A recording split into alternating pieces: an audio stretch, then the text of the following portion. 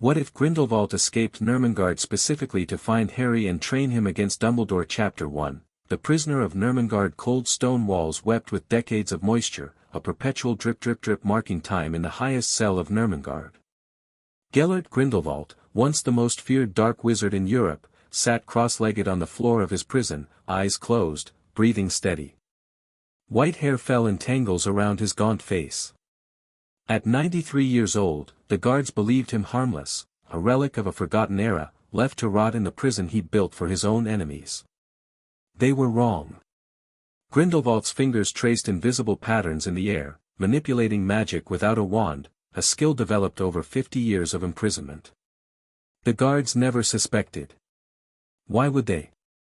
Wandless magic of this complexity was considered impossible. But Gellert Grindelwald had never accepted limitations. A sharp crack of thunder outside broke his concentration. His pale blue eyes snapped open, alert and far more lucid than anyone would expect.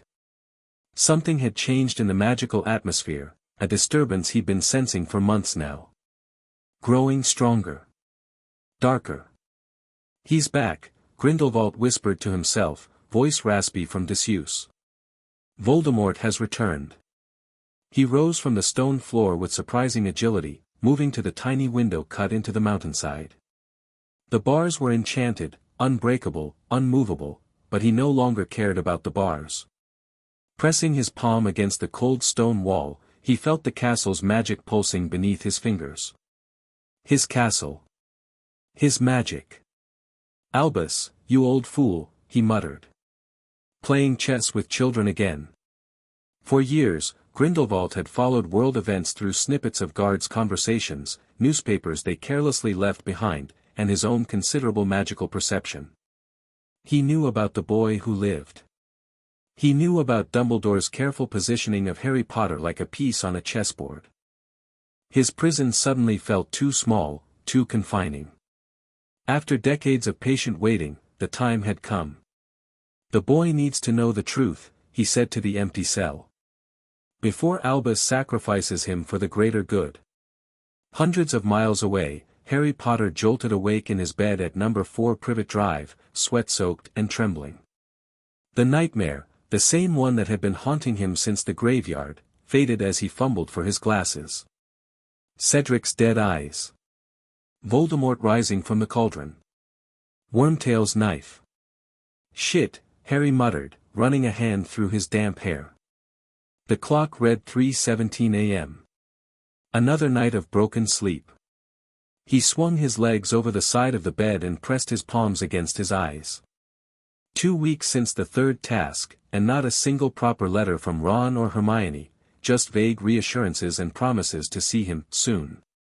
Nothing from Sirius either, except a hastily scrawled note telling him to stay put and be careful. And nothing, absolutely nothing, from Dumbledore. Harry paced the small bedroom, frustration building with each step. Voldemort was back. Cedric was dead. And here he was, trapped in Privet Drive with no information, no guidance, and a growing sense that something terrible was coming. He grabbed yesterday's Daily Prophet from his desk and scanned it again.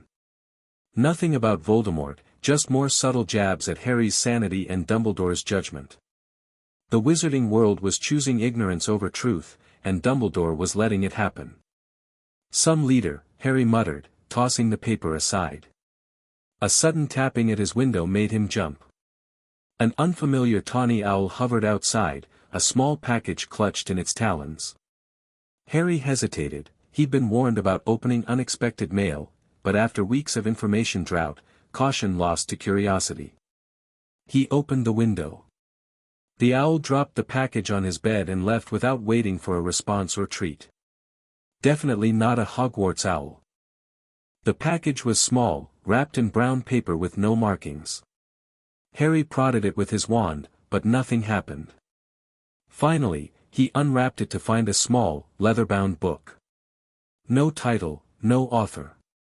Just smooth, worn leather, warm to the touch. When he opened it, the pages were blank. Great, Harry said to the empty room. Another mysterious diary. Because that worked out so well last time. He was about to close it when words appeared on the first page, flowing onto the parchment in elegant script. Hello, Harry Potter. I believe it's time we had a conversation about Albus Dumbledore and the truth he's been hiding from you. Harry dropped the book like it had burned him. It fell open on the floor, and more words appeared. I understand your caution.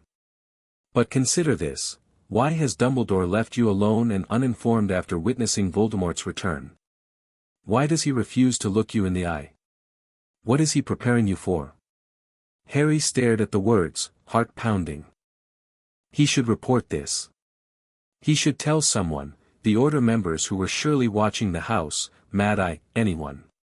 But the questions resonated with thoughts he'd been having for weeks.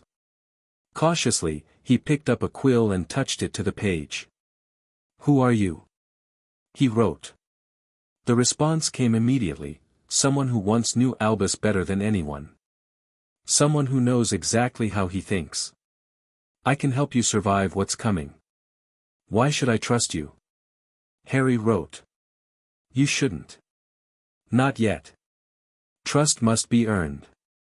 But I offer you something Dumbledore never has, the complete truth. No manipulation. No secrets. Just knowledge that is rightfully yours. Harry hesitated, quill hovering over the page. What's your name? He finally wrote. There was a longer pause before the reply came. I am Gellert Grindelwald. The storm that had been threatening Nurmengard for days finally broke, lightning illuminating the austere fortress in flashes of brilliant white.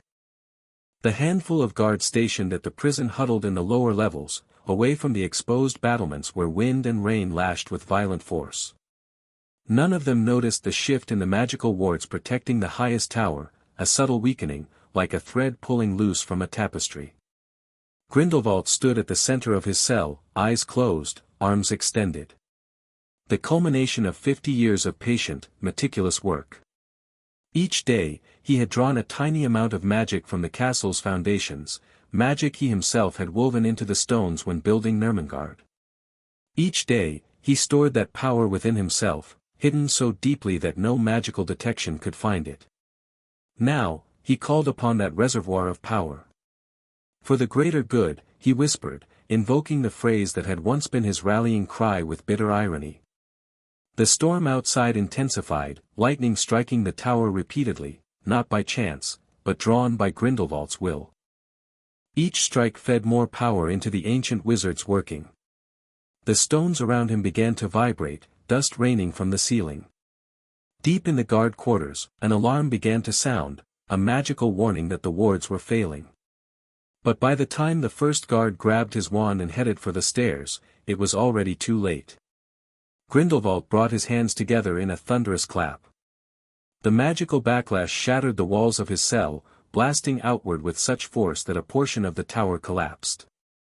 Rain and wind rushed in through the gaping hole, but Grindelwald stood untouched at the center of the destruction, a smile creasing his weathered face. Freedom. After all these years. He stepped toward the opening, looking out at the dark mountains surrounding the prison. Without a wand, most wizards would consider escape impossible, the anti-apparition wards extended for miles, and the sheer cliffs meant certain death. But Grindelwald was not most wizards. He pulled a small feather from his ragged prison clothes, a gift from a bird that had nested near his window years ago, carefully preserved for this moment. With a whispered incantation, the feather expanded, transforming into a majestic golden eagle, large enough to carry a man. Find the boy, he told it, as he climbed onto its back. The eagle launched itself from the ruined tower, wings spreading wide against the storm. Behind them, shouts and magical alarms echoed from the prison, but Grindelwald didn't look back. His gaze was fixed forward, toward Britain, toward Harry Potter, and toward his old friend and enemy, Albus Dumbledore. Harry spent the next 3 days in a state of nervous tension, alternating between staring at the diary and trying to pretend it didn't exist. Grindelwald. The name alone should have sent him running to Dumbledore. Every history of magic lesson mentioned him alongside the darkest wizards who ever lived. And yet. He picked up the book again, opening to the conversation they'd begun. "I don't understand," he wrote. "You're supposed to be imprisoned. Or dead." The response came quickly: "Reports of my continued imprisonment are useful to certain parties. As for death, not yet, though time is growing short. Hence my urgency. Why contact me? What do you want?" "To prevent history from repeating itself. To stop Albus from sacrificing you the way he's sacrificed others.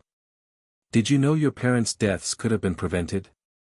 Harry's quill froze above the page. This had to be a trick, a trap. And yet. "Explain," he wrote, hand trembling slightly.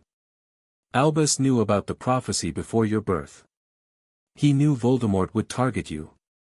Instead of placing your family under the Fidelius immediately, he waited. He allowed events to unfold. He needed you marked as Voldemort's equal, needed you to become a weapon." Harry felt sick. "You're lying. Ask him yourself. Watch his eyes when you do." The book remained silent after that, giving Harry time to process. He paced his small bedroom, mind racing. It couldn't be true. Dumbledore wouldn't have. But then why keep him in the dark now? Why the silence all summer? A knock at his bedroom door nearly made him jump out of his skin. "Boy! Telephone!" Uncle Vernon bellowed. "Coming." Harry shoved the book under his pillow and rushed downstairs. To his surprise, it was Mrs. Figg on the phone, asking if he could come over to help with some heavy lifting. Uncle Vernon seemed delighted at the prospect of Harry's absence and practically shoved him out the door. The walk to Mrs. Figg's house gave Harry time to clear his head.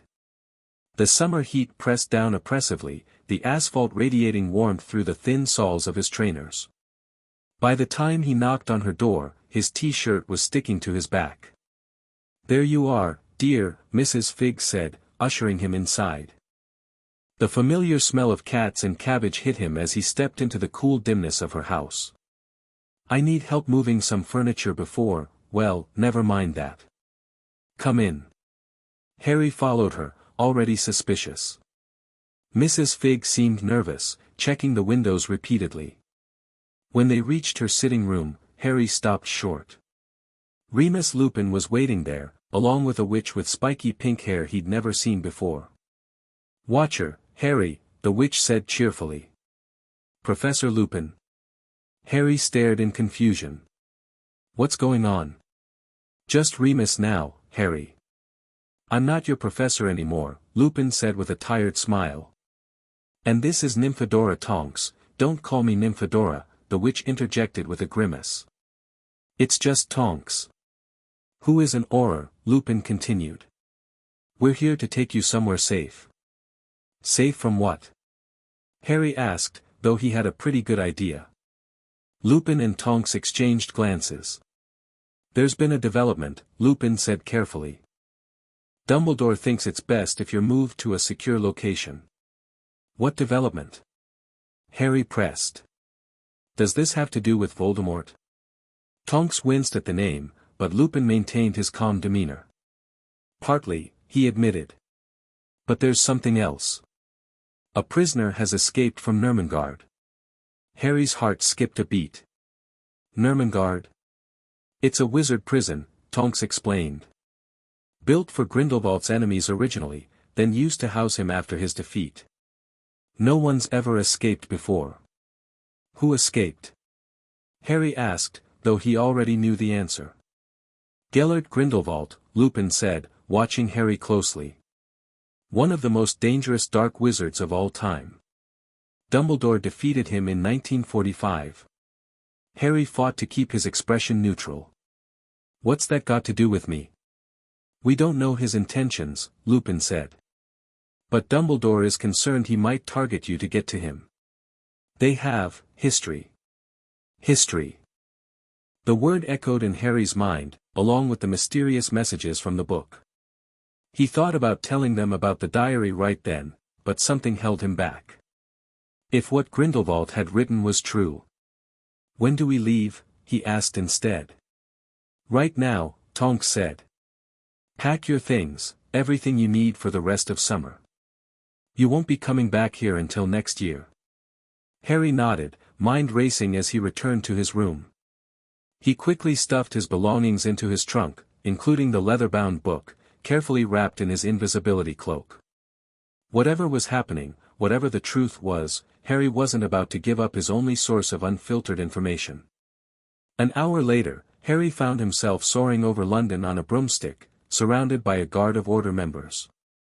The rush of flight cleared his head somewhat, the wind whipping away the confusion and doubt that had plagued him since receiving Grindelwald's message.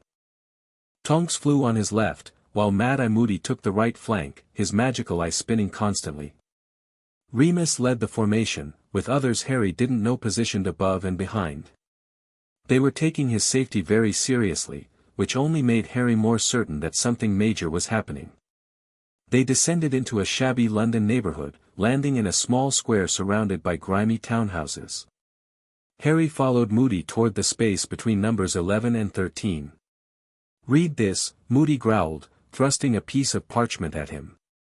"Memorize it." Harry looked down at the note. "The headquarters of the Order of the Phoenix may be found at number 12, Grimmauld Place, London." As soon as he'd read it, number 12 squeezed into existence between its neighbors, pushing them aside without the muggles inside noticing. Magic never ceased to amaze Harry, even after 4 years in the wizarding world. "Quickly now," Lupin said, ushering him toward the door. The interior of number 12 was as grim as its exterior, darker, even. The hallway was long and unwelcoming, with gas lamps casting eerie shadows on peeling wallpaper and threadbare carpet. The house had the unmistakable feel of dark magic and neglect. "Keep quiet in the hall," Tonks whispered, then promptly tripped over an umbrella stand shaped like a troll's leg. The resulting crash echoed through the house. Instantly, curtains flew open along the wall, revealing a life-sized portrait of an elderly woman who began screaming as if being tortured. "Filth! Scum! Half-breeds and mudbloods defiling the house of my fathers! Shut up, you horrible old hag!" A man came charging from a door at the end of the hall. Harry's heart leapt. Sirius. His godfather wrestled the curtains closed over the shrieking portrait before turning to Harry with a grin. "Welcome to my childhood home," he said dryly, pulling Harry into a quick hug. "Charming, isn't it?" Before Harry could respond, Mrs. Weasley emerged from what appeared to be the kitchen. "Harry, dear. You've arrived safely." She embraced him warmly. "You're looking peaky, haven't been feeding you properly, have they?" "Never mind, dinner's almost ready. Ron and Hermione are upstairs, first door on the right." Harry turned to Sirius. "What is this place? What's the order of the questions later?" Mrs. Weasley interrupted firmly. "The meeting's about to start, and you're not allowed in. Go on up to Ron and Hermione." Sirius looked like he wanted to object, but Mrs. Weasley gave him a stern look that brooked no argument. "We'll talk after dinner, Harry," he promised, squeezing Harry's shoulder before following Lupin toward the basement kitchen. Frustration bubbled in Harry's chest as he climbed the creaking staircase. More secrets. More being left out. Maybe Grindelwald had a point about Dumbledore's methods. He found Ron and Hermione in a gloomy bedroom with twin beds. They both jumped up when he entered, Hermione throwing her arms around him. "Harry! We didn't know you were coming today." She pulled back, examining his face. "How are you? You look awful." "Thanks a lot," Harry said with a snort. "She means you look tired, mate," Ron said, clapping him on the shoulder. "Rough summer?"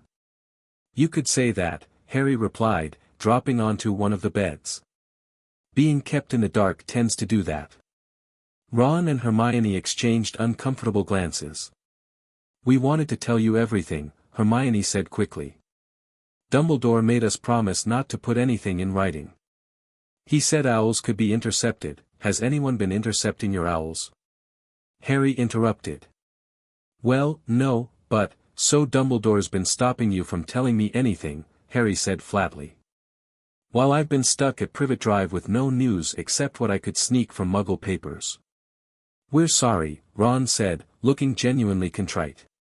It's been driving us mental too. We've been trying to eavesdrop on the Order meetings. The what? Harry asked, feigning ignorance. The Order of the Phoenix, Hermione explained. It's Dumbledore's secret society that fought against you-know-who last time. They've been having meetings here for weeks. And now Grindelwald's escaped, Harry said, watching their reactions closely. Hermione gasped. How did you know? That just happened last night. Lupin told me when they picked me up, Harry said. What's the deal with him? All I know is what we learned in History of Magic. Hermione immediately slipped into lecture mode. Gellert Grindelwald was considered the most dangerous dark wizard before you-know-who. He terrorized continental Europe in the 1930s and 40s, but never gained much power in Britain.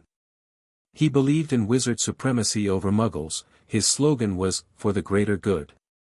He built Nurmengard prison for his opponents, and after Dumbledore defeated him in 1945, that's where he was imprisoned. Dumbledore defeated him? Harry asked, thinking of the book hidden in his trunk. Epic duel, apparently, Ron said. Considered the greatest magical battle ever fought. They say Grindelwald was undefeated until Dumbledore took him on. The Order's in a complete panic over his escape, Hermione added. Especially with you-know-who back as well. The timing seems suspicious. Think they're working together? Harry asked, his stomach churning at the thought. Dunno, Ron shrugged. But Mum says Dumbledore's not sleeping. Keeps disappearing on urgent business. Been even more secretive than usual. Harry felt a weird twisting sensation in his chest. Dumbledore was panicking over Grindelwald's escape, yet still hadn't spoken directly to Harry about Voldemort's return. Whatever history existed between Dumbledore and Grindelwald, it seemed to take priority over Harry's situation. Before they could discuss further, Mrs. Weasley called them down to dinner. The kitchen was a large, cavernous room with a long wooden table where various Order members sat, looking serious. Harry recognized several faces, Mr. Weasley, Bill Weasley, Professor McGonagall, Mundungus Fletcher. Others were strangers, including a tall black wizard with a single gold earring who nodded respectfully to Harry. That's Kingsley Shacklebolt, Ron whispered. Auror. Dad says he's brilliant. Sirius made room for Harry beside him, shooting a triumphant look at Mrs. Weasley, who had clearly hoped to separate them.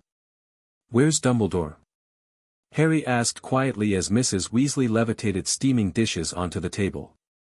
Sirius's expression darkened. Tracking down leads on Grindelwald. He's been gone since the escape. Seems like Grindelwald's a higher priority than Voldemort, Harry remarked, deliberately loud enough for nearby Order members to hear. The table fell uncomfortably silent. McGonagall pressed her lips into a thin line. Kingsley Shacklebolt studied Harry with interest. You don't understand the threat Grindelwald poses, Potter, Moody growled from further down the table. You're right, Harry agreed. I don't. Because no one tells me anything. Harry, Mr. Weasley began gently, some matters are complicated by history that affects me, Harry interrupted. Lupin said Grindelwald might target me to get to Dumbledore. Doesn't that give me the right to know why? The adults exchanged glances. Sirius placed a hand on Harry's shoulder. You're absolutely right, he said firmly. And after dinner, I'll tell you what I know, which isn't everything, but it's more than nothing. He shot a challenging look around the table, daring anyone to contradict him. Mrs. Weasley looked ready to object, but Lupin caught her eye and shook his head slightly. She closed her mouth, though her disapproval remained evident. Dinner proceeded with forced conversation about less controversial topics, Bill's work at Gringotts, the twins' joke shop plans, which Mrs. Weasley still knew nothing about, Mr. Weasley's fascination with spark plugs. Harry picked at his food, mind churning with questions. After the meal, Mrs. Weasley attempted to send the teenagers to bed, but Sirius stood firm. Harry deserves to know certain things, Molly. He's not a child. He's not an adult either. Mrs. Weasley countered. He's not James, Sirius. The words hung in the air like a slap. Sirius's face went rigid. I'm perfectly clear who he is, thanks, Molly, he said coldly. I don't think you are. Mrs. Weasley's voice rose. Sometimes the way you talk about him, it's as though you've got your best friend back. What's wrong with that? Harry interjected, anger flaring. Everyone turned to look at him in surprise. I'd rather be treated like an equal than a child who can't handle the truth. The truth is a burden, Harry, Mr. Weasley said gently. There are things. I watched Cedric Diggory die, Harry said, his voice steady despite the anger coursing through him. I fought Voldemort. I've seen more than most adults in this room. I think I can handle some information about why two of the darkest wizards in history might be after me. A heavy silence followed his words. Finally, Lupin nodded. Harry stays, he said quietly. As for the others. After further debate, Ron and Hermione were allowed to remain, while Ginny was sent upstairs despite her vocal protests. Fred and George attempted to stay by virtue of being 17, but Mrs. Weasley remained firm. When the kitchen had cleared of those deemed too young or not order members, Sirius turned to Harry. What do you want to know first? Everything, Harry said immediately. But let's start with why Grindelwald might target me specifically. Sirius exchanged glances with Lupin before responding. Grindelwald and Dumbledore have a complicated history. They knew each other as young men, quite well, in fact. Some would say they were friends. Friends? Harry repeated incredulously. Dumbledore and Grindelwald? More than friends, some suggest, Kingsley added in his deep voice. Though the exact nature of their relationship remains speculation. They were intellectual equals, Lupin explained. Both brilliant, both ambitious. They spent a summer formulating plans for a new wizarding order, one where wizards would rule over muggles, for the greater good. Harry felt like the floor had dropped from beneath him. Dumbledore believed in wizard supremacy. Briefly, in his youth, Lupin said carefully. Before he realized where such ideologies lead. Their friendship ended tragically when Dumbledore's sister Ariana was killed during a three-way duel between Albus, his brother Aberforth, and Grindelwald. No one knows whose spell struck her. Harry struggled to process this information. Dumbledore, the champion of Muggle rights, had once shared Grindelwald's vision.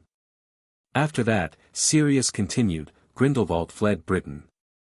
Dumbledore didn't confront him for nearly 50 years, not until Grindelwald had become so powerful and dangerous that he couldn't be ignored any longer. Why would he wait so long? Hermione asked, frowning. The adults exchanged uncomfortable glances. Guilt, Moody growled eventually. Regret. Fear of facing his past. Take your pick. Dumbledore had his reasons, McGonagall said sharply. So what happened after Dumbledore defeated him? Harry asked. Grindelwald was imprisoned in Nurmengard, Lupin replied. He's been there for 50 years, supposedly powerless, supposedly repentant. Until yesterday. And now Dumbledore thinks he'll come after me. Harry pressed. Why? As revenge? More uncomfortable glances between the adults.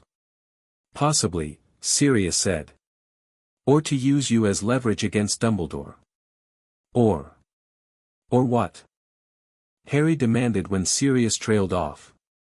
Or to recruit you, Kingsley finished. You're powerful, Harry. And currently at odds with both the Ministry and Voldemort. Grindelwald might see you as a potential ally. Ron snorted. That's mental. Like Harry would team up with some ancient dark wizard. Harry said nothing, thinking of the book upstairs. Of the questions it had raised about Dumbledore. Is there anything else we should know about Grindelwald? Hermione asked. Something that might help us recognize if he's trying to contact Harry. McGonagall's expression grew grave. Grindelwald was known for his silver tongue. His ability to persuade, to twist truth with half-truths, to make his vision seem reasonable and just. Even good people fell under his sway. Like Dumbledore, Harry said quietly. McGonagall's nostrils flared. That was a different time, Potter. A different Dumbledore. But why is Dumbledore so worried now? Harry pushed. Grindelwald must be ancient, in his 100 and whatevers. How dangerous can he still be without a wand, after 50 years in prison? That's what everyone's wondering, Sirius admitted. The fact that he escaped at all suggests he's far more powerful than anyone realized. And Dumbledore? He hesitated. Dumbledore seems genuinely afraid.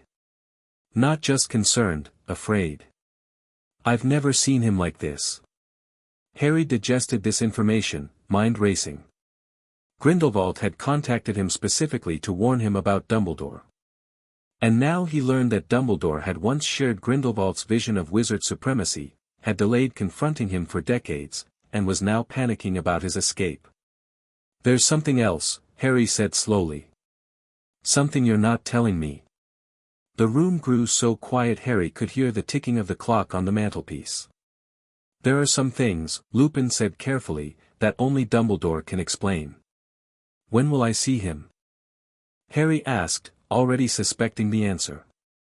When he's ready, McGonagall replied. Not before. Harry clenched his fists under the table. More waiting. More secrets. I think that's enough for tonight, Mrs. Weasley said firmly, having returned to the kitchen doorway. It's late, and you all have work to do tomorrow, this house won't clean itself.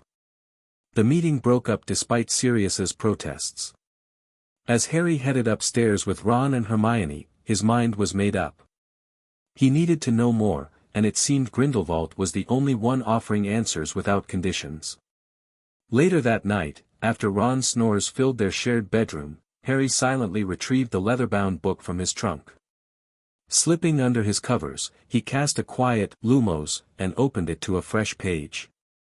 You were right about Dumbledore hiding things, he wrote. I want to hear your side of the story. The response came immediately, as if Grindelwald had been waiting. I'm closer than you think, Harry Potter. Are you ready for the truth? Yes, Harry wrote without hesitation. But not through this book. I need to see you face to face. Bold, came the reply. But prudent. Tomorrow night. The attic of your current residence. Come alone. Harry stared at the words. Grindelwald knew where he was. The implications were alarming. The Fidelius charm should have prevented anyone from knowing his location unless Dumbledore had told them. Which meant either Grindelwald had capabilities beyond what everyone believed possible, or... How do you know where I am? Harry wrote. The connection between Albus and myself runs deeper than most realize. Where he conceals, I can often find. Tomorrow night, Harry Potter. Midnight. Come if you truly want answers. The words faded from the page, leaving it blank once more. Harry closed the book, heart pounding. He was about to meet one of the most dangerous wizards in history, right under the Order's nose. He should tell someone. He should report this to Sirius or Lupin or Moody. But then he remembered Dumbledore's continued absence. The half-truths from the Order. The knowledge that Dumbledore had once believed in the very ideology he now fought against. Tomorrow night, he would get answers for himself. One way or another. The next day crawled by in a haze of dust, doxies, and dark artifacts as the teenagers helped Mrs. Weasley in her crusade to make Grimmauld Place habitable.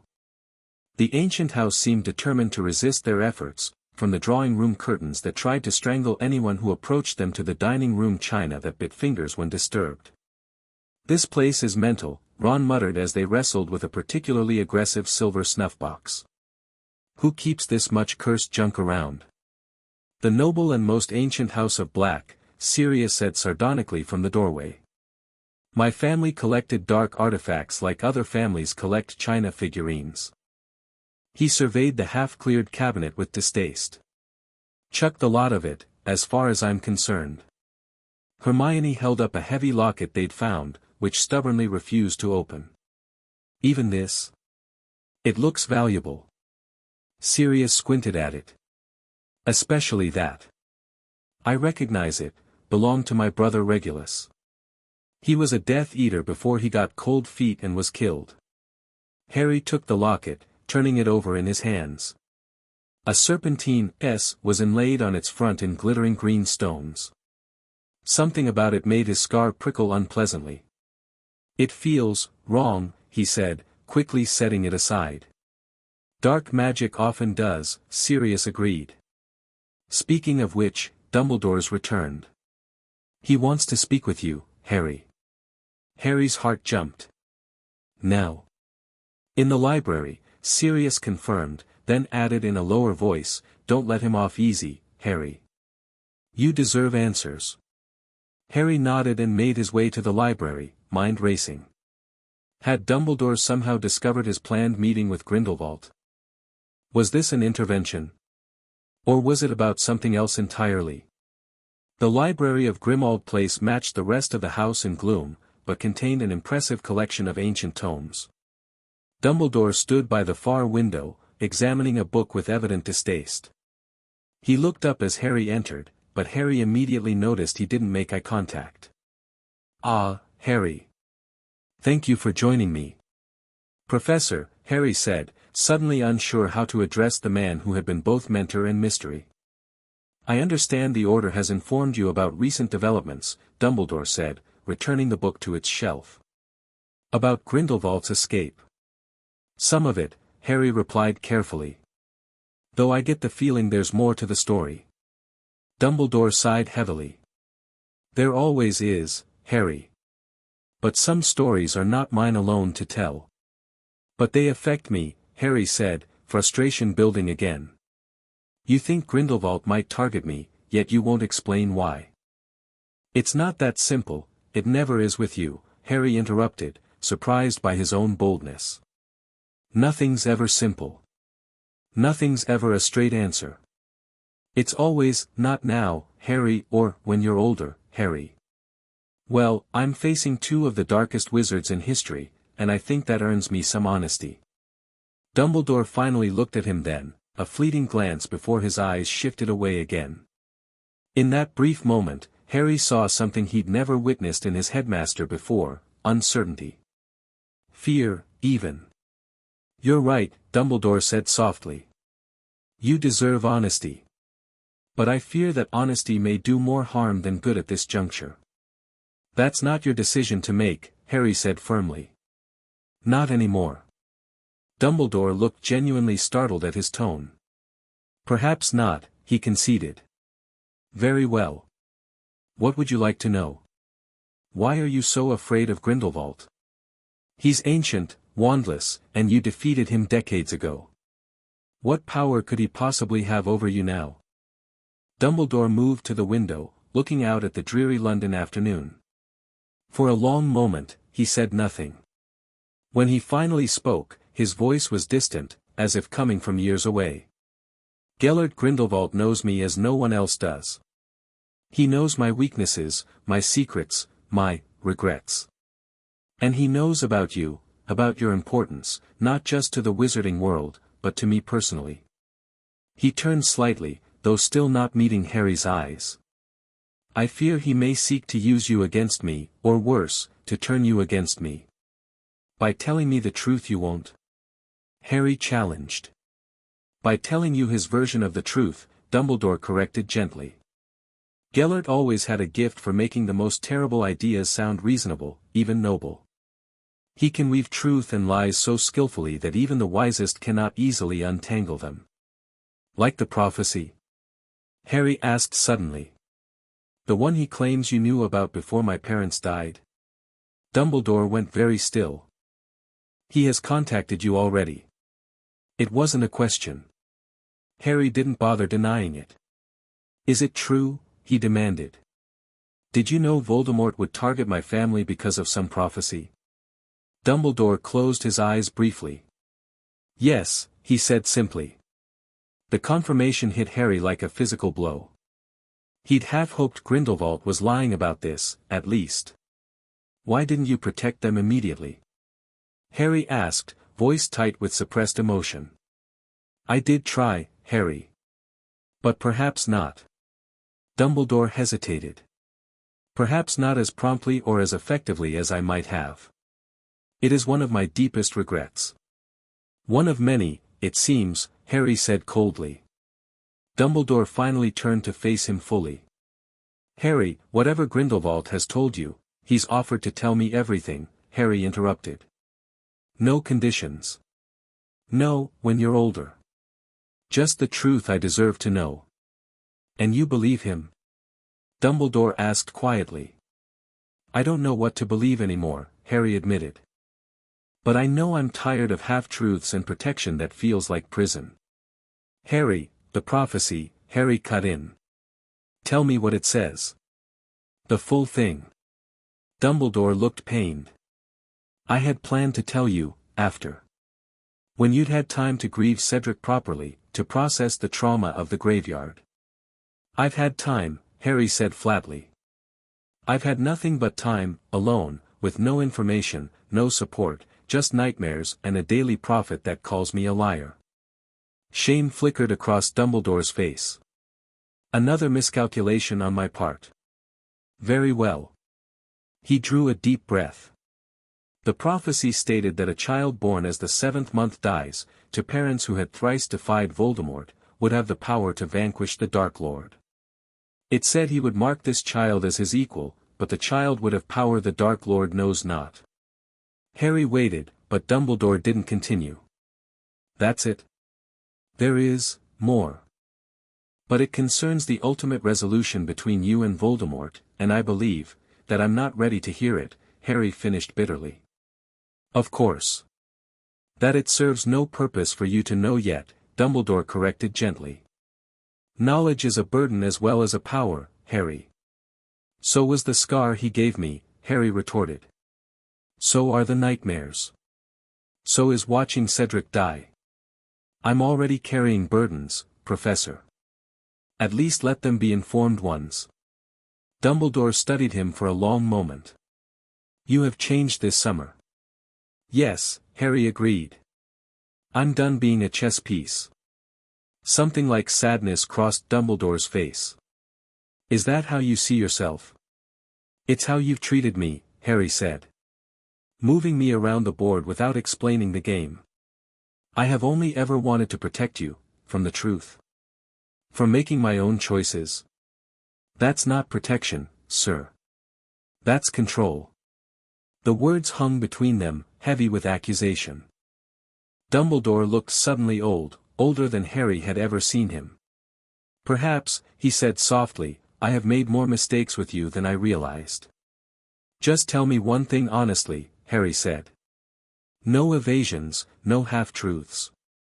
Why does the prophecy matter so much? What does it say about how this ends? Dumbledore was silent for so long that Harry thought he might refuse to answer. Finally, he spoke in a voice barely above a whisper. It says that neither can live while the other survives. The implication was unmistakable. Harry felt cold spread through his chest. So one of us has to kill the other, he said flatly. That's what you've been preparing me for all along. To kill or be killed. Harry, thank you for your honesty, Professor, Harry cut him off, unable to hear whatever justification might follow. If you'll excuse me. He turned and walked out of the library without waiting for dismissal, mind reeling. Outside in the hallway, he leaned against the wall, struggling to process what he'd learned. The prophecy. The death sentence hanging over his head since birth. Dumbledore's knowledge of it all. Maybe Grindelwald wasn't lying after all. Maybe there was more, much more, that Dumbledore was still hiding. Midnight couldn't come fast enough. The ancient attic of Grimmauld Place was even more forbidding than the rest of the house. Dust lay thick on trunks and furniture draped with yellowed sheets.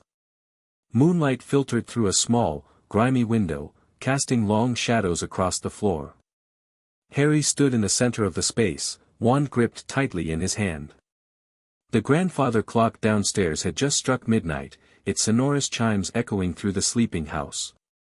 He had slipped out of bed carefully, leaving Ron snoring peacefully, and made his way through the silent corridors, avoiding the creaking steps he'd mentally mapped during the day. No Order members were staying over tonight, a stroke of luck, or perhaps planned by Grindelwald somehow. Just the Weasleys, Hermione, Sirius, and himself in the huge old house. You came alone. Good. Harry whirled around, heart pounding. The voice had come from the shadows near a stack of trunks, but he could see no one. Show yourself, Harry demanded, raising his wand. A soft chuckle answered him. Caution. Excellent. Dumbledore taught you something useful after all. The air shimmered, and a figure emerged from what must have been a powerful disillusionment charm. Gellert Grindelwald stood before him, tall and straight despite his advanced age. His white hair fell to his shoulders, and his pale blue eyes gleamed with intelligence and power. He wore simple black robes that somehow looked elegant rather than austere. Most surprisingly, he didn't look like a man who had spent 50 years in prison. His face was lined but healthy, his stance strong and confident. And in his hand, he held a wand. Harry tensed, raising his own wand higher. You're supposed to be wandless. Grindelwald smiled, a surprisingly warm expression. One of many misconceptions Albus has allowed to flourish. He turned the wand in his hand, examining it almost fondly. Not my original, of course. That was, taken from me. But adequate for our purposes. How did you get past the Fidelius charm? Harry asked. No one can find this place unless Dumbledore tells them the address. Ah. Grindelwald's smile widened. Now that is an interesting question. The simple answer is that the charm was cast with magic that once resonated with mine. Magic leaves traces, connections, especially between wizards who were once intimately connected. Harry recalled what Kingsley had said about Dumbledore and Grindelwald being more than friends. So you and Dumbledore we were everything to each other, once, Grindelwald interrupted softly. Brothers in spirit. Partners in ambition. Perhaps more, though youth often confuses many forms of intense feeling. He waved a hand dismissively. Ancient history now. What matters is the present, and your future. Harry kept his wand trained on the older wizard. You said you'd tell me the truth. About Dumbledore. About me. And so I shall. Grindelwald gestured toward two dusty armchairs. May we sit? My bones are not as young as they once were. Harry hesitated, then nodded. They sat facing each other, neither lowering their wands. Let me begin with a question, Grindelwald said. What do you know of Horcruxes? Nothing, Harry admitted. What are they? A flash of satisfaction crossed Grindelwald's face. Interesting that Albus has not mentioned them, given that you've already destroyed one. What? Harry frowned in confusion. Destroyed what? The diary, Harry. Tom Riddle's diary from your second year. It was a Horcrux, a container for a fragment of Voldemort's soul, torn away through murder and dark magic. It's how he survived when his killing curse rebounded from you as a baby. Harry felt a chill run through him. You're saying Voldemort split his soul? Not just once, Grindelwald said gravely. Multiple times. It's why he didn't die that night in Godric's Hollow. Why he was able to return last month. As long as his Horcruxes exist, he cannot truly be killed. Harry struggled to process this. How do you know this? Because I've spent 50 years studying how he achieved what I could not, a form of immortality. And because Albus has been hunting these Horcruxes for years. It's why he prizes your memories of Tom Riddle so highly, they provide clues to what objects he might have used. If you know all this, why not tell Dumbledore? Help him find them. Grindelwald's expression hardened. Because Albus has no intention of destroying all the Horcruxes, not until the final sacrifice is made. What sacrifice? Harry asked, though a terrible suspicion was forming in his mind. Grindelwald leaned forward, his pale eyes intense. The night Voldemort tried to kill you, something unexpected happened. When his curse rebounded and his soul was ripped from his body, a fragment of that soul latched onto the only living thing it could find. He reached out slowly and touched a finger to Harry's scar. You, Harry Potter, are the Horcrux Dumbledore never intended to make. Harry recoiled, his chair scraping against the floor. That's not possible. Look inside yourself, Grindelwald urged. The connection you feel to Voldemort. The ability to speak Parseltongue. The visions and dreams that link your mind to his. These are not coincidences or side effects of a failed curse. They are symptoms of carrying a piece of his soul. Horror washed over Harry as the pieces fell into place. His strange connection to Voldemort. Dumbledore's distance this summer. The prophecy's ominous wording, neither can live while the other survives. Dumbledore knows, he whispered. He has suspected since you survived the killing curse, Grindelwald confirmed. He became certain after you destroyed the diary. And he has been preparing you, not to fight Voldemort, but to die at the right moment. No, Harry shook his head. He wouldn't, for the greater good, Grindelwald said softly. Albus determined long ago that sacrifices must sometimes be made for the greater good. Your parents. You. Anyone necessary to defeat Voldemort. And you're different? Harry challenged, anger flaring through his shock. You, who terrorized Europe under the same slogan. I was wrong, Grindelwald said simply. 50 years in prison provides ample time for reflection. I still believe in a better world for wizard kind, but not at the cost of innocent lives. Not at the cost of children raised like lambs for slaughter. Why should I believe you? Harry demanded. You were a dark wizard. Maybe still are. I have done terrible things, Grindelwald acknowledged. I will not deny it or excuse it. But I am not here to recruit you to my old cause, Harry. I am here because I see Albus making the same mistakes I once made, believing that the end justifies any means, that his wisdom gives him the right to decide others' fates. And what do you want from me? To train you, Grindelwald replied. To teach you magic Dumbledore never would, magic that might allow you to remove the Horcrux without sacrificing your life. To give you a choice Albus never intended you to have. Harry stared at the old wizard, mind racing. Everything Grindelwald said aligned with the half-truths and evasions he'd experienced from Dumbledore. The prophecy. The connection to Voldemort. Dumbledore's reluctance to meet his eyes this summer. But trusting Grindelwald meant betraying everyone who had protected him, Sirius, the Weasleys, Hermione, the Order. It meant allying with a wizard history painted as nearly as dark as Voldemort himself. I need proof, Harry said finally. Something that proves what you're saying about the Horcruxes, about me. Grindelwald nodded as if he'd expected this. Fair enough.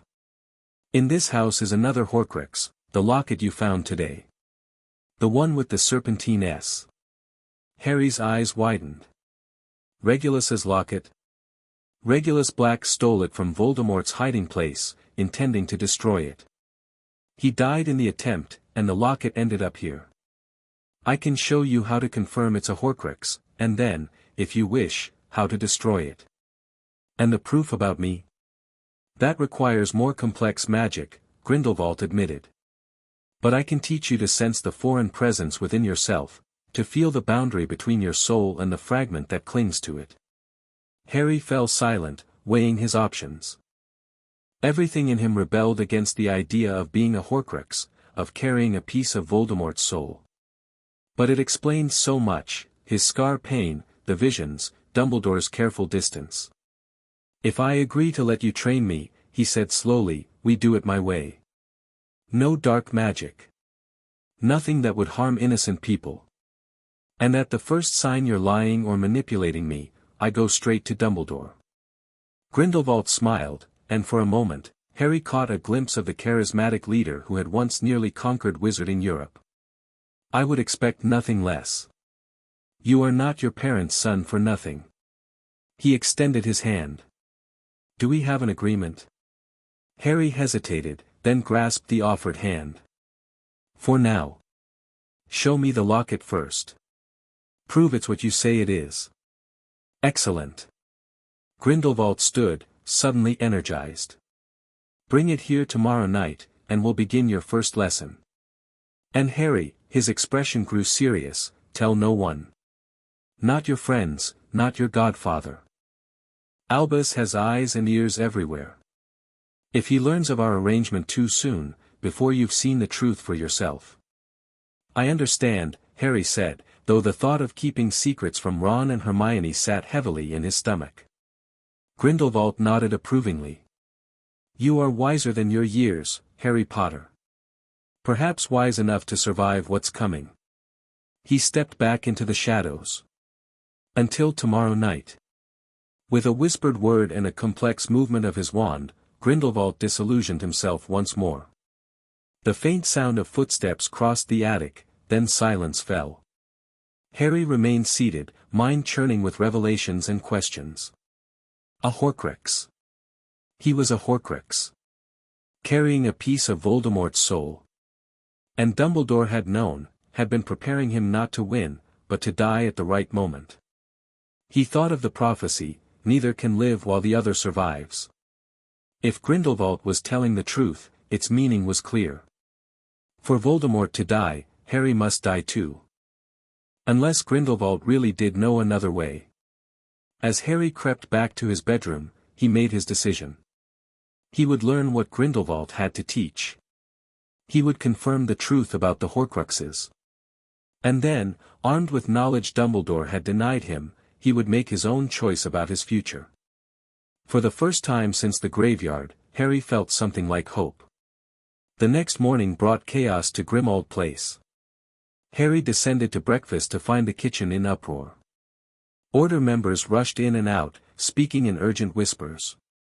Sirius stood by the fireplace, face grim as he conferred with Kingsley and Moody.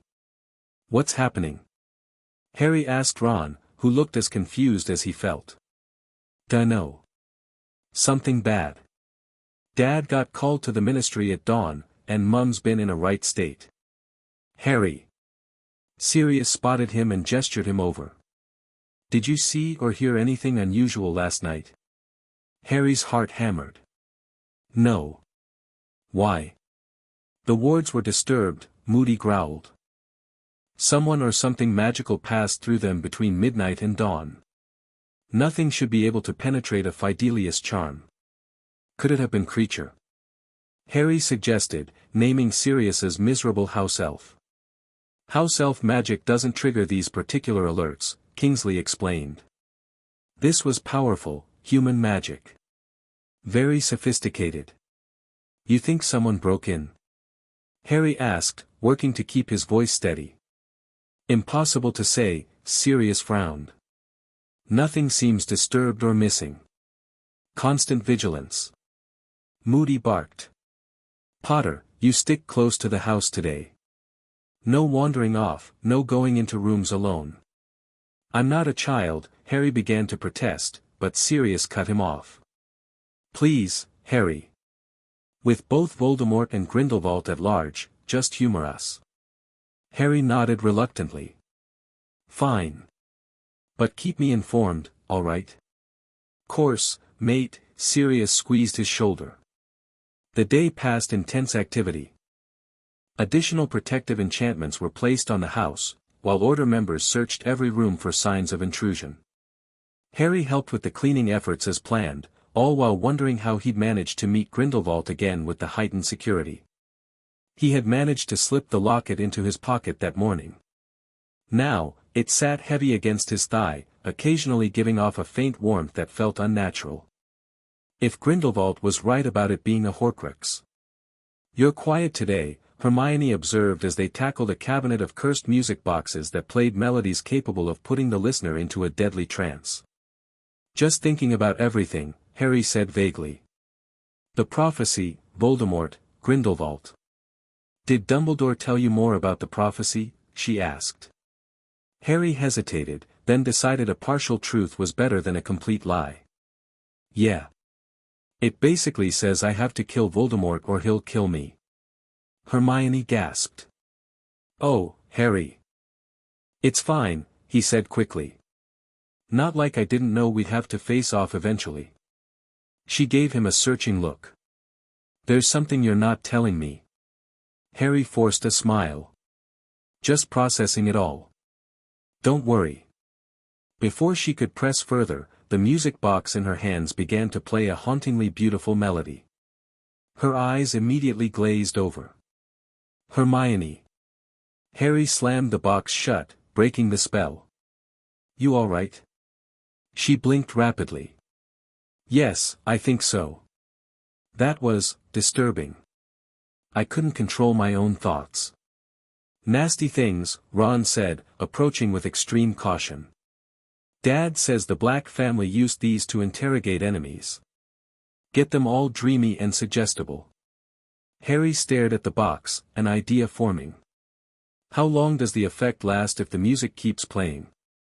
Minutes, hours maybe, Ron shrugged. Why? Just wondering how dangerous they really are, Harry said. If we should be handling them at all. Hermione frowned.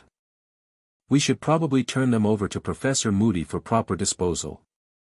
Yeah, Harry agreed, pocketing one of the smaller boxes when the others weren't looking. Definitely. By evening, the Order seemed satisfied that no intruder remained in the house, though they were baffled by how the wards had been breached. Moody insisted on placing additional protective charms on all the bedrooms before departing. No one in or out without triggering an alarm, he growled, tapping Harry and Ron's doorframe with his wand. Harry's spirits sank. How was he supposed to meet Grindelwald now? As if sensing his thoughts, a warm pulse came from the locket in his pocket. When he surreptitiously checked it, he found tiny words had appeared around the serpentine attic window. Midnight. Bring the music box. The message faded as quickly as it had appeared. Harry tucked the locket away, heart racing. Grindelwald had a plan, and somehow knew about the music box Harry had taken. At 11:30, when Ron's snores filled their bedroom, Harry carefully retrieved both items from his hiding place. The protective charm on the doorway posed a problem, it would alert the Order the moment he stepped through it. The music box, however, offered a solution. Harry opened it just a crack, letting the haunting melody whisper into the room. He felt the immediate pull on his mind, a dreamy suggestion to relax, to sleep, to forget his worries. Fighting against it, he directed the open box toward Ron. His friend's snores faltered, then resumed with a different quality, deeper, more regular. The spell had enhanced his sleep, making it nearly impossible to wake him. Harry then pointed the music box at the doorway and opened it fully for just a second. The magic of the melody washed over the protective charm, temporarily confusing it, magical interference of a sort. In that brief moment of disruption, Harry slipped through the doorway. He repeated the process at the attic door, then climbed the stairs to find Grindelwald already waiting, perched casually on one of the armchairs they'd used the night before. Clever use of the music box, the old wizard commented. You have your mother's resourcefulness. You knew I'd take it, Harry said, not bothering to hide his suspicion. Grindelwald smiled. I suspected you might, once you understood its properties. You're in a house full of potential magical tools, only a fool would ignore them. He gestured to the chair opposite him. You brought the locket. Harry sat down and produced the heavy gold locket. You said this is a Horcrux. Prove it. With pleasure. Grindelwald drew his wand. Place it on the floor between us. Harry did so, watching as Grindelwald performed a complex series of movements with his wand, murmuring incantations in what sounded like Latin mixed with something older, harsher. The locket began to vibrate, then emit a faint black smoke. As the spell intensified, the smoke formed into a miniature image of a face, Voldemort's snake-like visage, mouth open in a silent scream. Revelio animus, Grindelwald finished, and the smoke face dissolved with a hiss. That proves nothing, Harry said, though he felt shaken by the demonstration. Could be just a cursed object. Skepticism. Good. Grindelwald nodded approvingly. Try this, then. Pick up the locket and hold it. Clear your mind as best you can and focus on the sensation. Harry reluctantly did as instructed. As his fingers closed around the metal, he felt an immediate sense of dread, of wrongness. More than that, he felt a strange resonance, as if something inside him recognized something inside the locket. You feel it, don't you? Grindelwald asked softly. The kinship between what's in the locket and what's in your scar. Harry dropped the locket, disturbed by the connection. That doesn't prove I'm a Horcrux. No, Grindelwald agreed. But this might. He rose and approached Harry, wand raised. May I? I won't touch you. Just a revealing spell, similar to what I performed on the locket. After a moment's hesitation, Harry nodded. Grindelwald performed the same complex movements, this time directing his wand toward Harry's forehead. Pain seared through Harry's scar, not as intense as Voldemort's presence, but significant enough to make him gasp. Through watering eyes, he saw black smoke rising from his scar, forming the same snake-like face that had emerged from the locket. Stop, he choked out. Grindelwald immediately ended the spell. The smoke dissipated, and the pain receded to a dull throb. I'm sorry for the discomfort, Grindelwald said, and he sounded genuinely contrite. But you needed to see for yourself. Harry sat in stunned silence, the horrible truth sinking in. A piece of Voldemort lived inside him. Had always lived inside him. And Dumbledore had known. Can it be removed? He asked finally, voice barely above a whisper. Without killing me? I believe so, Grindelwald said carefully. It would require extremely complex magic, a blend of ancient rituals and modern spell innovation. It would be dangerous. Painful. But possible. And Dumbledore doesn't know this magic. He knows of it, Grindelwald corrected. But considers it too risky, too morally ambiguous for his comfort. Albus has always been squeamish about certain branches of magic, ironically, even when they could be used for good. What would I need to do? Harry asked. First, learn to control the connection between yourself and the Horcrux, Grindelwald explained. Strengthen your mind against its influence. Then, learn spells that can identify the boundaries between your soul and the fragment. Finally, prepare for a ritual that would extract the fragment and transfer it to another vessel for destruction. Harry frowned. Another vessel? You mean another person? No, Grindelwald said firmly. Never a living being. An object, specially prepared. The transfer is the most dangerous part, the fragment will fight to remain anchored to you, its living host. How long would this take? Months of preparation. The ritual itself would need to be performed at a time of magical significance, a solstice, perhaps, or an equinox. Harry calculated quickly. The winter solstice. December. A possibility, Grindelwald nodded. But that gives us little time for your training. I'm a quick study, Harry said with determination. And I don't have a choice. If this, he gestured to his scar, is what connects me to Voldemort, I need it gone. Especially now that he's back. Indeed, Grindelwald studied him thoughtfully. The connection works both ways, you know. He can potentially access your thoughts as you access his. Dumbledore suspected as much, Harry said grimly. It's why he's been avoiding me. Ah, Albus, Grindelwald shook his head. Always protecting people by abandoning them. Some habits never change. So how do we start? Harry asked, eager to move forward.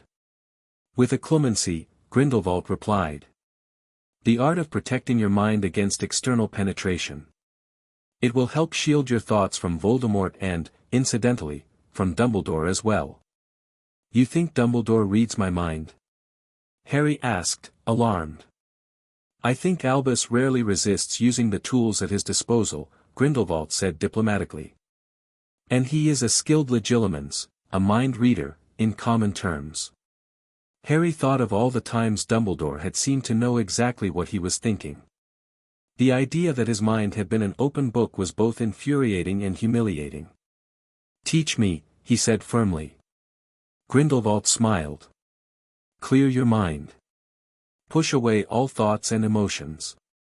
Imagine a blank wall, a calm lake, any image that represents emptiness to you. Harry closed his eyes, trying to follow the instructions. It was harder than it sounded, thoughts kept intruding, emotions bubbling to the surface. Don't force it, Grindelwald advised. Let thoughts come, acknowledge them, then release them. Like clouds passing across the sky.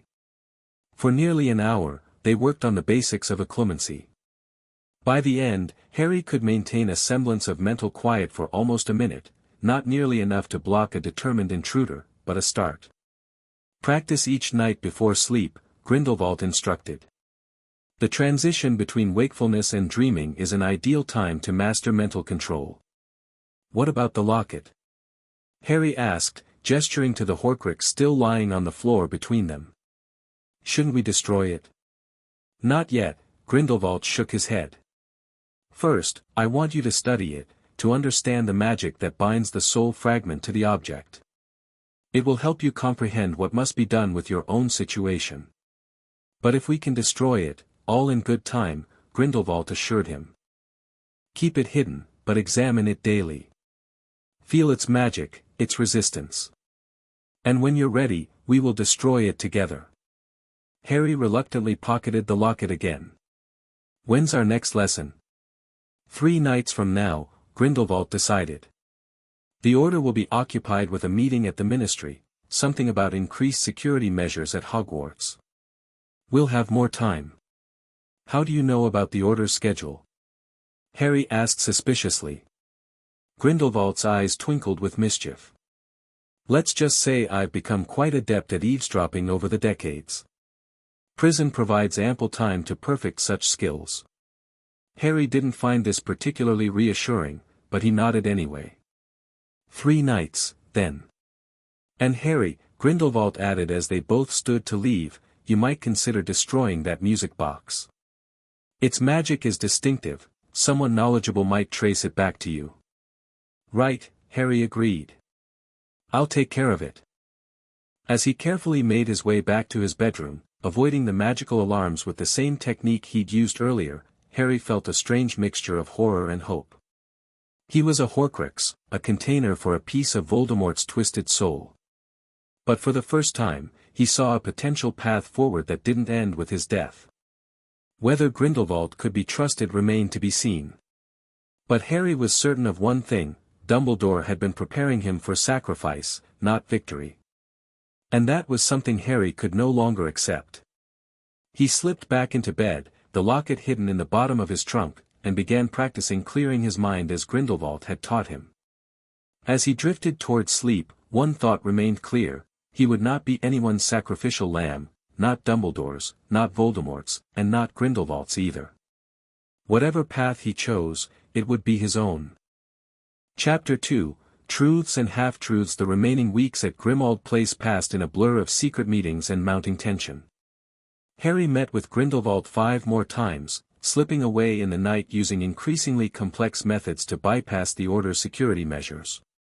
Each session left him mentally exhausted but undeniably stronger. Again, Grindelwald commanded, his wand pointed at Harry's forehead. Push me out.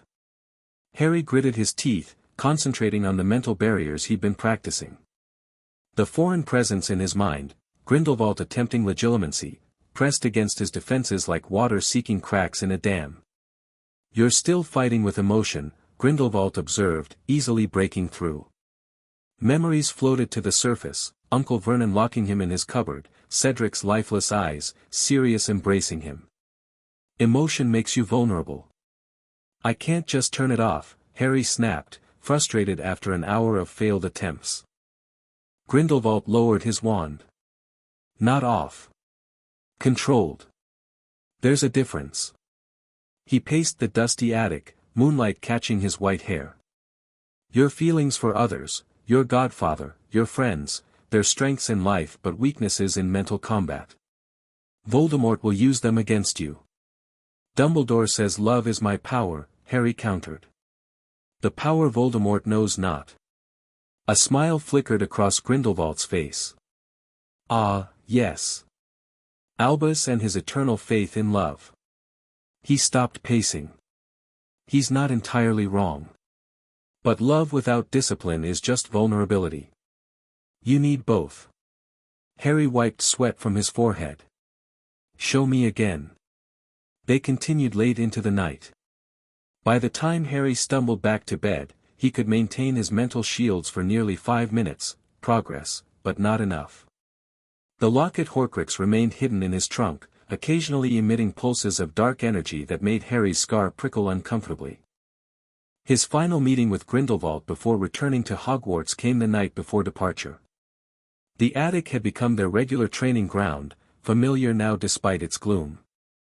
You've made remarkable progress, Grindelwald noted, watching Harry successfully repel a moderate mental probe. Few wizards master the basics of occlumency so quickly. Not quickly enough, Harry said, thinking of his return to school. Snape will notice something's different. He's a Legilimens too, isn't he? Severus Snape. Grindelwald nodded. Talented, if crude in his approach. But yes, he will likely sense your attempts at occlumency. He considered for a moment. Let him. In fact, it might be useful. Useful how? Dumbledore will eventually want you trained in occlumency, once he realizes the full extent of your connection to Voldemort. He'll likely assign Snape to teach you. Appearing to struggle initially will mask how much you've already learned. Harry frowned. More deception. Necessary caution, Grindelwald corrected. Until we've removed the Horcrux, you must play the game carefully. Appear compliant while pursuing your own path. Speaking of which, Harry said, pulling out the locket, when do we destroy this? I can feel it getting stronger. Grindelwald took the locket, examining it. Horcruxes feed on proximity to living souls. It's responding to you, particularly to the fragment you carry. He handed it back. We'll destroy it when you return for Christmas. The timing will be significant. That's months away. Patience, Harry.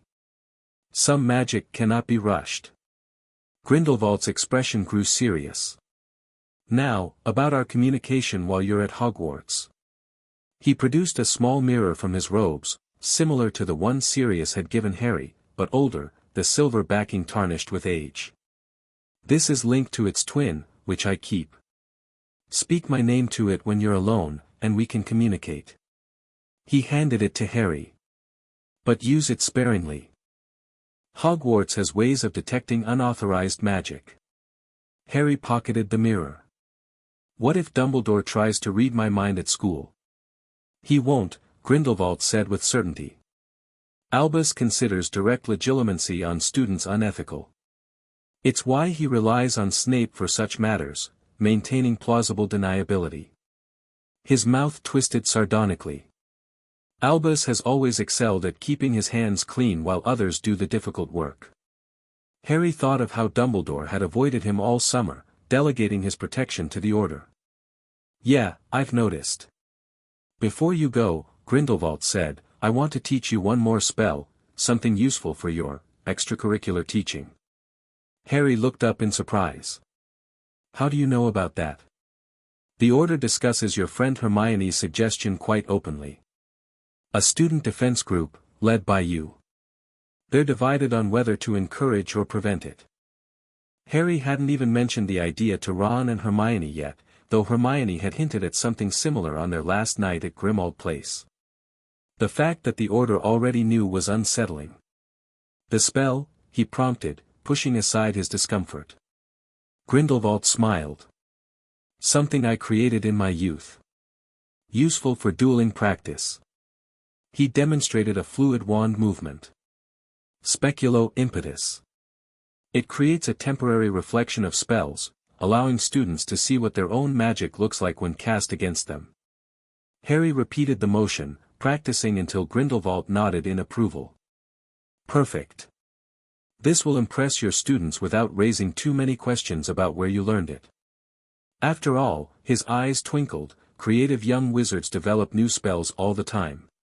As their final session ended, Grindelwald placed a hand on Harry's shoulder, the first physical contact he'd initiated.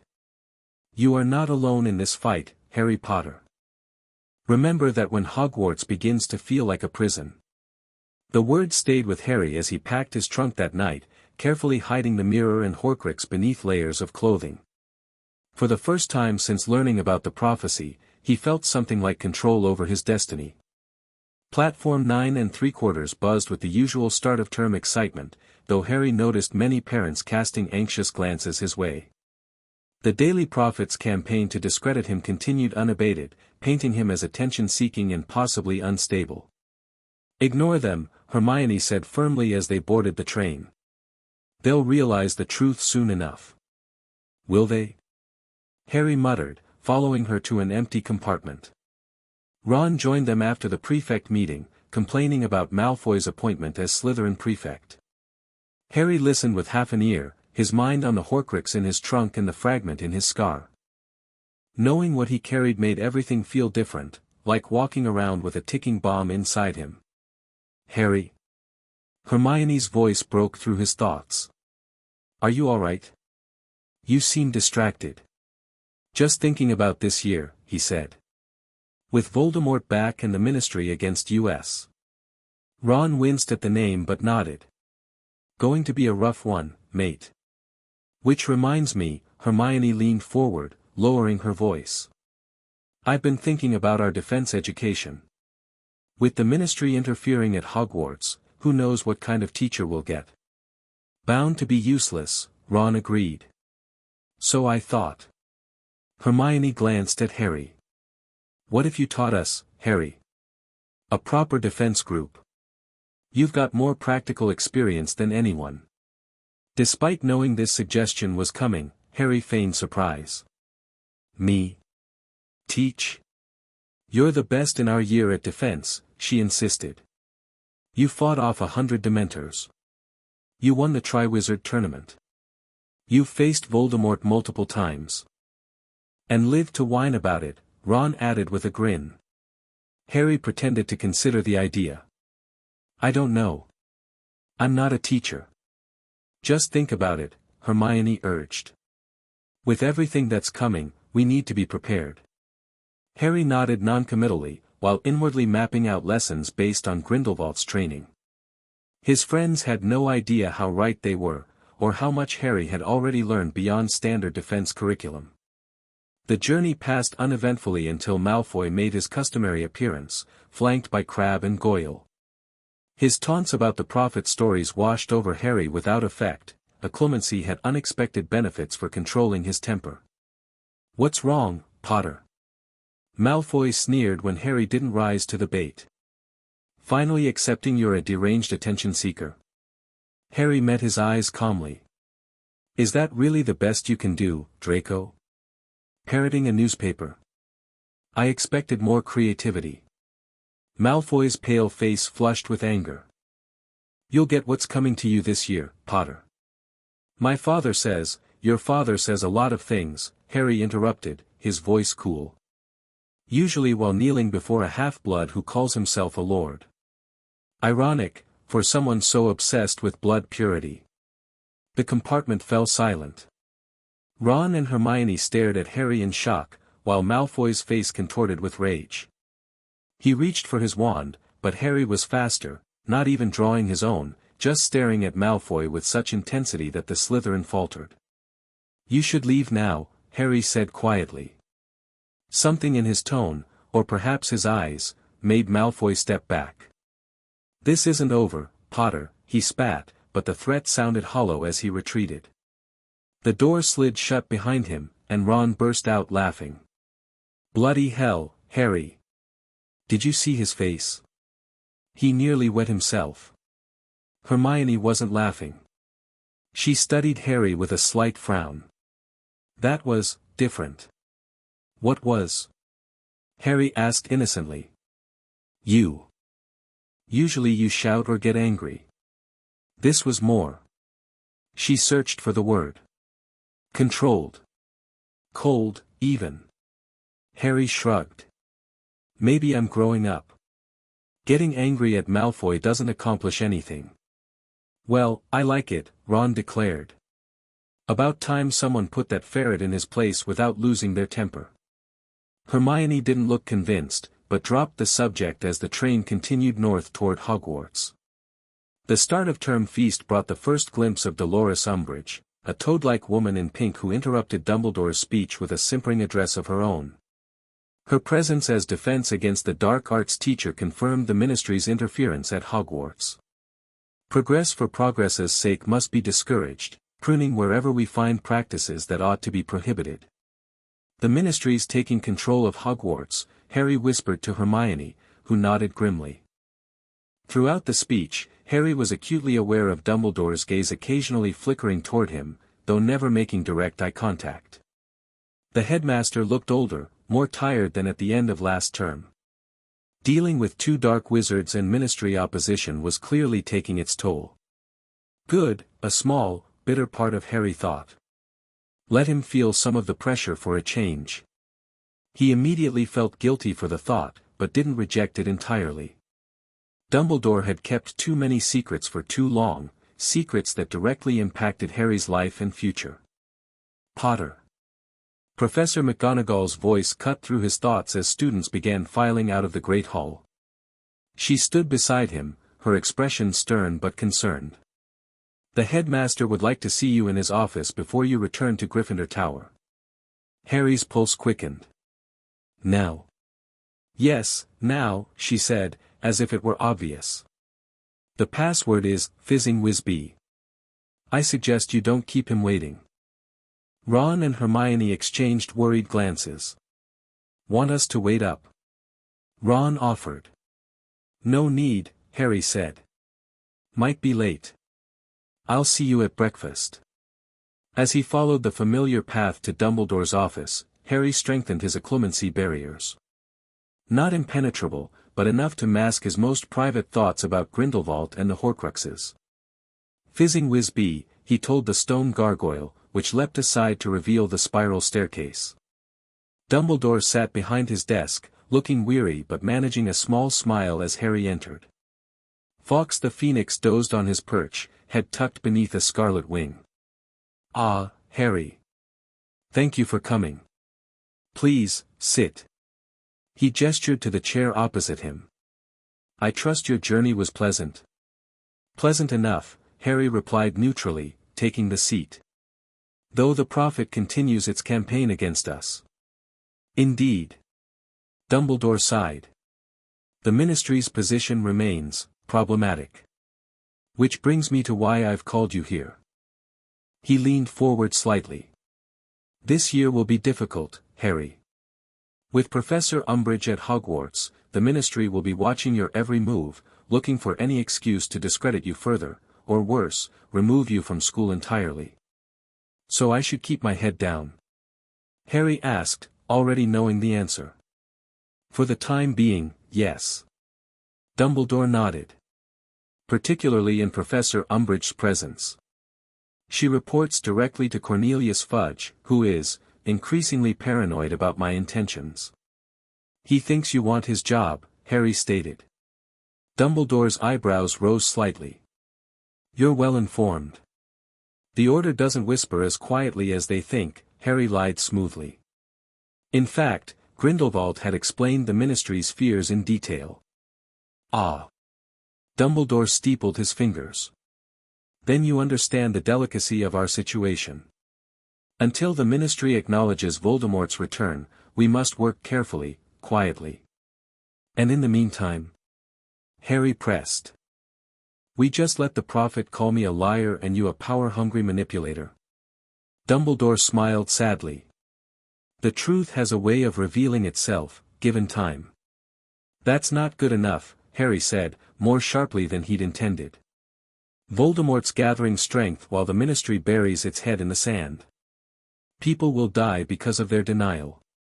I am well aware of the stakes, Harry, Dumbledore said quietly. But confrontation with the Ministry now would only divide the wizarding community when unity is most needed.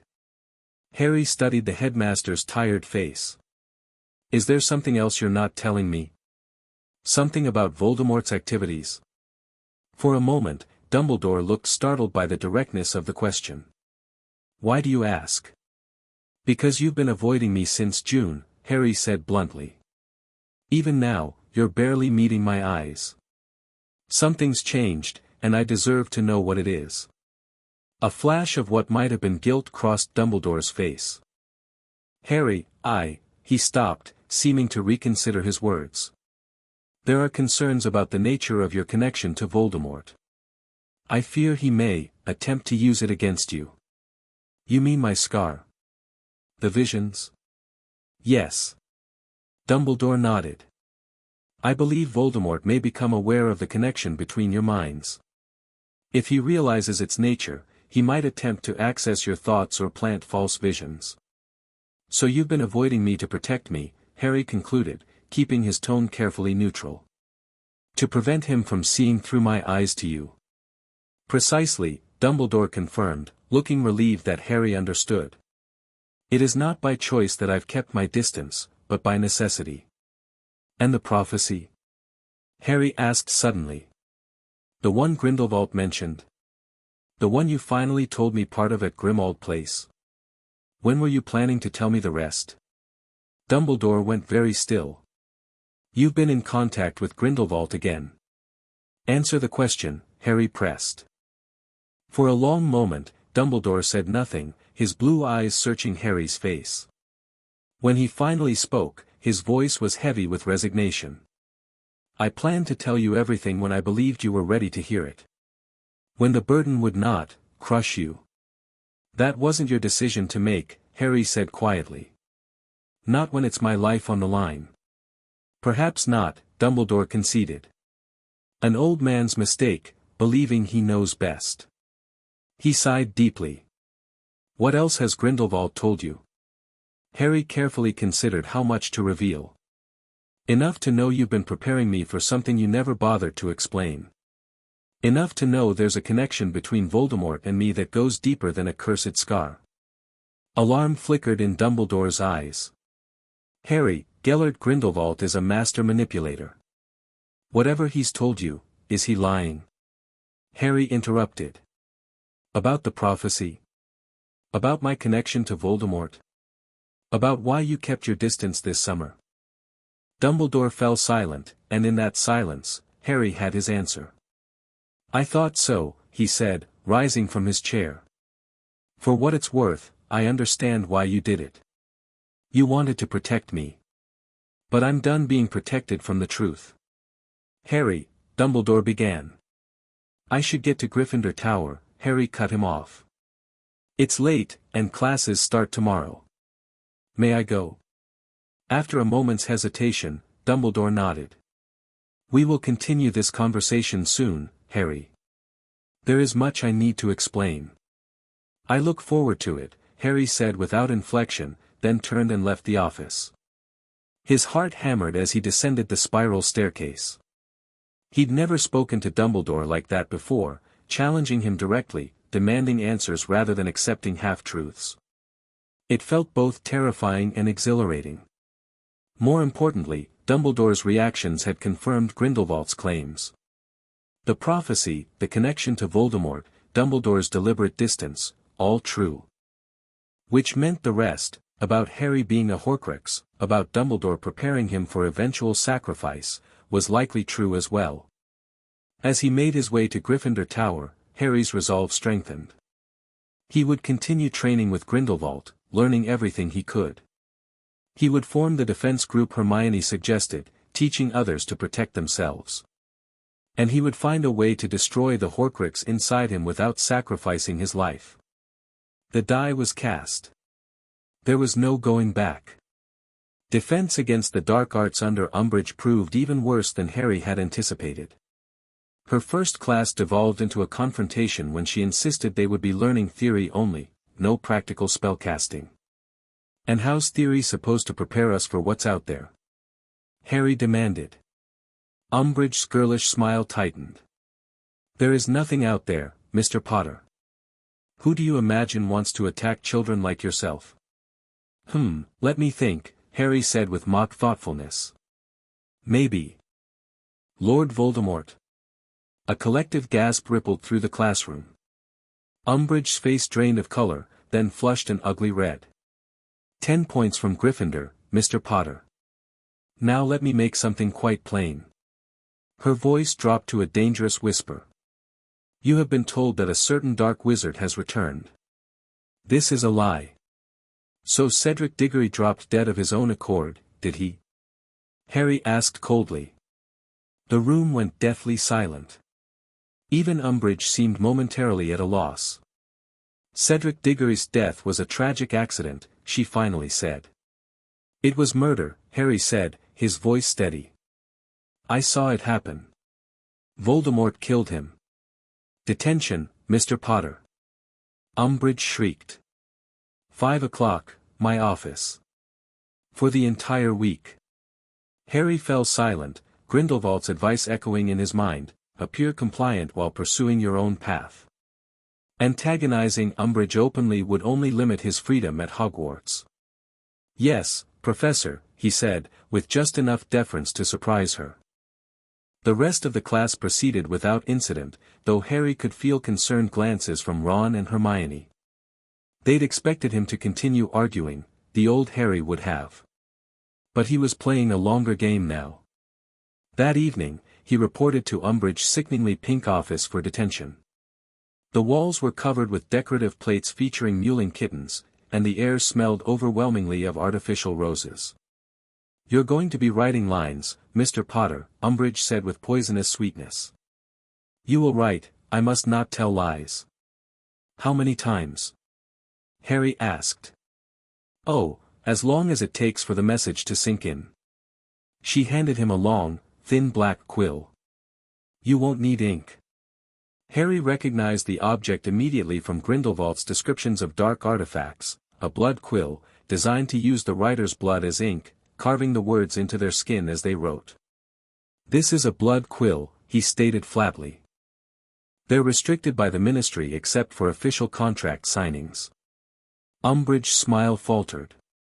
Don't be ridiculous, Potter. It's a special quill of my own design. Using blood magic on a minor without parental consent is illegal under Section 3 of the Child Protection Act, Harry continued calmly. As is using a Class B restricted artifact for punishment. The penalty is up to 5 years in Azkaban and permanent barring from positions of authority over minors. Umbridge's face contorted with rage and disbelief. How dare you? I wonder what the Board of Governors would think, Harry mused. Or the Daily Prophet. They might not believe me about Voldemort, but child abuse? That's a different story. Are you threatening me, Potter? Umbridge whispered. Not at all, Harry replied. Just making an observation about Ministry regulations. I believe in following proper procedures, don't you, Professor? For a long moment, they stared at each other. Then Umbridge snatched back the quill, her hand trembling with suppressed fury. You will write 2 feet of parchment on why spreading fear through false claims is harmful to the wizarding community, she snapped. With a normal quill. And you will still report for detention every evening this week. Of course, Professor, Harry said mildly, pulling out his own quill and parchment. As he began writing the meaningless essay, Harry mentally thanked Grindelwald for the hours spent discussing wizarding law and its loopholes. Knowledge was power, especially against bureaucrats like Umbridge who assumed students were ignorant of their rights. The detention lasted 3 hours, with Umbridge watching him venomously the entire time. When she finally dismissed him, Harry left with his head high and his skin unmarked, a small victory, but significant. Ron and Hermione were waiting in the common room, expressions anxious. "How bad was it?" Ron asked immediately. Harry dropped into an armchair beside them. "Could have been worse. She wanted to use a blood quill, makes you write lines with your own blood, carves the words into your skin." Hermione gasped in horror. "That's torture. It's illegal." "Which is exactly what I told her," Harry said with a grim smile. "Cited the specific laws and everything." She backed down. His friends stared at him in astonishment. "Since when do you know wizarding legal code?" Ron asked. "Since I spent the summer reading," Harry replied with a half-truth. "After everything with the ministry, I figured I should know my rights." "That's actually brilliant," Hermione said, looking impressed. "I never thought of researching legal protections for students." "Maybe you're rubbing off on me," Harry suggested, which made her smile. "Well, whatever's gotten into you, keep it up," Ron declared. Umbridge's face must have been priceless. "Speaking of standing up to Umbridge," Hermione lowered her voice, "I've been talking to people about that defense group. There's a lot of interest." "Even with the prophet calling me delusional?" Harry asked. "Especially because of that," she replied. "People want to hear your side directly. We're thinking of meeting at the Hog's Head during the first Hogsmeade weekend." Harry considered this. A defense group would provide perfect cover for practicing the more advanced magic Grindelwald was teaching him. It would also legitimately prepare students for what was coming. "All right," he agreed. "But we need to be careful. Umbridge won't approve of students learning practical defense." "That's why we're keeping it secret," Ron said. "What should we call ourselves? Dumbledore's Army?" Harry winced internally at the name. "How about something less provocative? The Defense Association? DA for short." "That works," Hermione nodded. "I'll spread the word." As his friends discussed potential meeting locations, Harry's thoughts drifted to the mirror hidden in his trunk and the knowledge waiting to be tapped. Grindelwald had promised to teach him magic beyond the Hogwarts curriculum, magic that might save his life and others. For the first time since arriving at Hogwarts as a wide-eyed 11-year-old, Harry felt like he was truly charting his own course. Not following Dumbledore's breadcrumbs or reacting to Voldemort's schemes, but actively shaping his future. It was terrifying. It was empowering. It was necessary. The first DA meeting exceeded all expectations. 28 students from Gryffindor, Hufflepuff, and Ravenclaw gathered in the Hog's Head pub, listening as Harry explained the importance of practical defense. Despite Zacharias Smith's skepticism, most seemed eager to learn from the boy who lived. "We need somewhere to practice where Umbridge won't find us," Hermione said as they signed her enchanted membership parchment. "Any ideas?" "The Room of Requirement," Harry suggested immediately. When his friends looked confused, he explained, "It's a hidden room on the 7th floor that becomes whatever you need.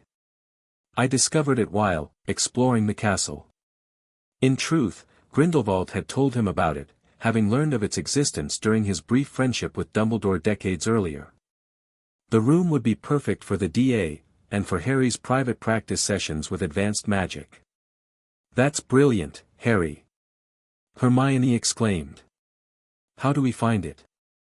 "I'll show you tomorrow night," he promised. "Spread the word to the others, but carefully. We don't want Umbridge getting wind of this." As the group dispersed, Harry felt a surge of anticipation. The DA was his first real step toward building an independent power base at Hogwarts, students who looked to him, not Dumbledore, for leadership and protection. That night, alone in his four-poster bed with silencing charms in place, Harry retrieved the tarnished mirror from his trunk. "Grindelwald," he whispered to its surface. The glass clouded, then cleared to reveal the aged wizard's face. "Ah, Harry. I was beginning to wonder when you'd call. How goes your return to Hogwarts?" Harry quickly summarized the confrontation with Umbridge, Dumbledore's partial confirmations, and the formation of the DA. "Well done," Grindelwald approved. especially citing the legal restrictions on blood quills. Knowledge of the law is a weapon few your age possess. I've been thinking about the DA, Harry continued. It's a perfect opportunity to practice what you've been teaching me, but I don't want to raise suspicion by introducing spells beyond Hogwarts curriculum. A reasonable concern, Grindelwald nodded. Start with standard defensive magic, disarming, shielding, stunning. Once you've established trust and competence, introduce variations as experiments or improvisations. Young wizards often develop spell modifications during practice. Like that reflector spell you taught me? Precisely. Introduce it as something you discovered while practicing shields. They spoke for nearly an hour, Grindelwald suggesting specific spells and training methods for the DA. By the time Harry put the mirror away, he had a clear curriculum mapped out for the coming months. The room of requirement proved perfect for the DA's needs. At their first official meeting, the space provided cushions for stunning practice, dark detectors, and a comprehensive library of defensive magic texts. The students gasped in amazement as they entered. Welcome to the DA, Harry said, standing before them with a confidence he'd never felt as a teacher before. Let's start with the basics, disarming charms. Some of the older students looked disappointed. That's pretty elementary, isn't it? Zacharias Smith complained. Harry fixed him with a steady gaze.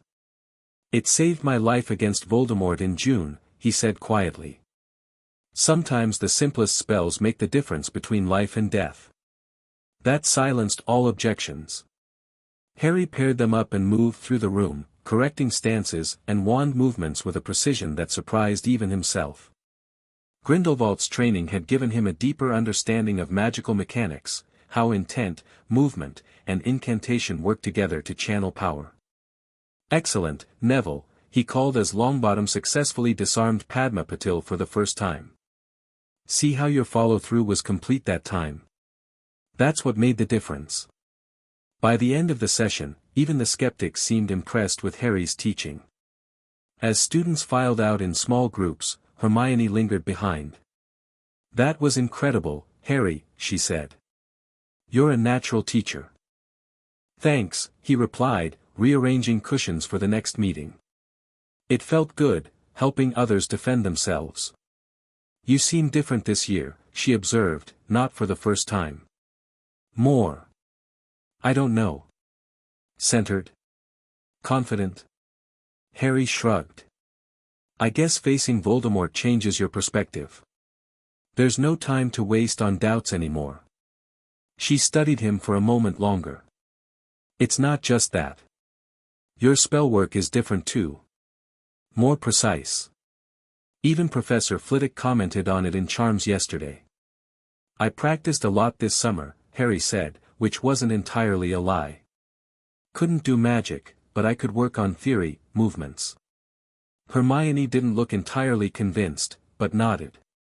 Well, whatever you're doing, it's working. Just, don't forget we're here for you, all right? Me and Ron. You don't have to handle everything alone. The genuine concern in her voice made Harry feel a twinge of guilt for his secrets. I know, Hermione. And I appreciate it more than you know. As October gave way to November, the DA meetings became the highlight of many students' weeks. Under Harry's guidance, they progressed from basic defensive spells to more complex magic, shield charms, stunning spells, impediment jinxes. Harry carefully introduced minor variations and improvements, presenting them as intuitive adjustments rather than advanced knowledge. Try visualizing the shield as a dome, not a flat surface, he suggested during a Protego lesson. Magic responds to intent and imagination as much as wand movement. The results were impressive. By their sixth meeting, most members could produce significantly stronger shields than taught in standard curriculum. Harry introduced his reflector modification, something I discovered while practicing, which allowed shields to partially bounce spells back toward their casters. That's definitely not in any textbook, Hermione commented after successfully reflecting a minor jinx back at Ron. Just a variation on the standard shield, Harry said casually. All I did was add a rotational component to the wand movement. In truth, the spell was far more complex, a Grindelwald original that required precise magical control. Harry had simplified it considerably for DA use, keeping its true power in reserve for his own practice. Between DA sessions, classes, and Quidditch practice, Harry maintained his communication with Grindelwald through the mirror. Their conversations grew increasingly technical, focusing on the theoretical aspects of Horcruxes and soul magic. Grindelwald explained the winter solstice ritual that might remove Voldemort's soul fragment without killing Harry, a complex working requiring precise timing and preparation. The solstice represents transition, death and rebirth, Grindelwald explained one night. The ideal moment to separate intertwined souls without destroying either. And you're sure it will work? Harry asked. Nothing involving soul magic is certain, Grindelwald admitted. But the principles are sound. The fragment in you is parasitic, not fully integrated. With the right approach, separation should be possible. Should be, Harry repeated skeptically. Grindelwald's weathered face showed a rare hint of sympathy. I understand your concern, Harry. But consider the alternative, Dumbledore's plan for you to face Voldemort directly, allowing him to kill you in the hope that only the Horcrux will be destroyed. Put that way, an experimental ritual seemed the better option. Still, Harry insisted on understanding every aspect of the magic involved, questioning Grindelwald relentlessly about potential risks and contingencies. Good, the old wizard approved. Question everything. Take nothing on faith, not from me, not from Dumbledore, not from anyone. That critical thinking may save your life. By late November, Umbridge had been appointed High Inquisitor, with power to inspect teachers and implement educational decrees. The most damaging was Decree No. 24, banning all student organizations not approved by her directly. She knows about the DA, Hermione whispered frantically at breakfast after the decree was posted. Someone must have talked. Impossible, Harry said confidently. Your jinxed parchment would have revealed any betrayal. Then how, she suspects, but doesn't know, Harry clarified. Probably noticed groups of students traveling together regularly. We'll be more careful, vary our routes, use different timing. His calm assessment reassured the others. With characteristic thoroughness, Harry developed a system using enchanted coins, Hermione's idea, to communicate meeting times, and taught advanced members to check for followers before entering the room of requirement.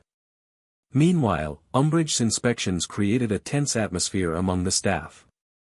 Professor McGonagall barely contained her contempt during her evaluation, while Snape's icy responses to Umbridge's questions suggested an unexpected alliance of convenience between two people who normally despised each other. Snape, however, had become increasingly suspicious of Harry. During potions, the professor often paused near his cauldron, black eyes boring into Harry as if trying to penetrate his thoughts. Thanks to Grindelwald's training, Harry maintained enough occlumency barriers to appear normal while concealing his most sensitive memories. Potter, Snape said after one such class, stay behind. As the room emptied, Harry gathered his belongings calmly, knowing what was coming. Your work has improved this term, Snape observed, sounding almost accusatory. Your essays show a level of insight previously absent.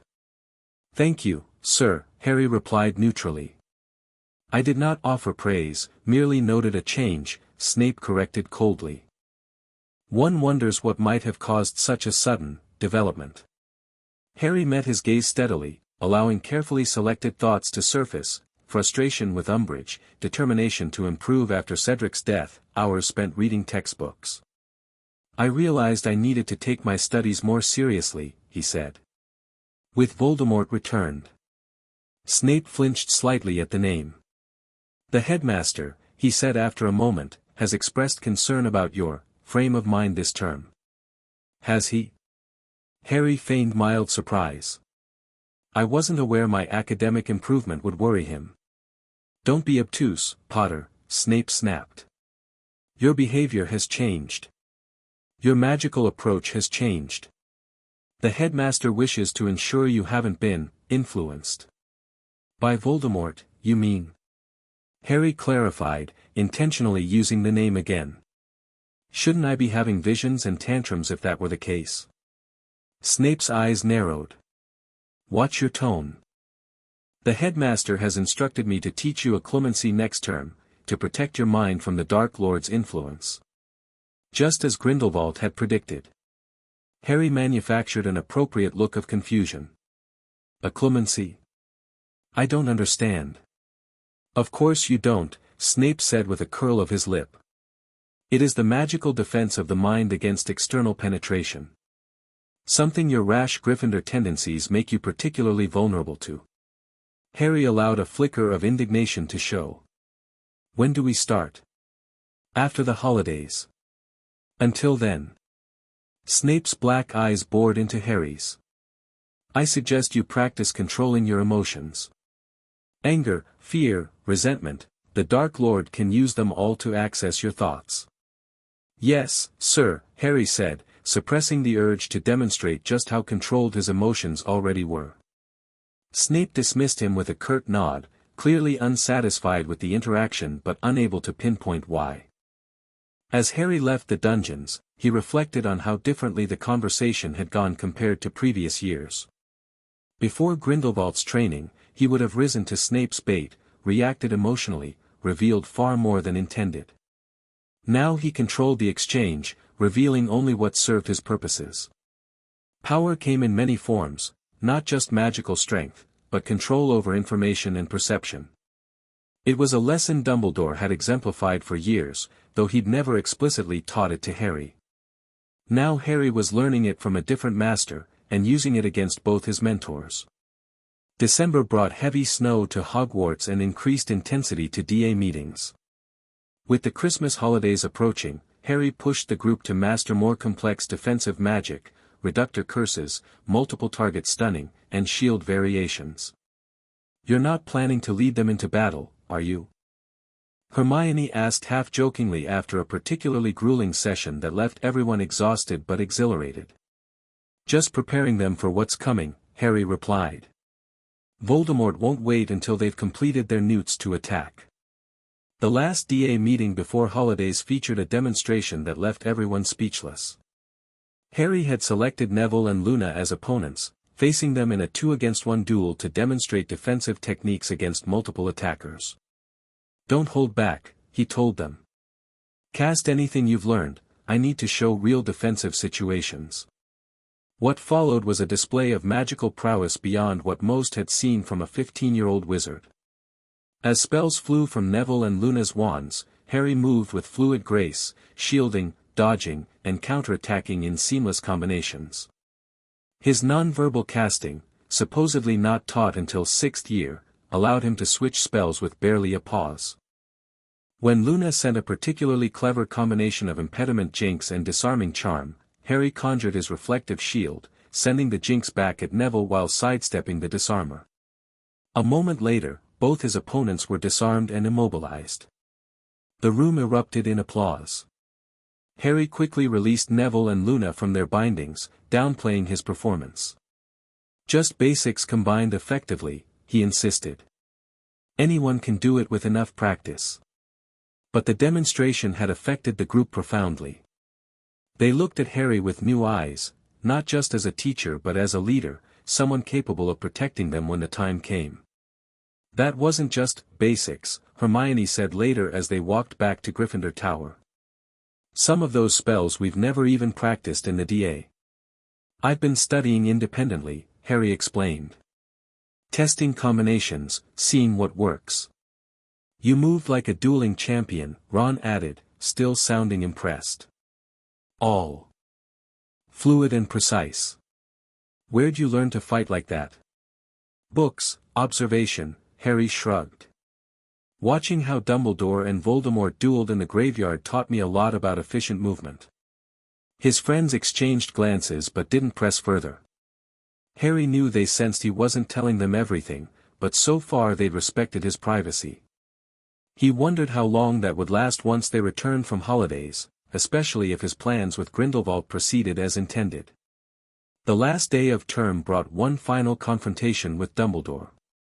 Harry was summoned to the headmaster's office after dinner, the message delivered by a grim-faced Professor McGonagall. He seemed concerned. "Potter," she said. "More than usual." Harry thanked her and made his way to the familiar gargoyle, mentally preparing for whatever lay ahead. Dumbledore had made several attempts to speak with him throughout the term, but Harry had successfully avoided private conversations through various excuses and obligations. Now, with the holidays upon them, avoidance was no longer possible. Harry suspected Dumbledore wanted to discuss his occlumency training with Snape, and possibly probe for information about his contact with Grindelwald. "Enter," Dumbledore called at Harry's knock. The headmaster stood by Fawkes's perch, stroking the phoenix's brilliant plumage. He looked even more tired than at term start, with deeper lines around his eyes and mouth. "Ah, Harry. Thank you for coming. Please, sit." He gestured to the chair before his desk. "Lemon drop?" "No, thank you," Harry declined, taking the seat. Dumbledore settled into his own chair with a slight sigh. "I understand Professor Snape has informed you about occlumency lessons beginning next term." "Yes, sir." "Good. They are of vital importance, Harry. Your connection to Voldemort grows stronger, and I fear he may soon become aware of it, if he isn't already." "So I've been told," Harry said. "Though I still don't understand why you couldn't teach me yourself." The question was deliberately pointed, designed to provoke a reaction. Dumbledore's slight flinch confirmed Harry's suspicions. The headmaster feared direct contact because of the Horcrux connection. "Professor Snape is highly skilled in the mental arts," Dumbledore replied carefully. "And my duties keep me away from Hogwarts frequently these days." "Hunting Horcruxes?" Harry asked casually.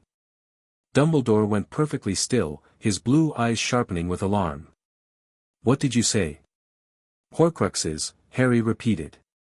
"Containers for soul fragments. That's what Voldemort created to ensure his immortality, isn't it? And one of them is in me." The silence that followed was deafening. Dumbledore stared at Harry as if seeing him for the first time, or perhaps seeing someone else entirely. "Gellert," he finally whispered. "He told you." "He showed me," Harry corrected.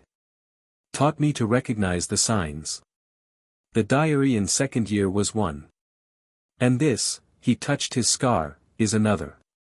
That's why you've been avoiding me. Why you've been preparing me for sacrifice rather than victory." "Harry, whatever he's told you, is it true?" Harry interrupted, voice steady despite the emotion churning inside him. "Am I a Horcrux?" Dumbledore closed his eyes briefly. When he opened them, they were filled with a sorrow so profound it almost made Harry regret his directness. "Almost. Not intentionally," Dumbledore said softly. "When Voldemort's killing curse rebounded, it broke his already fractured soul. A piece attached itself to you, the only living thing present. But Harry, you must understand, that I have to die for Voldemort to be truly defeated." Harry finished. "That's the part of the prophecy you wouldn't tell me, isn't it? Neither can live while the other survives. One kills the other, but since I contain part of him, my death is necessary regardless." "I had hoped." Dumbledore's voice faltered. "I had searched for alternatives, not hard enough," Harry said flatly. "Grindelwald found one." Alarm crossed Dumbledore's face. "What has he promised you, Harry? What dark magic has he suggested?" "You must understand, Gellert Grindelwald cannot be trusted." "His motivations are his own," Harry acknowledged. "Just like yours. Just like everyone's. But at least he offered me knowledge instead of platitudes. A choice instead of a predetermined fate. The magic required to remove a Horcrux from a living host without destroying it would be unprecedented, dangerous," Dumbledore warned. "The risk to your soul is mine to take," Harry said firmly. "Not yours." For perhaps the first time in their relationship, Dumbledore seemed at a loss. The manipulative headmaster, the chess master, the keeper of secrets, all those personas had crumbled in the face of Harry's informed defiance. I see, he finally said. May I ask what you intend to do with this knowledge? Survive, Harry stated simply. Find and destroy the Horcruxes, all of them. Defeat Voldemort without sacrificing myself or others unnecessarily. A noble goal, Dumbledore said quietly. But I fear Gellert has not told you the full price of the magic he proposes. Probably not, Harry agreed. Just as you haven't told me the full story of your relationship with him, or your sister's death, or a dozen other relevant pieces of information. No one tells the whole truth, Professor. I've accepted that. Dumbledore looked genuinely pained. I have made mistakes in how I've handled your education, Harry. Serious mistakes, for which I can only ask your forgiveness. But please, do not trust Grindelwald blindly. He was once my dearest friend, but he became one of the darkest wizards of the age. I don't trust him blindly, Harry assured him. I question everything he tells me. I should have done the same with you from the beginning. A heavy silence fell between them. Finally, Dumbledore spoke again, his voice grave. Will you be returning to Grimmauld Place for Christmas? The question caught Harry off guard. Yes. Sirius is expecting me. Dumbledore nodded slowly. Then we shall continue this conversation after the holidays. In the meantime, I ask only that you take no irreversible actions based on Grindelwald's counsel. Will you promise me that much? Harry considered the request. The solstice ritual was planned for December 21st, before their return to school. But technically, it wasn't irreversible. If the ritual failed, they would simply abort the attempt. I promise not to take any irreversible actions, he said carefully. Relief flickered in Dumbledore's eyes. Thank you, Harry. Despite what you may believe, I care deeply for you, not as a weapon or a sacrifice, but as a person of remarkable courage and compassion. The sincerity in his voice made Harry's resolve waver momentarily. Was Dumbledore truly the manipulator Grindelwald painted him as? Or just a flawed man making difficult choices in an impossible situation? Perhaps both were true.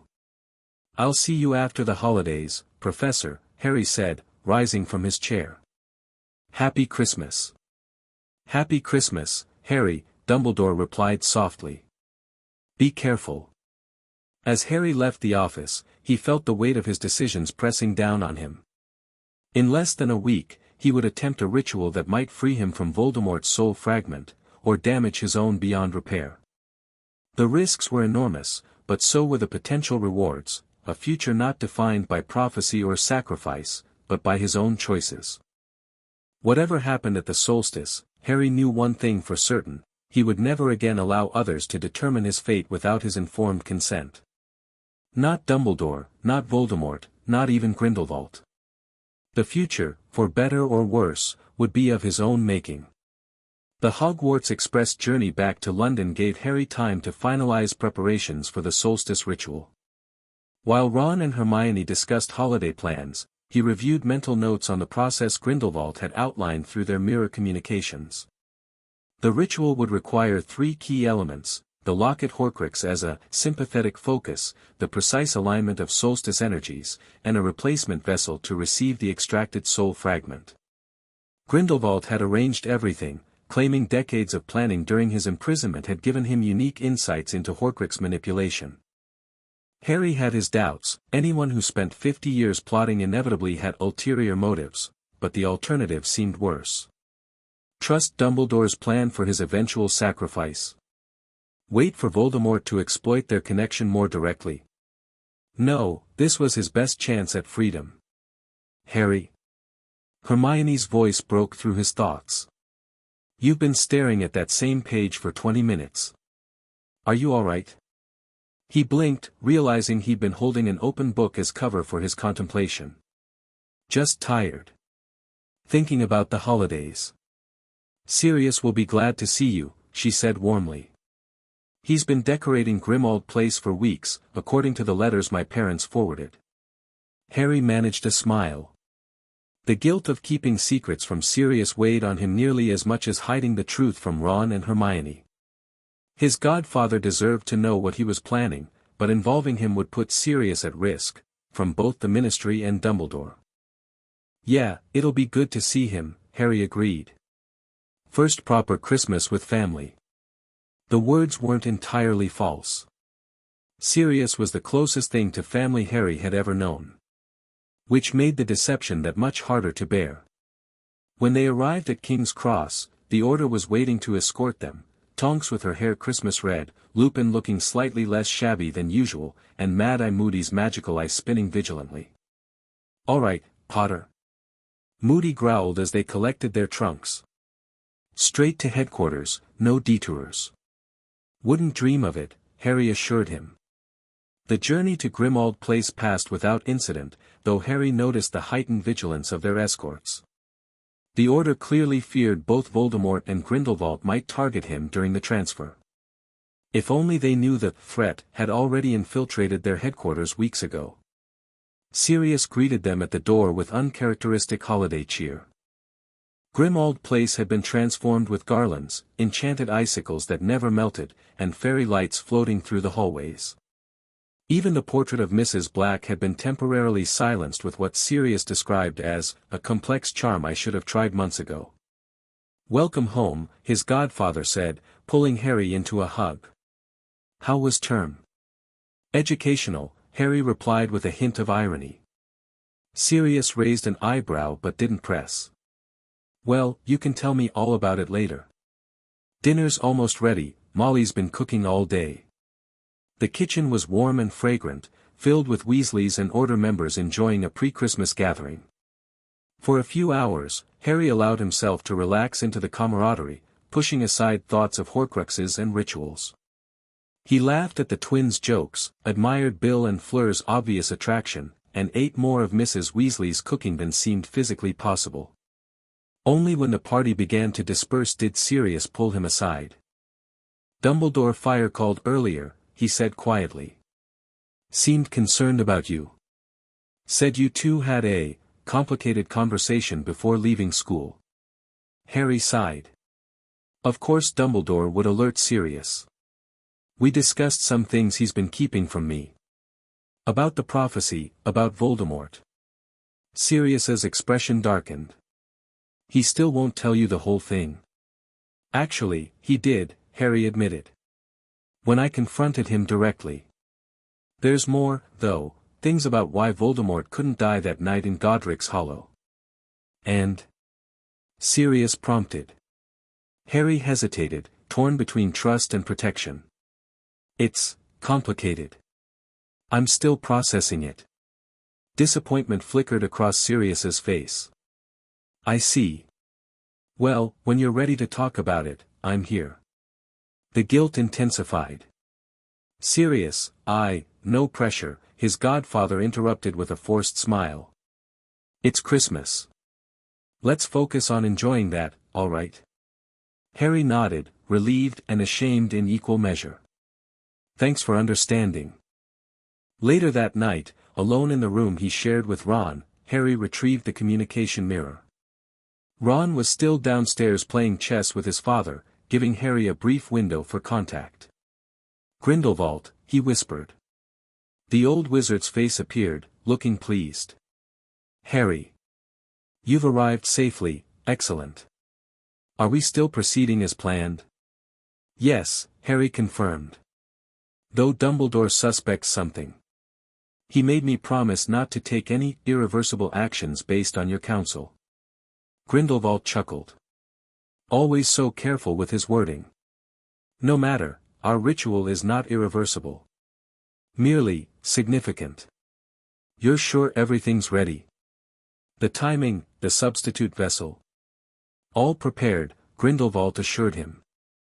"For days from now, the solstice will reach its peak at precisely 11:48 p.m. The attic is already prepared with the necessary containment circles. You need only bring the locket and yourself." "And afterwards?" Harry asked. "Assuming it works." "Afterwards, you will be free of Voldemort's fragment," Grindelwald said simply. "Free to face him as a whole person, not a compromised vessel. Is that not worth the risk?" Put that way, it certainly was. Harry nodded. I'll be ready. Excellent. Until then, maintain your occlumency shields, especially around Black. His concern for you makes him observant. The mirror clouded as Grindelwald ended the connection. Harry tucked it away just as footsteps sounded on the stairs, Ron returning from his chess match. Dad thrashed me again, Ron announced as he entered. Says he's been practicing during order meetings when they get boring. Harry laughed, grateful for the distraction. Maybe you can get some tips from him over the holidays. Maybe, Ron agreed, then hesitated. Listen, Harry. You'd tell us if something was wrong, wouldn't you? Me and Hermione. The question hit uncomfortably close to home. Of course, Harry lied. Why do you ask? Ron shrugged, not meeting his eyes. Just, you've been different lately. Quieter. More serious. Hermione thinks you're keeping something from us. I've had a lot on my mind, Harry said carefully. The prophecy, Voldemort, everything Dumbledore's told me. But I'm okay, really. Right, Ron said, clearly unconvinced but unwilling to push further. Well, good night then. Night, Ron. As his friend's breathing eventually deepened into sleep, Harry stared at the ceiling, thinking of all he couldn't say. In 4 days, everything might change, for better or worse. Until then, the weight of secrets would remain his burden alone. The next few days passed in a haze of Christmas preparations and careful avoidance of private conversations. Harry maintained a cheerful facade, joining in decorating activities and kitchen duties while mentally reviewing every detail of the upcoming ritual. The locket Horcrux grew increasingly active as the solstice approached. Harry kept it wrapped in silk within his trunk, but occasionally checked it to find the serpentine-esque glowing faintly, the metal warm to touch. Sometimes he thought he heard faint whispers emanating from it, seductive promises, hints of power, subtle threats. On the morning of December 21st, Solstice Day, Harry woke early, a sense of destiny settling over him. Whatever happened tonight would change the course of his life. He joined the household for breakfast, managing to eat despite his churning stomach. Mrs. Weasley fussed over his apparent lack of appetite, pressing additional toast and bacon upon him. "You're still too thin, dear," she insisted. "Growing boys need proper nutrition." Harry accepted the extra food with a grateful smile, wondering if she'd still be so concerned if she knew what he planned for that night. Would she try to stop him? Would any of them understand why he had to try? The day dragged on interminably. Harry played Exploding Snap with Ginny and the twins, helped decorate the final corners of the house with Sirius, and even assisted Mrs. Weasley with dinner preparations. All the while, his thoughts remained fixed on the coming night. As evening approached, Harry implemented the first phase of his plan. During a moment alone in the bathroom, he swallowed 3 drops of a mild sleeping potion Grindelwald had smuggled to him, enough to fake illness but not enough to actually incapacitate him. By dinner, he had developed a convincing fever and headache. Mrs. Weasley immediately switched to healer mode, pressing cool cloths to his forehead and insisting he go to bed early. Probably just exhaustion catching up with him, she told a concerned Sirius. A good night's sleep will set him right. Harry allowed himself to be tucked into bed, accepting a pepper-up potion that he pretended to drink while actually vanishing most of it when Mrs. Weasley turned away. By 9 o'clock, the house had quieted, everyone believing Harry was sleeping off his illness. At 11:30, Harry silently rose and dressed in plain black robes Grindelwald had instructed him to wear. From his trunk, he retrieved the locket Horcrux, now pulsing with dark energy as if sensing its impending fate. The house was quiet except for distant voices from the kitchen, Sirius and Lupin sharing a late-night drink. Harry cast a disillusionment charm on himself, another skill Grindelwald had taught him, and slipped from the bedroom. Ron's snores covered any small sounds as he eased the door closed behind him. The journey to the attic was tense but uneventful. Harry avoided the creaking steps, skirted Mrs. Black's portrait, and finally reached the narrow staircase leading to the uppermost floor. As he climbed, he felt a shift in the magical atmosphere, a heaviness, a sense of ancient power gathering. Grindelwald awaited him in the center of the attic, which had been transformed since their previous meetings. Runes covered the floor in concentric circles, glowing with a soft blue light. Candles hovered at strategic points, their flames perfectly still despite the drafts that usually plagued the space. In the center stood a pedestal bearing a simple stone bowl. "Right on time," Grindelwald said, looking more energized than Harry had ever seen him. The old wizard wore formal robes of midnight blue, embroidered with silver symbols around the cuffs and collar. "The solstice peak approaches." "I brought the locket," Harry said, holding out the Horcrux. It seemed to resist, growing heavier in his hand. "Excellent." Grindelwald took it, handling it with evident distaste. "It senses our intentions. Horcruxes may be inanimate, but they possess a certain awareness." He placed the locket in the stone bowl, where it settled with a metallic ring that echoed unnaturally in the space. "Now," Grindelwald said, "remove your outer robe and stand in the inner circle." Harry did as instructed, heart pounding. The runes beneath his feet pulsed in response to his presence, their glow intensifying. "What exactly will happen?" he asked, suddenly needing reassurance. Grindelwald took position in an outer circle. "When the solstice energy peaks, I will begin the incantation. You'll feel a pulling sensation as the fragment in your scar responds to the sympathetic magic of the locket. It will resist, quite painfully, I expect. Your job is to focus on separation, visualize the foreign presence leaving you, being drawn to the locket. And if something goes wrong, I terminate the ritual immediately," Grindelwald assured him. "The circles contain the energies. At worst, we fail to remove the fragment and try again with a different approach." Harry nodded, trying to calm his racing thoughts. This was what he wanted: freedom from the Horcrux, from Voldemort's influence, from Dumbledore's sacrificial plans. "It's nearly time," Grindelwald announced, checking a pocket watch. 1 minute to solstice peak. Clear your mind, Harry. Prepare for the separation." Harry closed his eyes, employing the occlumency techniques he'd practiced for months. His mind quieted, focused on a single intention: freedom from the parasite he'd carried since infancy. "Begin," Grindelwald intoned, raising his hands.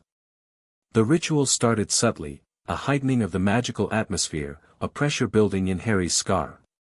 Grindelwald's voice rose in an unfamiliar language, words flowing with hypnotic rhythm. The runes beneath them brightened, power flowing visibly between the circles. Then came the pain, white-hot and searing, radiating from Harry's scar throughout his body. He gasped but remained standing, focusing on his visualization. The fragment. The separation. The freedom that awaited. The locket in the stone bowl began to vibrate, then levitate slightly. Its surface glowed with the same sickly green light as the killing curse. Harry felt an answering pulse from his scar, a connection forming between the two Horcruxes. Grindelwald's chanting intensified, his hands weaving complex patterns that left trails of light in the air. The rooms seemed to darken around them, the ritual circles creating the only illumination. Harry's vision blurred with pain, but he maintained his focus, pushing against the fragment in his scar, willing it toward the locket. "Yes," Grindelwald hissed between incantations. "It's responding. Push it out, Harry." The pain peaked suddenly, bringing Harry to his knees. He felt as if his soul were being torn, not cleanly but in ragged, agonizing strips. Through watering eyes, he saw something dark and oily emerging from his scar, stretching like tar toward the hovering locket. Grindelwald's expression transformed, triumph mixed with an intensity that bordered on madness. His chanting grew louder, more forceful, the words seeming to physically pull the fragment from Harry. "Dominus fragmentum, separare et ligere." Grindelwald thundered, making a violent slashing motion with his hand. The connection between Harry's scar and the locket snapped with an audible crack. The dark substance fully extracted from his forehead and shot toward the locket, but at the last moment, Grindelwald made another gesture, and the fragment diverted. Instead of entering the locket, it hovered in the air, writhing like a wounded animal. "What are you doing?" Harry gasped, clutching his forehead. Blood trickled between his fingers. "It's supposed to go into the locket." Grindelwald's face shone with elation. "Change of plans, Harry. This fragment is too valuable to destroy." With horrifying clarity, Harry realized he'd been deceived. Whatever Grindelwald intended, merging the fragment with the existing Horcrux hadn't been it. "Stop!" Harry shouted, trying to stand. The pain kept him on his knees. "End the ritual." "Too late," Grindelwald replied, his voice almost gentle. "The extraction is complete. Now comes the true purpose." With a series of rapid incantations, Grindelwald produced a small crystal vial from his robes. The soul fragment, still writhing in midair, was drawn inexorably toward it. "What are you doing?" Harry demanded, fighting through the pain to reach for his wand. "Creating possibility," Grindelwald answered cryptically. "This fragment contains knowledge, power, direct access to Voldemort's mind and magic. In the proper vessel, it could be controlled, studied, used." "You said you'd destroy it." Harry felt betrayal burn through him. "That was the whole point." "The point was freeing you," Grindelwald corrected, watching as the fragment entered the vial. "Which I have done." "You are no longer a Horcrux, Harry. The fragment that would have required your death is removed. I've kept my word in that regard." With a final gesture, Grindelwald sealed the vial, which now glowed with sickly green light. The runes on the floor dimmed, the ritual clearly concluded. Harry struggled to his feet, wand finally in hand. "Give me the fragment. It needs to be destroyed." Grindelwald tucked the vial into his robes. "I'm afraid I can't do that." "Not yet. There is too much at stake, too much to learn." "Learn?" Harry repeated incredulously. "It's a piece of Voldemort's soul. It's evil." "Magic is never evil in itself," Grindelwald said calmly. "Only in its application. This fragment contains memories, knowledge, possibly the location of other Horcruxes. With proper containment, it can serve our purposes." "Our purposes?" Harry's voice rose. "You lied to me. This wasn't what we agreed." "I told you what you needed to hear," Grindelwald acknowledged without remorse. "Would you have consented had I revealed my full intentions? Yet the outcome benefits us both. You are free, and I have gained a powerful tool against Voldemort." Harry raised his wand, anger surging through him. "Give me the vial. Now." Grindelwald regarded him with something like disappointment. "After everything I've taught you, you still resort to threats. Think, Harry. What I've done serves our ultimate goal, defeating Voldemort. The fragment is secure, not destroyed but contained. A resource, not a threat." "You can't contain a Horcrux," Harry argued. "It influences anyone near it. Corrupts them." "Perhaps ordinary wizards," Grindelwald conceded. "But I spent 50 years resisting the influence of dark magic in Nurmengard. My mental defenses are unparalleled." Harry's head throbbed, his vision still blurry from the ritual. He knew he was in no condition to duel Grindelwald, especially not here, where the noise would alert the entire household. And part of him acknowledged the old wizard's logic, disturbing as it was. "How do I know you won't use it for your own purposes?" he demanded. "To regain power, restart your revolution?" Grindelwald's expression softened slightly. "My revolution ended 50 years ago, Harry. My ambitions now are simpler: justice for wrongs done, protection for those manipulated as we both have been. I seek to right Albus's mistakes, not repeat my own." The sincerity in his voice gave Harry pause. Despite the deception, Grindelwald had freed him from the Horcrux, fulfilled the primary purpose of the ritual. And if the fragment truly could lead them to the other Horcruxes? "I don't trust you," Harry said flatly.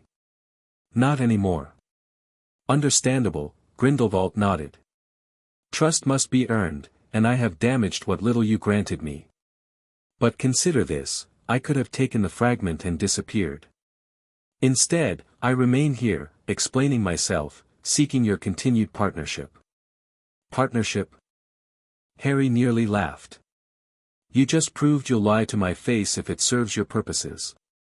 I withheld a detail that would have prevented necessary action, Grindelwald corrected. Not so different from your withholding information from your friends to protect them, is it? The comparison stung because it held a grain of truth. Harry had justified his own secrets with similar reasoning. What happens now? He asked instead of arguing further. Now. Grindelwald retrieved the locket from the stone bowl. We destroy this Horcrux, as planned. The fragment from your scar I will study, carefully, securely.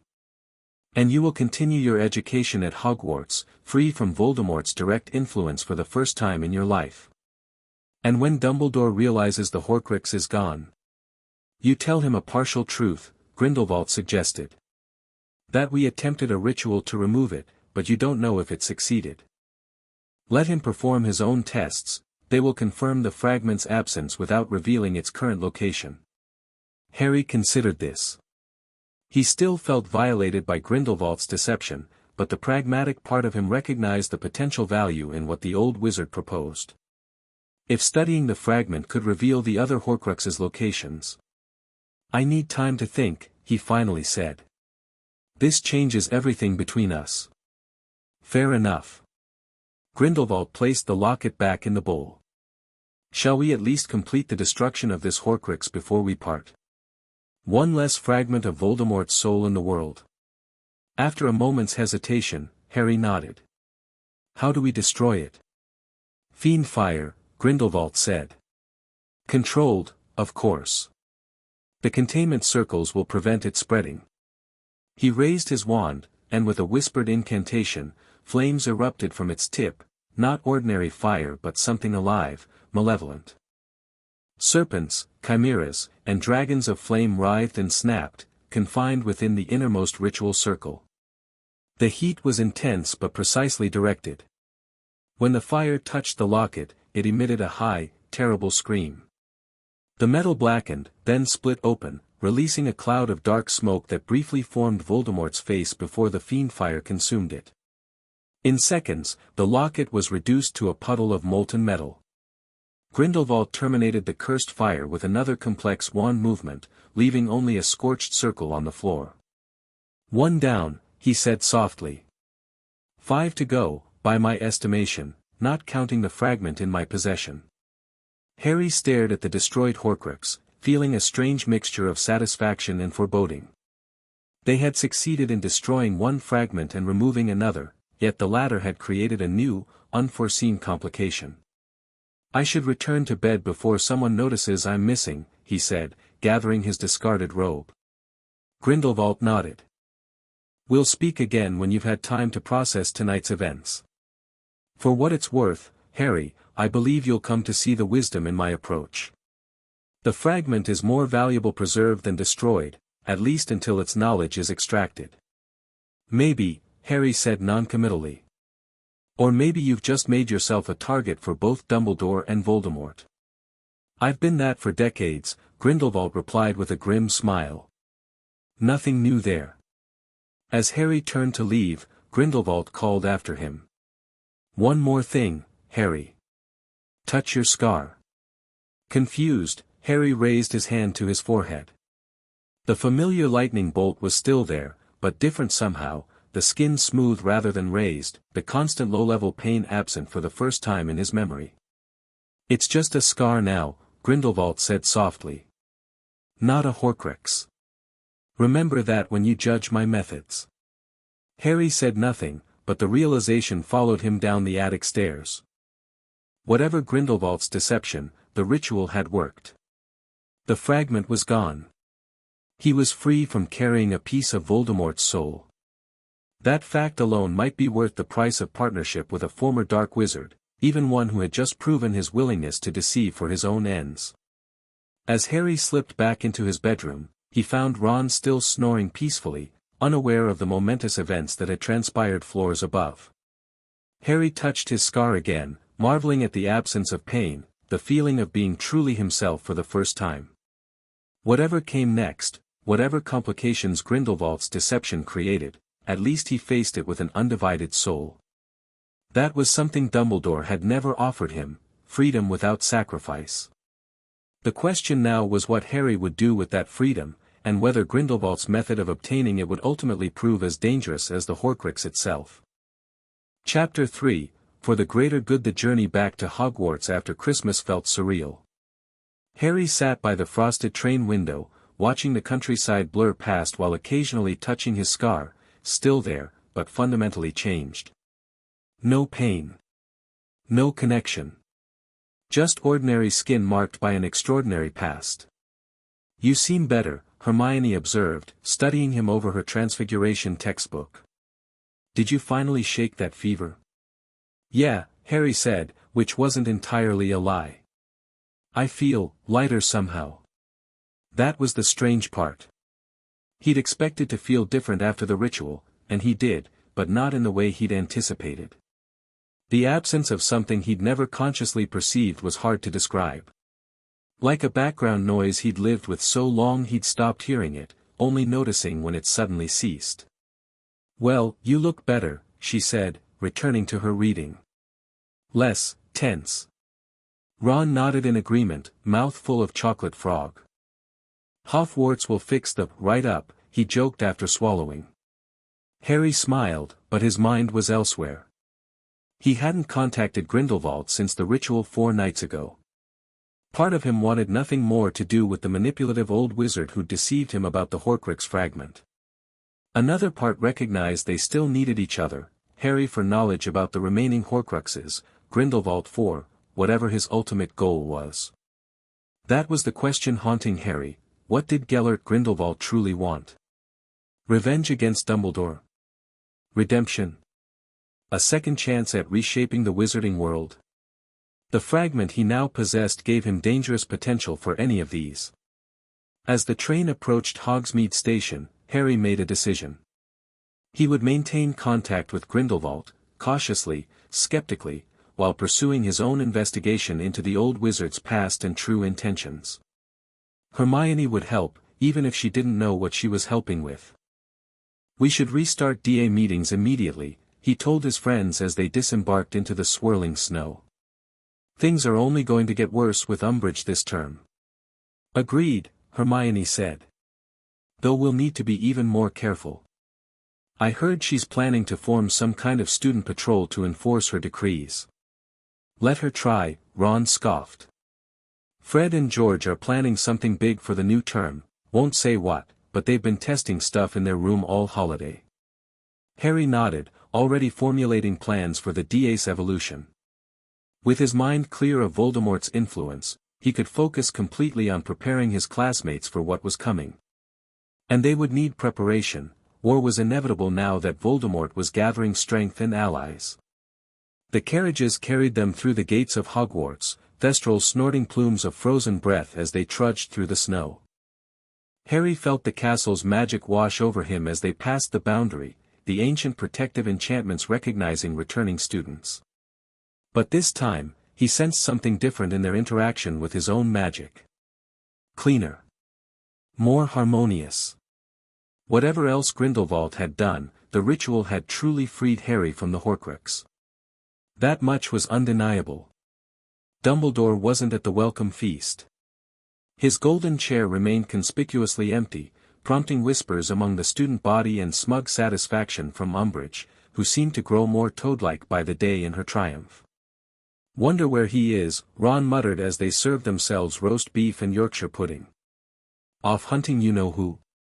"Or Grindelwald," Harry suggested, keeping his voice casual. "The prophet's been reporting sightings all over Europe.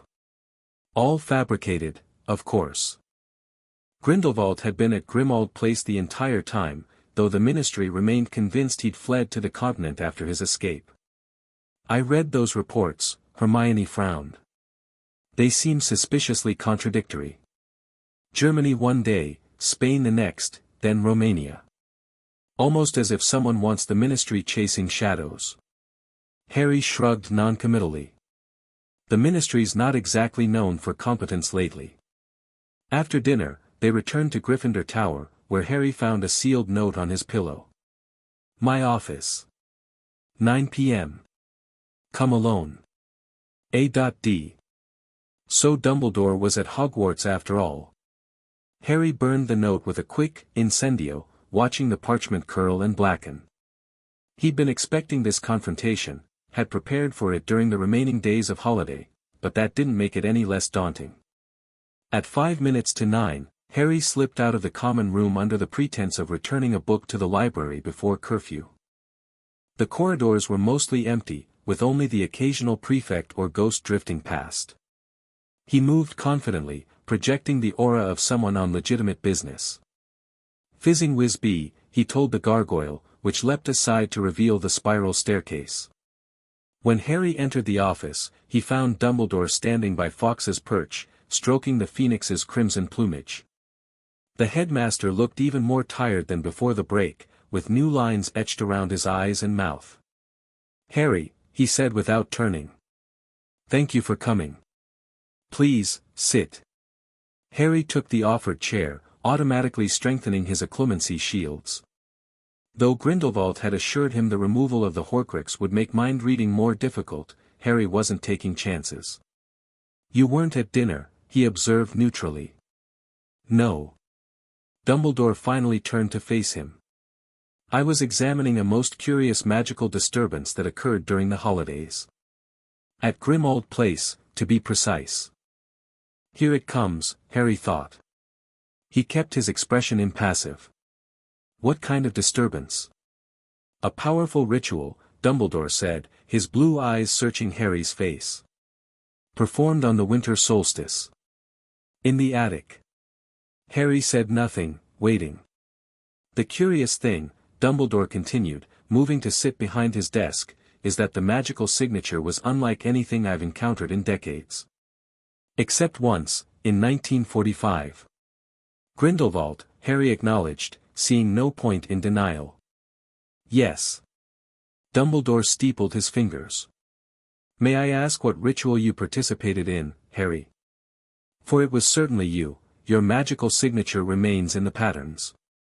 Harry considered his options carefully. Grindelwald had suggested a partial truth, enough to explain the Horcrux's absence without revealing the fragment's fate. He offered to remove the Horcrux, Harry said finally. Without killing me. Alarm flashed across Dumbledore's face. And you agreed? Without consulting me, without considering the dangers. I considered the alternative, Harry replied evenly. Death. Sacrifice. That's what you were preparing me for, wasn't it? Dumbledore didn't deny it. What did Gellert do, Harry? What was the ritual? I don't know the specifics, Harry said, which wasn't entirely false. There were runes, incantations in a language I didn't recognize. He used the locket Horcrux as some kind of focus or anchor. It was destroyed afterward. And the fragment in your scar? Dumbledore pressed. Harry touched his forehead. Gone, I think. It doesn't hurt anymore. I don't feel Voldemort's emotions. Dumbledore rose abruptly, drawing his wand. May I? Harry nodded, bracing himself as Dumbledore approached and placed his wand tip gently against Harry's scar. A warm sensation spread across his forehead as the headmaster murmured complex incantations, his eyes half closed in concentration. After several long moments, Dumbledore stepped back, his expression unreadable. Remarkable, he whispered. It is indeed gone. Extracted, not destroyed, but gone from you. Is that bad? Harry asked, feigning uncertainty. It is unprecedented, Dumbledore replied carefully. I would not have believed it possible without significant damage to your own soul. Yet here you are, whole and seemingly unharmed. He returned to his chair, looking troubled. What price did Gellert ask for this miracle? Partnership, Harry said truthfully. Knowledge in exchange for knowledge. He wants to help defeat Voldemort. For what purpose? Dumbledore asked sharply. Gellert Grindelwald has never acted without personal gain in mind. What does he hope to achieve by allying with you against Voldemort? Harry shrugged. Redemption. A chance to correct past mistakes. He said something about righting wrongs done to both of us. Did he indeed? Dumbledore's voice grew quiet. And what wrongs would those be, I wonder? Manipulation, Harry said bluntly. Secrets. Half-truths. Using people as pieces in a larger game without their informed consent. The words hung between them, heavy with accusation. Dumbledore didn't flinch, but something in his eyes suggested the barb had found its mark. I see, he said finally. And you believe Gellert offers a more honest alternative? I believe he offers a different perspective, Harry corrected. One worth considering, even if not fully trusting. Dumbledore studied him for a long moment. You've changed, Harry. Not just the absence of the Horcrux, though that is significant, but something deeper. A hardening. I prefer to call it clarity, Harry said. I see things more objectively now. Objectivity can be cold comfort, Dumbledore observed. And sometimes a dangerous illusion. We all believe our perspective objective when it merely reflects our limited vision. Including you? Harry challenged. A sad smile crossed Dumbledore's face. Especially me. Age doesn't confer wisdom automatically, sometimes it merely calcifies our mistakes. He sighed deeply. What are your intentions now, Harry? You've freed yourself from the Horcrux without my help. What next? Find and destroy the others, Harry said without hesitation. Train to face Voldemort. Prepare for the war that's coming whether the Ministry acknowledges it or not. Noble goals, Dumbledore nodded. Not so different from my own. The question is whether we pursue them together or separately. Harry considered this carefully. Despite everything, he didn't want Dumbledore as an enemy. The headmaster remained a powerful ally, a repository of vital knowledge, and, Harry suspected, genuinely concerned for his welfare, however misguided his methods. I'd prefer together, Harry said finally. But with conditions. No more secrets about things that directly affect me. No more plans made on my behalf without my input. No more chess master moving pieces on a board. Dumbledore looked simultaneously saddened and impressed. You ask for a significant change in our relationship. I'm offering a partnership, Harry clarified. Not subordination. Not blind trust. A collaboration between equals with different strengths and knowledge. Equals, Dumbledore repeated softly. You sound remarkably like Gellert in his youth. He too chafed at any suggestion of hierarchy or authority. Maybe he was right about some things, Harry suggested. Just wrong about methods and goals. Dumbledore's eyebrows rose slightly. A dangerous distinction to maintain. The line between righteous ends and corrupted means has blurred many a conscience. He studied Harry intently. What happened to the fragment from your scar, Harry? The truth, please. Harry hesitated. This was the crux, the detail Grindelwald had insisted on concealing. But could he trust the old wizard's judgment on this, given his deception? Grindelwald contained it, he admitted finally. In a vial. He believes it holds knowledge about the other Horcruxes, memories, locations, weaknesses. He's studying it. Alarm flashed across Dumbledore's face. Harry, that fragment is extraordinarily dangerous. In the wrong hands, are his hands wrong? Harry interrupted. He successfully removed it without harming me, something you claimed was impossible. He destroyed the locket.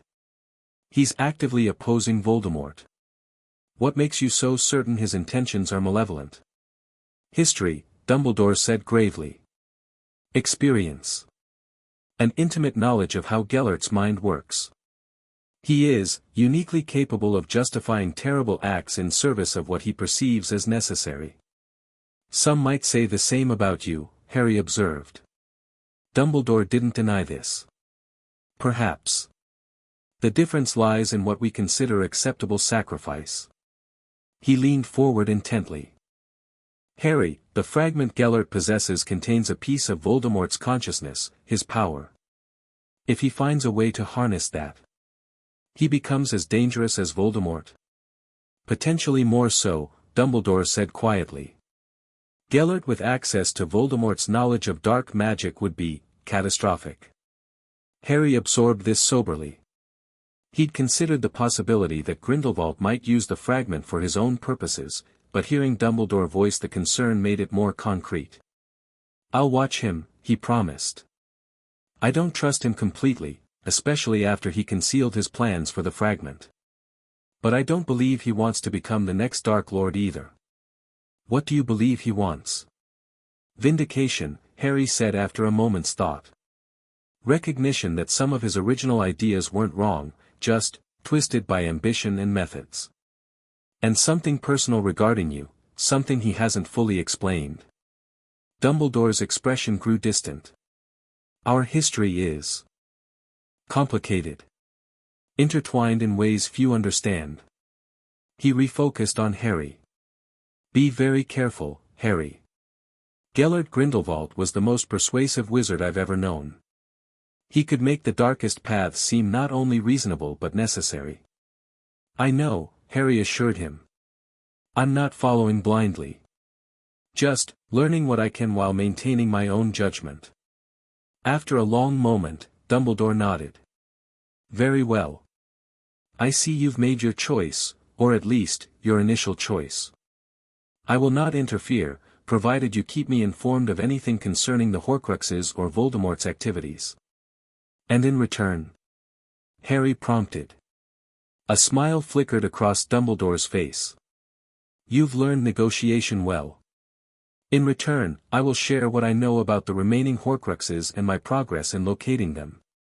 Starting now. He opened a drawer in his desk and removed a small stone basin covered in runes, a pensieve. Are you familiar with this device? I've seen one before, Harry acknowledged, remembering his accidental journey into Dumbledore's memories the previous year. Then you know it allows the viewing of memories, both one's own and those shared by others. Dumbledore extracted a vial of swirling silver substance from the same drawer. This contains a memory I recently acquired from a former colleague, Horace Slughorn. It concerns a conversation between him and a young Tom Riddle about certain magical objects. Harry leaned forward with interest. Horcruxes. Indeed. Dumbledore poured the memory into the pensieve. Shall we? Together they plunged into the silvery surface, emerging in a younger Slughorn's office decades earlier. Harry watched intently as the handsome teenage Voldemort skillfully manipulated the vain professor into revealing information about Horcruxes, specifically, whether it was possible to create more than one. 7. Harry repeated in horror as they returned to Dumbledore's office. He wanted to split his soul into 7 pieces. So it would appear, Dumbledore confirmed grimly. Though the memory has been tampered with, Slughorn altered it out of shame for his role in Riddle's education. I am working to obtain the true memory, but the principles remain clear. Voldemort sought to create multiple Horcruxes. And succeeded, Harry added. We know of at least 3, the diary, the locket, and me. Former me, he corrected. Yes. Dumbledore paced behind his desk. I have theories about the others. Objects of significance to Riddle, connected to Hogwarts founders most likely. I've been researching his history, tracking his movements after leaving school. So have I, Harry said. Or rather, Grindelwald has. He believes there may be one at Hogwarts itself. Surprise flickered across Dumbledore's face. That aligns with my own suspicions. Riddle always considered Hogwarts his true home. He would have wanted a piece of his soul here. We need to find it, Harry said decisively. All of them. Before Voldemort realizes what we're doing. Dumbledore nodded. Indeed. Though with the fragment from your scar now in Gellert's possession, we may be working against time in more ways than one. The implication was clear. Dumbledore still considered Grindelwald a potential threat, one possibly growing more dangerous by studying Voldemort's soul fragment. I should go, Harry said, rising. It's nearly curfew. Yes. Dumbledore regarded him thoughtfully. Thank you for your honesty tonight, Harry. It gives me hope that perhaps we can find a better path forward. Together. As Harry turned to leave, Dumbledore added, your occlumency lessons with Professor Snape will continue as scheduled, by the way. Without the Horcrux, they take on a different importance, protecting information rather than preventing possession, but they remain vital. Of course, Harry agreed, though inwardly he questioned their necessity. Without the Horcrux connection, could Voldemort still access his mind? Or was Dumbledore more concerned about protecting secrets from Snape himself? Either way, Harry would continue the pretense of learning while concealing how much he already knew. Some habits of caution were too deeply ingrained to abandon, even in this new era of supposed transparency. The first DA meeting after holidays transformed the room of requirement into a battle training ground. Dummies enchanted to fire minor jinxes populated one section, while another featured obstacles and cover for practicing combat movement. A third area contained cushioned mats for dueling practice. Impressive, Neville said as members filed in, eyes wide at the enhanced facilities. Harry stood at the center, waiting until everyone had arrived before beginning. Welcome back, he said, his voice carrying easily through the room. This term, we're taking things to the next level. Voldemort's gathering strength. The Ministry's in denial. It's up to us to be ready. He noted with satisfaction that fewer people flinched at Voldemort's name than before the break. Progress, however small. We'll split into 3 groups rotating through stations, he continued. Combat movement with Ginny, multiple opponents with Ron and Hermione, and advanced shield work with me. Questions? Zacharias Smith raised his hand. Isn't this a bit extreme? We're students, not soldiers. Tell that to Cedric Diggory, Harry replied evenly. Tell that to my parents. Age doesn't matter to Death Eaters, only whether you can defend yourself or not. No one had a response to that. The group divided as instructed, and training began in earnest. At Harry's station, he demonstrated the reflective shield he'd introduced before holidays, now with additional enhancements. The key is intention, he explained to Terry Boot, adjusting the Ravenclaw's wand grip. You're not just blocking, you're redirecting energy back to its source. Feel the magic as it hits your shield, then push it away with a rotational force. When Terry successfully reflected a stinging hex back at his partner, the entire group applauded. Harry moved among them, correcting technique, offering encouragement, occasionally demonstrating with a precision that seemed to surprise even longtime members. When did you get so good at this? Ginny asked during a water break, watching Harry casually deflect 3 simultaneous jinxes from the training dummies without apparent effort. Practice, Harry said with a shrug. Lots of practice. In truth, his abilities had undergone a quantum leap since the Horcrux removal. Magic came more naturally now, his own power no longer competing with or being drained by the foreign presence. Spells that had required concentration before now flowed effortlessly, his magical core responding with enthusiasm rather than resistance. By meeting's end, even the skeptics seemed impressed with their progress. As members filtered out in their usual staggered departures, Hermione lingered behind, watching Harry reset the room for their next session. You've changed, she said without preamble. Harry continued dismantling a training dummy. Everyone changes. It's called growing up. Not like this, she persisted. It's more than maturity, Harry. Your magic is different. You're different. Ever since Christmas. He turned to face her, considering how much to reveal. Hermione was too observant, too intelligent to fob off with vague explanations forever. Something happened during the holidays, he admitted. Something good. A release of sorts. Release from what? She asked, frowning. Harry touched his scar. This. It's been affecting me my whole life, draining me, influencing me. Now it's just a mark. Nothing more. Her eyes widened. The connection to you-know-who? It's gone. Completely. But how? Dumbledore said. Dumbledore doesn't know everything, Harry interrupted gently. Despite what he'd have us believe. Hermione studied him, her analytical mind clearly processing implications. Who helped you? It wasn't something you could have done alone. Harry hesitated, then decided on a partial truth. Remember the book that appeared in my trunk last summer? The one I never showed you? She nodded slowly. The one you kept hidden even though I asked about it multiple times? The one you said was just some advanced defense theory?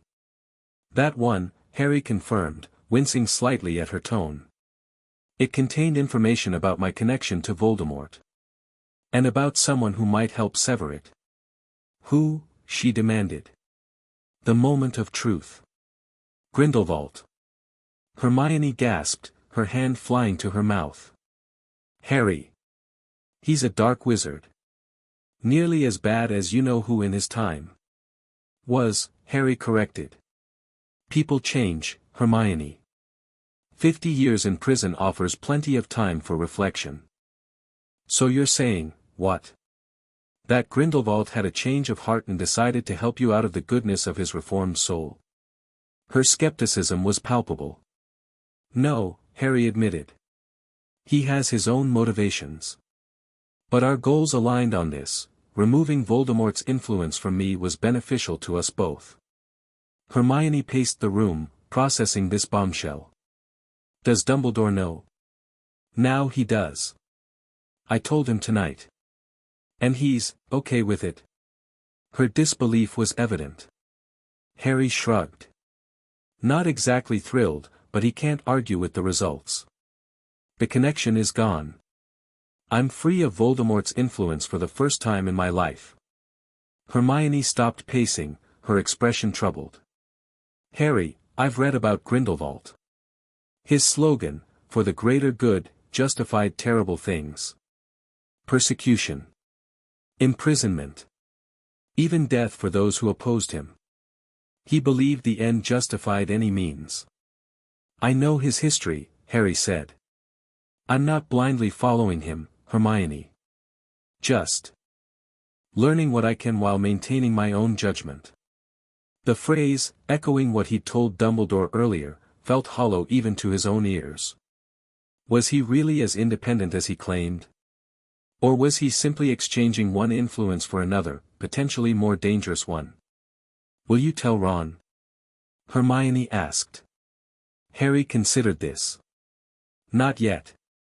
It's complicated. And the fewer people who know about my contact with Grindelwald, the safer everyone is. That sounds suspiciously like the logic Dumbledore used to keep information from you, she observed shrewdly. Touché, Harry acknowledged with a rueful smile.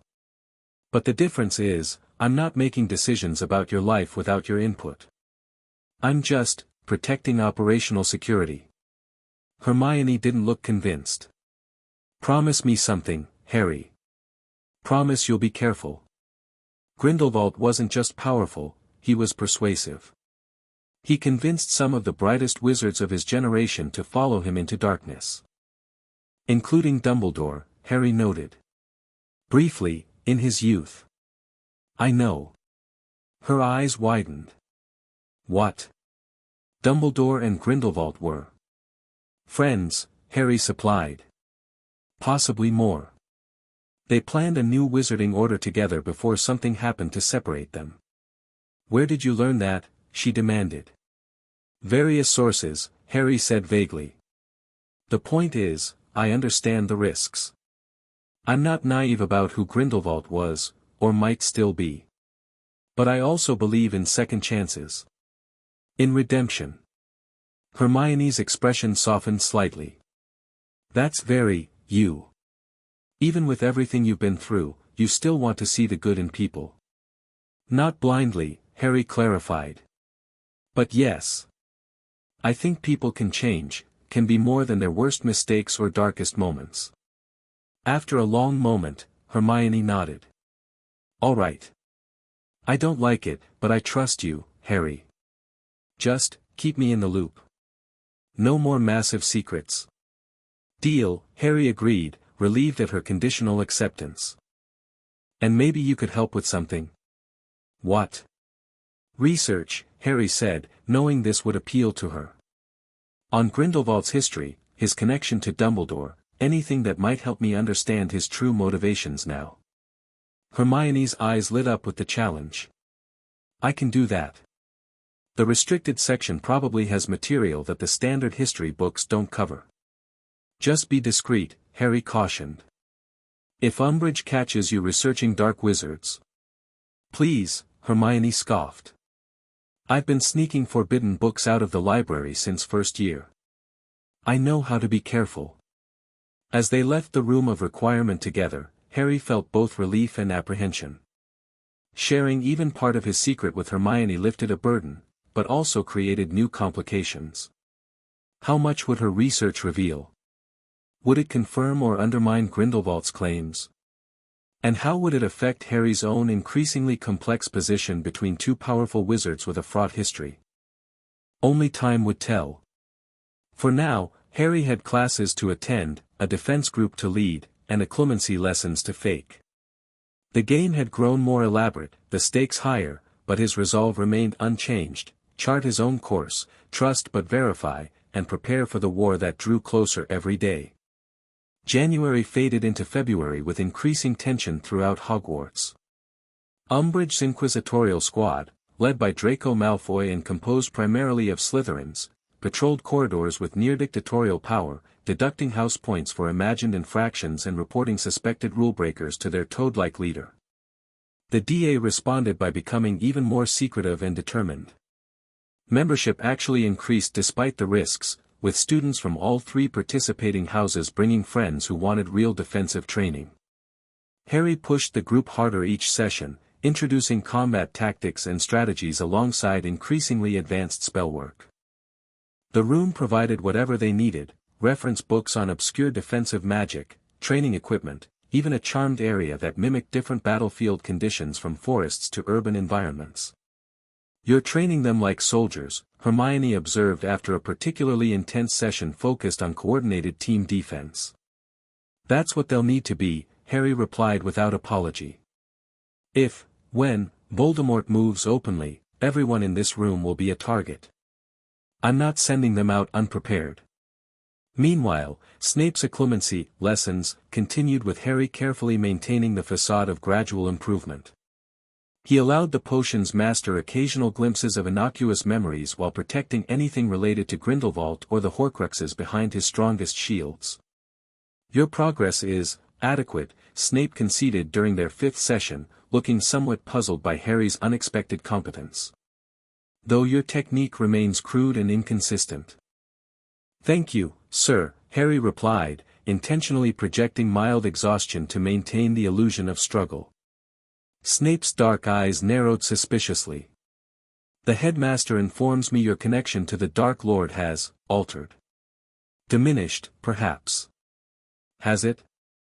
Harry feigned surprise. I haven't had any visions lately, now that you mention it. Indeed. Snape studied him intently. Most convenient. Harry maintained an innocent expression, though inwardly he cursed Dumbledore's loose tongue. The headmaster had promised discretion about the Horcrux removal, yet apparently saw fit to share information with Snape, who remained a wild card in Harry's estimation, despite Dumbledore's trust. Should we continue the lessons?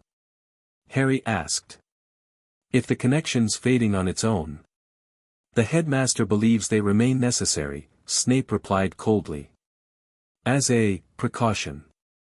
Translation: Dumbledore wanted Snape to continue probing Harry's mind for information about Grindelwald. Harry resolved to be even more careful during future sessions. Outside of classes and DA meetings, Harry maintained sporadic contact with Grindelwald through their communication mirror. The old wizard reported steady progress analyzing the Horcrux fragment, though he remained frustratingly vague about specific discoveries. The piece contains memories, Grindelwald explained during one such conversation. Not complete ones, but fragments, appropriate, given its nature. I've glimpsed locations, objects. A ring. A cup. Something related to Ravenclaw. Can you be more specific? Harry pressed. Where are these objects? Patience, Grindelwald counseled. Extracting coherent information from a soul fragment is delicate work. Push too hard, and it resists. Becomes aware in ways we don't want. The phrasing troubled Harry. It's conscious. The fragment? Not precisely, Grindelwald hedged. More like, semi-aware. Instinctual.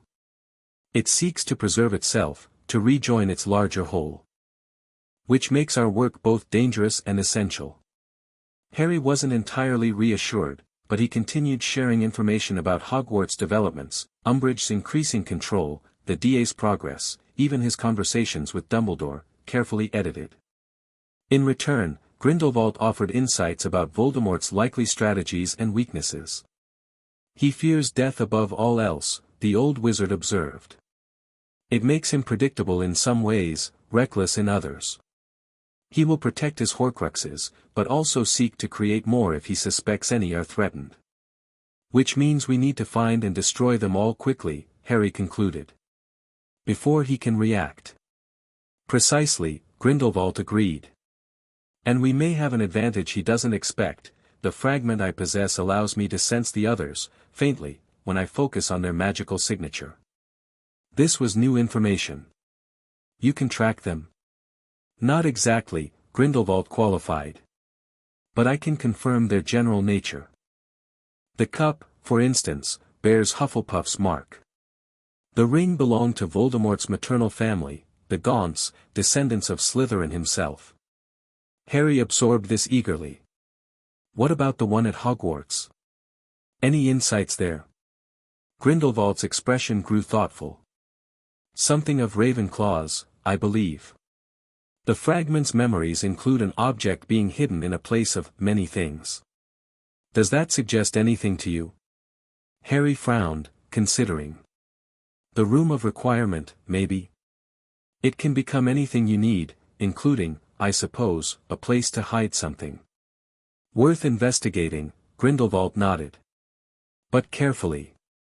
If it is a Horcrux, it will be protected, and might alert Voldemort if disturbed improperly. These conversations left Harry both energized and troubled. The progress toward locating Horcruxes was encouraging, but Grindelwald's growing connection to the soul fragment raised concerns. Sometimes the old wizard's eyes seemed to gleam with an unnatural light when discussing the fragment's insights. Other times, he used turns of phrase that reminded Harry uncomfortably of Tom Riddle's diary, referring to the fragment almost as a collaborator rather than an object. Was Grindelwald being influenced by prolonged exposure to the Horcrux piece? Or was Harry's own paranoia, fueled by Dumbledore's warnings, creating problems where none existed? Hermione's research, meanwhile, yielded disturbing historical context. During a hushed conversation in the library's farthest corner, she shared her findings. Grindelwald wasn't just a dark wizard, she explained, spreading newspaper clippings and historical accounts before Harry. He was a revolutionary. He believed wizards should rule over muggles, for the greater good, to prevent them from destroying themselves and us through war and ignorance. I know his ideology, Harry said impatiently. What about his connection to Dumbledore? Hermione pushed forward a yellowed newspaper. This is from 1899. It reports the death of Ariana Dumbledore, the headmaster's younger sister, in an unfortunate magical accident. But I found other accounts suggesting she died during a three-way duel between Albus, his brother Aberforth, and Grindelwald. Harry leaned forward with interest. What were they dueling about? Grindelwald's plans, apparently. He and Albus had spent the summer developing theories about wizard supremacy and something called the Deathly Hallows. When Aberforth objected to Albus abandoning their sister to pursue these plans with Grindelwald, a fight broke out. No one knows whose spell killed Ariana. Deathly Hallows? Harry repeated. What are those? Hermione shook her head. Magical objects from children's tales, as far as I can tell. Supposedly created by death itself, an unbeatable wand, a resurrection stone, and an infallible invisibility cloak. Together, they supposedly make the possessor master of death. Harry's blood ran cold. His invisibility cloak, passed down from his father, unusually powerful and durable compared to ordinary cloaks. Could it be? Just stories, obviously, Hermione continued, misinterpreting his expression. But Grindelwald apparently believed they were real. He adopted their symbol as his own. She pointed to a triangular mark appearing in several photographs of Grindelwald-era artifacts. A circle inside a triangle, bisected by a line. And Dumbledore believed this too. Briefly, it seems, Hermione confirmed. Until Ariana's death. After that, Grindelwald fled Britain, and Dumbledore, changed. Rejected their shared beliefs. But he didn't confront Grindelwald for nearly 50 years, not until the Dark Wizard had become so powerful that he couldn't be ignored any longer. Why wait so long? Harry wondered aloud. If he knew how dangerous Grindelwald was becoming. Guilt, perhaps, Hermione suggested. Or fear, not of Grindelwald himself, but of the truth about who cast the spell that killed Ariana. The information painted a complex picture, one that partially aligned with Grindelwald's own account while adding disturbing details. The friendship between the young wizards had clearly been intense, their break traumatic. And both had been obsessed with these hallows, objects that supposedly conquered death. Not so different from Horcruxes in purpose, if not method. There's something else, Hermione said hesitantly. About Grindelwald's defeat in 1945. She pushed forward a book open to a page discussing the famous duel. Accounts differ on what exactly happened, but most agree that Grindelwald possessed an extremely powerful wand called the Elder Wand, supposedly one of the Hallows. After defeating him, Dumbledore took this wand. Dumbledore has it? Harry asked, startled. No. If the accounts are accurate, Hermione nodded. It would explain his reputation as the most powerful wizard alive. The Elder Wand is supposed to be unbeatable in direct combat. Harry sat back, mind racing with implications. If Dumbledore possessed this legendary wand, and Harry's cloak was potentially another Hallow. Was this connected to Grindelwald's interest in him? Was the old wizard using Harry to reclaim objects he'd once sought? And what of the stone, the third Hallow? Could it be connected to the gaunt ring Grindelwald had mentioned as a likely Horcrux? Too many questions, too few answers.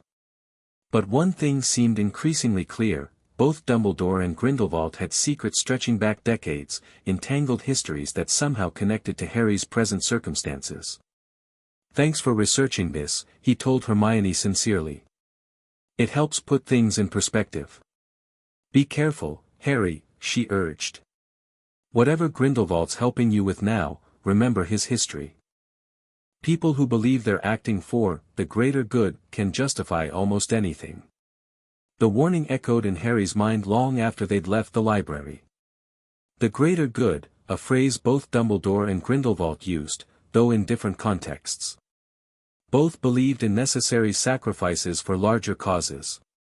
Both had shaped Harry's life through their choices and conflicts. The question was, whose vision of the greater good would ultimately prevail? And where did Harry's own best interests fit into their decades-old power struggle? As February gave way to March, Umbridge's reign at Hogwarts grew increasingly oppressive. Educational decrees multiplied weekly, restricting everything from student gatherings to curriculum content. Teachers were forbidden from discussing anything not directly related to their subjects, while the inquisitorial squad's powers expanded to include opening and reading student mail. The DA responded by becoming even more secretive and determined. Harry implemented a sophisticated communication system using the enchanted coins Hermione had created, with additional security measures to prevent interception.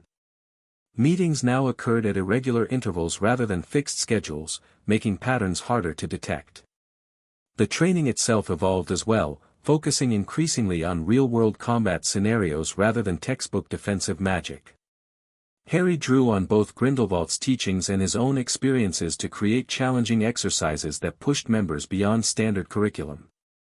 Stunning and disarming are good foundations, he told the group during one session, but Death Eaters don't fight fair.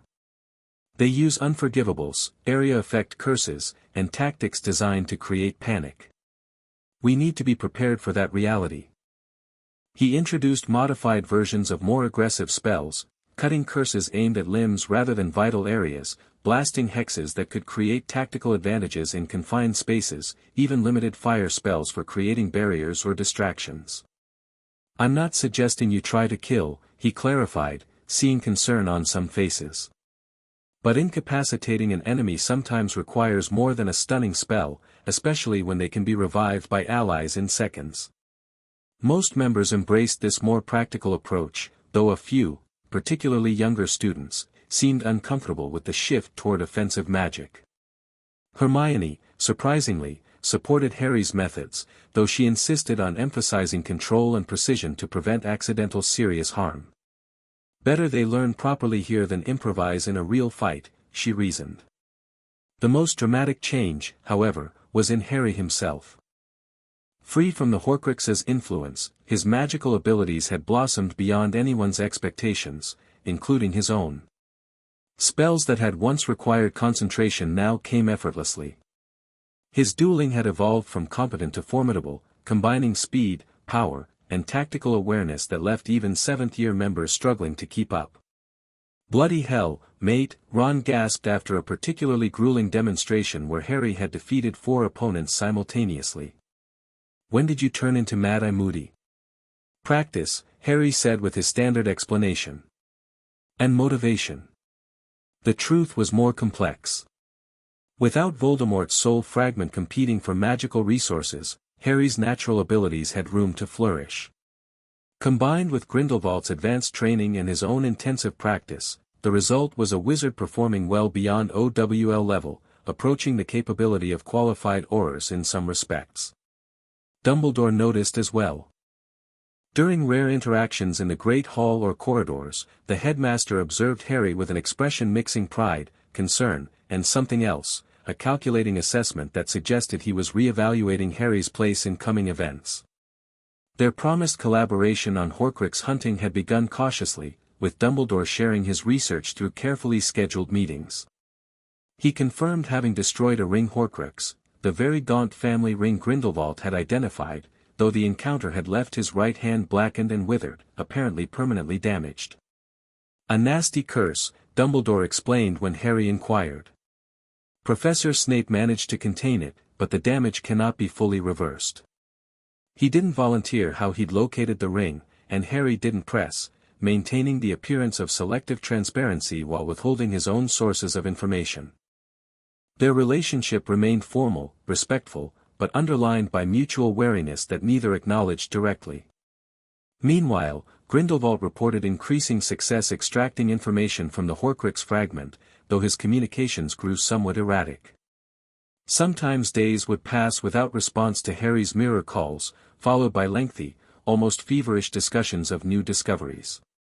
The cup is in a vault, Grindelwald revealed during one such session, his eyes bright with triumph. Gringotts. Belonging to a favored follower, a woman. Bellatrix Lestrange, I believe. How can we access it? Harry asked. Gringotts is supposedly impenetrable. Nothing is truly impenetrable, Grindelwald dismissed. But that problem can wait. More urgent is the Horcrux at Hogwarts. I've confirmed it's Ravenclaw's diadem, hidden in your room of requirement. Diadem? Harry repeated. Like a tiara? A crown of sorts, yes. Lost for centuries before Voldemort somehow acquired and corrupted it. The fragment remembers hiding it personally, taking satisfaction in defiling a founder's artifact within Hogwarts itself, under Dumbledore's nose. "I'll search for it," Harry promised. "The room can be configured in different ways. If it was hidden there, it must be accessible somehow." Grindelwald nodded approvingly. "Excellent. Meanwhile, I've been developing a method to destroy Horcruxes more efficiently than Fiendfire. Something that targets the soul fragment directly without damaging the container." "Why preserve the containers?" Harry asked, confused. "Aren't they all corrupted by the Horcrux magic?" A strange expression crossed Grindelwald's face. "Some may have historical value. Founders' artifacts. Magical significance beyond their use as Horcruxes. Wouldn't you agree that destroying such items unnecessarily would be a loss to wizarding heritage?" The argument made sense superficially, but something about Grindelwald's intensity triggered Harry's caution. Why this sudden interest in preserving the containers? What wasn't he saying? "I suppose," Harry agreed noncommittally. "As long as the soul fragments are truly destroyed." "Of course," Grindelwald assured him smoothly. "That remains our primary objective. Speaking of which, I've been meaning to ask, has Albus mentioned anything about a locket recently? One he might have recovered from a cave?" Harry frowned. "No. Just the ring." "Why?" "The fragment's memories suggest another Horcrux hidden in a coastal cave, protected by extensive enchantments. I thought perhaps Albus might have located it already, given his resources." "I'll ask," Harry offered. "Carefully. Do," Grindelwald encouraged. "And Harry? Remember our agreement about sharing information. Albus doesn't need to know everything about our progress. Some things are better kept between us, for security." The request triggered Harry's internal alarms. Compartmentalization made tactical sense to a point, but Grindelwald's insistence on withholding specific information from Dumbledore seemed increasingly suspicious. "Of course," Harry said, concealing his concerns. "Security first." After ending the call, Harry sat in his four-poster bed, silencing charms ensuring privacy as he contemplated the conversation. Grindelwald's behavior was changing, subtle shifts in language, priorities, and reasoning that individually seemed innocuous but collectively formed a troubling pattern. Was the Horcrux fragment influencing him? Or was this Grindelwald's true nature emerging as his plans advanced? Either possibility warranted caution. The next day, Harry began his search for Ravenclaw's diadem. Between classes and meals, he slipped away to the 7th-floor corridor, experimenting with different requests of the Room of Requirement. "I need the place where everything is hidden," he finally tried, pacing before the blank wall. The door that appeared was unlike any he'd seen the room produce before, ancient oak bound with iron, radiating a sense of secrets long concealed. When Harry pushed it open, he gasped at the sight within. The room had transformed into a cathedral-sized space filled with mountains of objects, centuries of hidden items stacked in towering piles and meandering aisles. Forbidden contraband, broken furniture, thousands of books, strange instruments, even what appeared to be stuffed creatures and abandoned experiments. "Bloody hell," Harry muttered. Finding a single item, even one as distinctive as a diadem, would be like locating a specific grain of sand on a beach. For 3 evenings, Harry searched methodically through the vast room, focusing on areas where something as valuable as a founder's artifact might be concealed. He used detection spells Grindelwald had taught him, specifically attuned to dark magic signatures, but the sheer volume of magical items created too much interference for precision. On the 4th evening, inspiration struck. Rather than searching for the diadem directly, Harry closed his eyes and focused on the sensation he remembered from the locket Horcrux, that distinctive wrongness, the whisper of malevolent awareness. "Point me," he whispered, allowing his wand to become a dowsing rod for dark magic. His wand pulled him forward, deeper into the labyrinth of hidden things. Past a stuffed troll, around a mountain of damaged furniture, beyond what appeared to be centuries of confiscated items from generations of students. Finally, he stopped before a tarnished cabinet with a blistered surface. Atop it sat a discolored bust of an old warlock wearing a wig. And perched on the wig, glinting dully in the room's diffuse light, was an ancient tiara. Harry approached cautiously, wand extended. Even from several feet away, he felt the Horcrux's malevolent energy, the same distinctive magical signature he'd sensed in the locket and his own scar. This was unquestionably Ravenclaw's diadem, corrupted by a fragment of Voldemort's soul. Following Grindelwald's instructions, Harry levitated the diadem without touching it, carefully guiding it into an enchanted box he'd prepared. The moment the lid closed, sealing spells activated, containing both the item and its dark influence. "Got you," Harry murmured with grim satisfaction. Now came the question of what to do with it. Dumbledore would expect to be informed immediately, would insist on destroying it promptly using methods he controlled. Grindelwald, however, wanted to study it first, using his developing technique to remove the soul fragment without damaging the historical artifact. Whose approach should Harry trust? Whose greater good aligned more closely with his own priorities? After careful consideration, Harry made his decision. He would inform both, but with different timelines. Grindelwald would have 48 hours to examine the diadem through magical means Harry would help facilitate. Then, regardless of his progress, Harry would turn the Horcrux over to Dumbledore for destruction. A compromise that respected both alliances while maintaining Harry's ultimate control over the situation. Neither mentor would be fully satisfied, but both would recognize the logic of Harry's approach, a balanced path through their competing interests. That night, Harry contacted Grindelwald through the mirror, explaining his discovery and proposed handling. The old wizard's initial displeasure at the time constraint quickly gave way to practical acceptance. 48 hours is workable, he conceded. Though extracting information magically rather than physically examining the artifact creates additional challenges. "It's the best I can offer," Harry said firmly. After that, the diadem goes to Dumbledore. Non-negotiable. Grindelwald studied him with an unreadable expression. "You've grown quite assertive in our partnership, Harry. Setting terms rather than accepting guidance." "I've learned from both my mentors," Harry replied evenly. "Including their strengths and weaknesses." A smile flickered across Grindelwald's face. "Indeed. Very well. We begin tonight. Place the contained diadem where you can observe it clearly, and I will guide you through establishing a magical conduit between us." The process that followed was unlike anything in standard Hogwarts curriculum, a complex weaving of divination, legilimency, and sympathetic magic that allowed Grindelwald to sense the diadem through Harry's magical perception. For hours they worked, Grindelwald directing Harry through increasingly intricate magical probes of the Horcrux.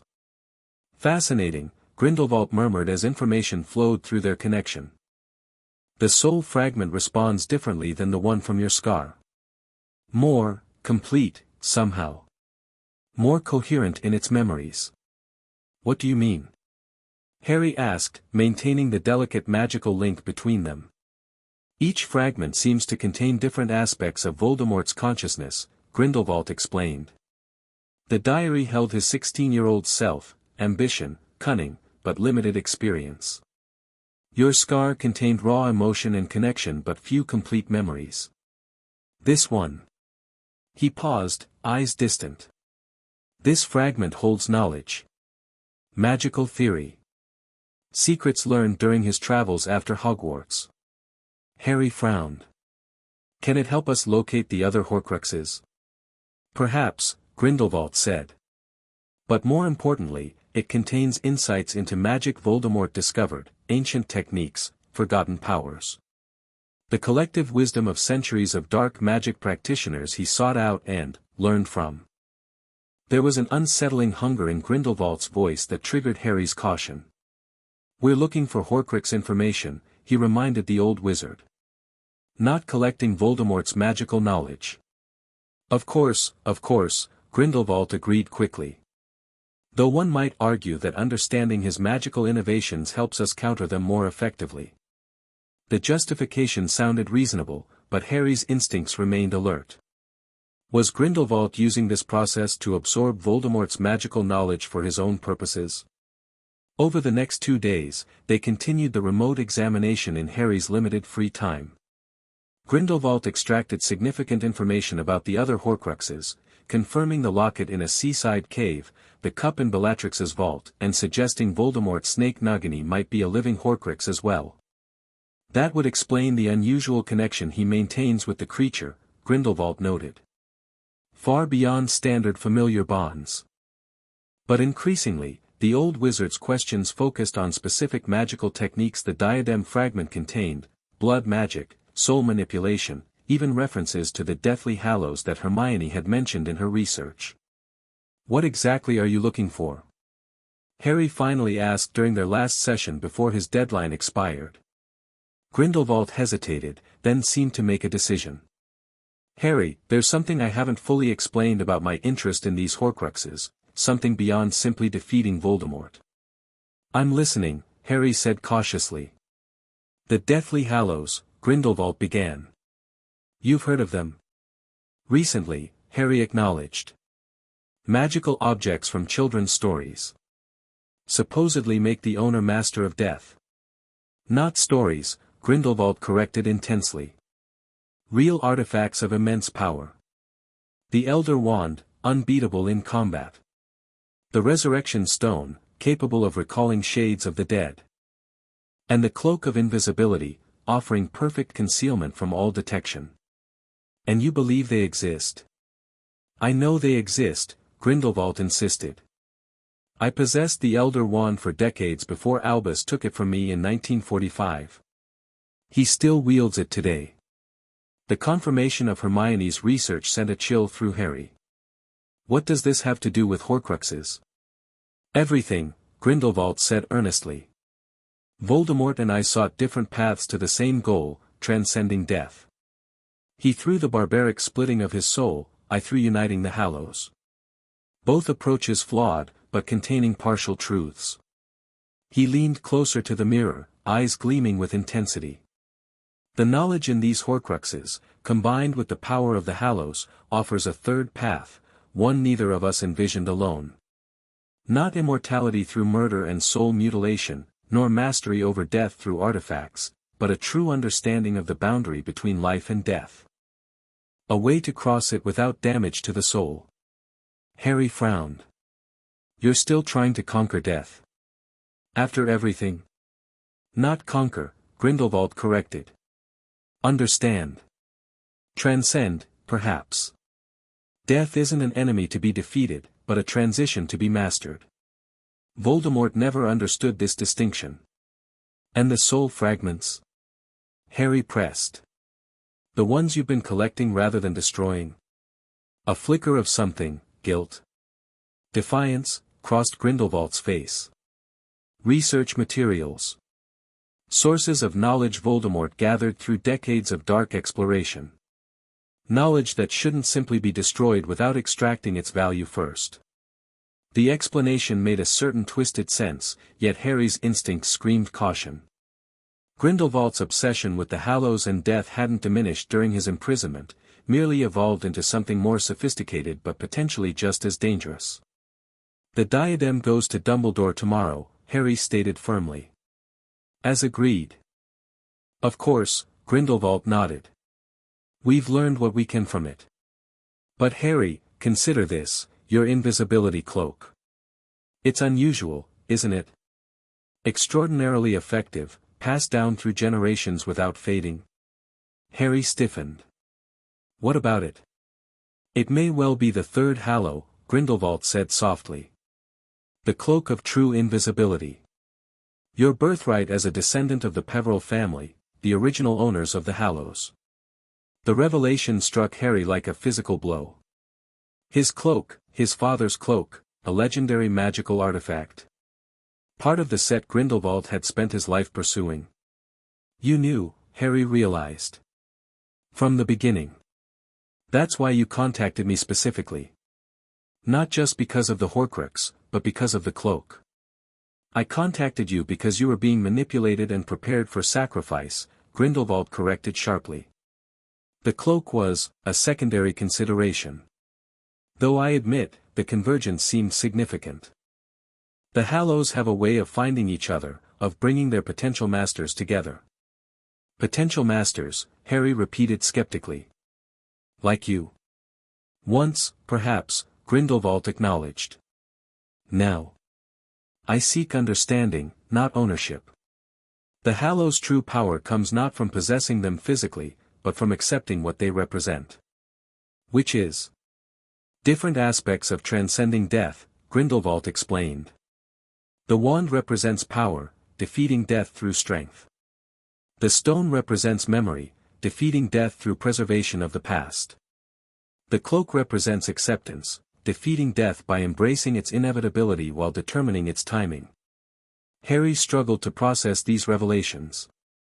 Was this Grindelwald's true agenda all along? Using Harry to access both Horcrux knowledge and potentially the cloak. I need time to think, he said finally. This is a lot. Of course, Grindelwald agreed readily. I've shared this now because I trust you're ready to understand the larger picture, to see beyond the immediate conflict with Voldemort to the greater implications for magic itself. The diadem still goes to Dumbledore tomorrow, Harry reiterated, needing to establish that boundary clearly. As agreed, Grindelwald confirmed. I keep my word, Harry. Always. As the connection ended, Harry sat in troubled silence, mind racing with implications.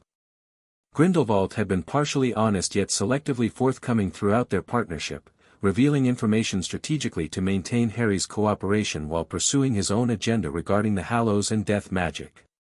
Not so different from Dumbledore, when viewed objectively. The next morning, Harry brought the contained diadem to Dumbledore's office as promised, explaining his discovery in the Room of Requirement while omitting Grindelwald's involvement in pinpointing its location. Remarkable, Dumbledore murmured, examining the sealed box without opening it. And you're certain it's a Horcrux? Positive, Harry confirmed. It has the same magical signature as the locket and... He gestured to his scar. Dumbledore nodded gravely. Then it must be destroyed immediately.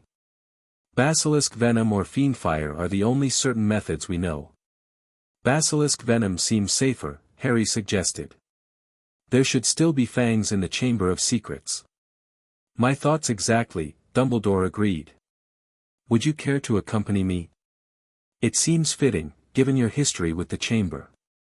Together they descended to Moaning Myrtle's bathroom, where Harry opened the entrance with Parseltongue, an ability he'd retained despite the Horcrux's removal, suggesting it had somehow become integrated into his own magic over the years. The chamber remained as Harry remembered, vast, dank, and eerie, with the basilisk skeleton still lying where it had fallen 3 years earlier. Its fangs retained their lethal venom, preserved by the chamber's ancient magic. If you would do the honors, Dumbledore said, setting the box containing the diadem on the wet stone floor. Harry carefully opened the container and levitated the diadem out, placing it on the ground before them. Even after days of examination through Grindelwald's magical connection, the artifact's malevolence remained palpable, a wrongness that seemed to corrupt the very air around it. Be careful, Dumbledore warned as Harry approached the basilisk skeleton. The venom remains potent enough to kill within minutes. Using dragon-hide gloves conjured by Dumbledore, Harry extracted a long, curved fang from the skeletal jaw. It came loose with a grating sound that echoed through the chamber. Now, Dumbledore said softly. Harry knelt beside the diadem, fang poised above it. For a brief moment, he hesitated, Ravenclaw's precious artifact, 1,000 years of magical history about to be destroyed. Grindelwald's desire to preserve it while removing only the soul fragments suddenly seemed less unreasonable. But then he remembered the diary, how it had nearly killed Ginny. How the locket had whispered seductively even through layers of protective magic. How his own scar had created a connection that Voldemort could exploit. With sudden resolve, Harry plunged the fang into the center of the diadem. The Horcrux's death was violent and immediate. A terrible scream erupted from the artifact, echoing through the chamber as black smoke poured from the puncture point. The diadem itself seemed to bleed an inky substance, writhing as if in agony before finally going still, the malevolent aura dissipating like morning mist. "Well done," Dumbledore said quietly. "That's 3 destroyed that we know of, the diary, the ring, and now the diadem. Plus the one from my scar," Harry added. "4 down." "Indeed." Dumbledore studied him thoughtfully. "You've become quite adept at identifying and handling these dark objects, Harry. A skill I wouldn't have wished on anyone, yet valuable in our current circumstances." "I've had good teachers," Harry replied neutrally. Dumbledore's eyebrows rose slightly. "Teachers, plural. I wasn't aware you had consulted others on this matter." "Figure of speech," Harry backpedaled smoothly. "Experience teaches as much as people, doesn't it?" "Indeed it does," Dumbledore agreed, though his eyes suggested he wasn't entirely convinced. "Speaking of learning, there's something I've been meaning to show you. Another memory relevant to our Horcrux hunt. Would you join me in my office this evening?" "Of course," Harry agreed. As they left the chamber, Harry felt a complex mixture of emotions. Pride in destroying another piece of Voldemort's soul. Uneasiness about Grindelwald's revelations regarding the Hallows. And growing uncertainty about his position between 2 powerful wizards with their own agendas that used Harry as both instrument and prize in a decades-old game. April arrived with unseasonable warmth and increasing tension throughout the wizarding world. The Daily Prophet, while still avoiding direct acknowledgement of Voldemort's return, reported growing numbers of mysterious disappearances, strange accidents, and inexplicable natural disasters affecting both magical and Muggle communities. Dumbledore's promised memory viewing revealed critical information about Voldemort's final Horcruxes. Through a series of memories from various sources, the headmaster had pieced together evidence suggesting Voldemort had indeed created 6 deliberate Horcruxes: the diary, ring, locket, cup, diadem, and his snake Nagini. "With your scar representing an unintentional 7th fragment," Dumbledore explained as they emerged from the pensive after viewing a memory of Voldemort questioning Hogwarts house elf Hoki about Hufflepuff's cup and Slytherin's locket. 3 destroyed, 4 remaining. "The locket, cup, snake, and—" Harry prompted. "Something of Ravenclaws or Gryffindors, we presumed," Dumbledore said. "Though with the diadem now confirmed and destroyed, that suggests the final Horcrux must be something else entirely." "Unless he used something of Gryffindor's," Harry suggested. Dumbledore shook his head. "The only known relic of Godric Gryffindor is the sword you retrieved from the Sorting Hat in your 2nd year. It has remained secure in this office except when summoned by a true Gryffindor in need, making it impossible for Voldemort to have corrupted it." "So we're missing one," Harry frowned. "Any theories?" "Several, but none with sufficient evidence to pursue yet," Dumbledore admitted. "For now, we focus on those we can identify with certainty.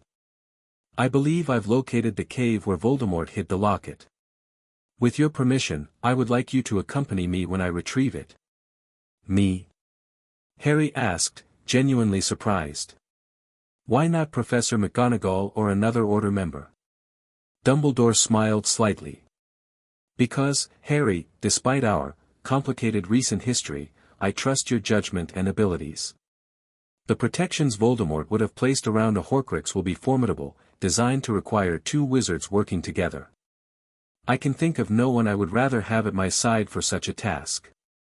The sincerity in Dumbledore's voice caught Harry off guard.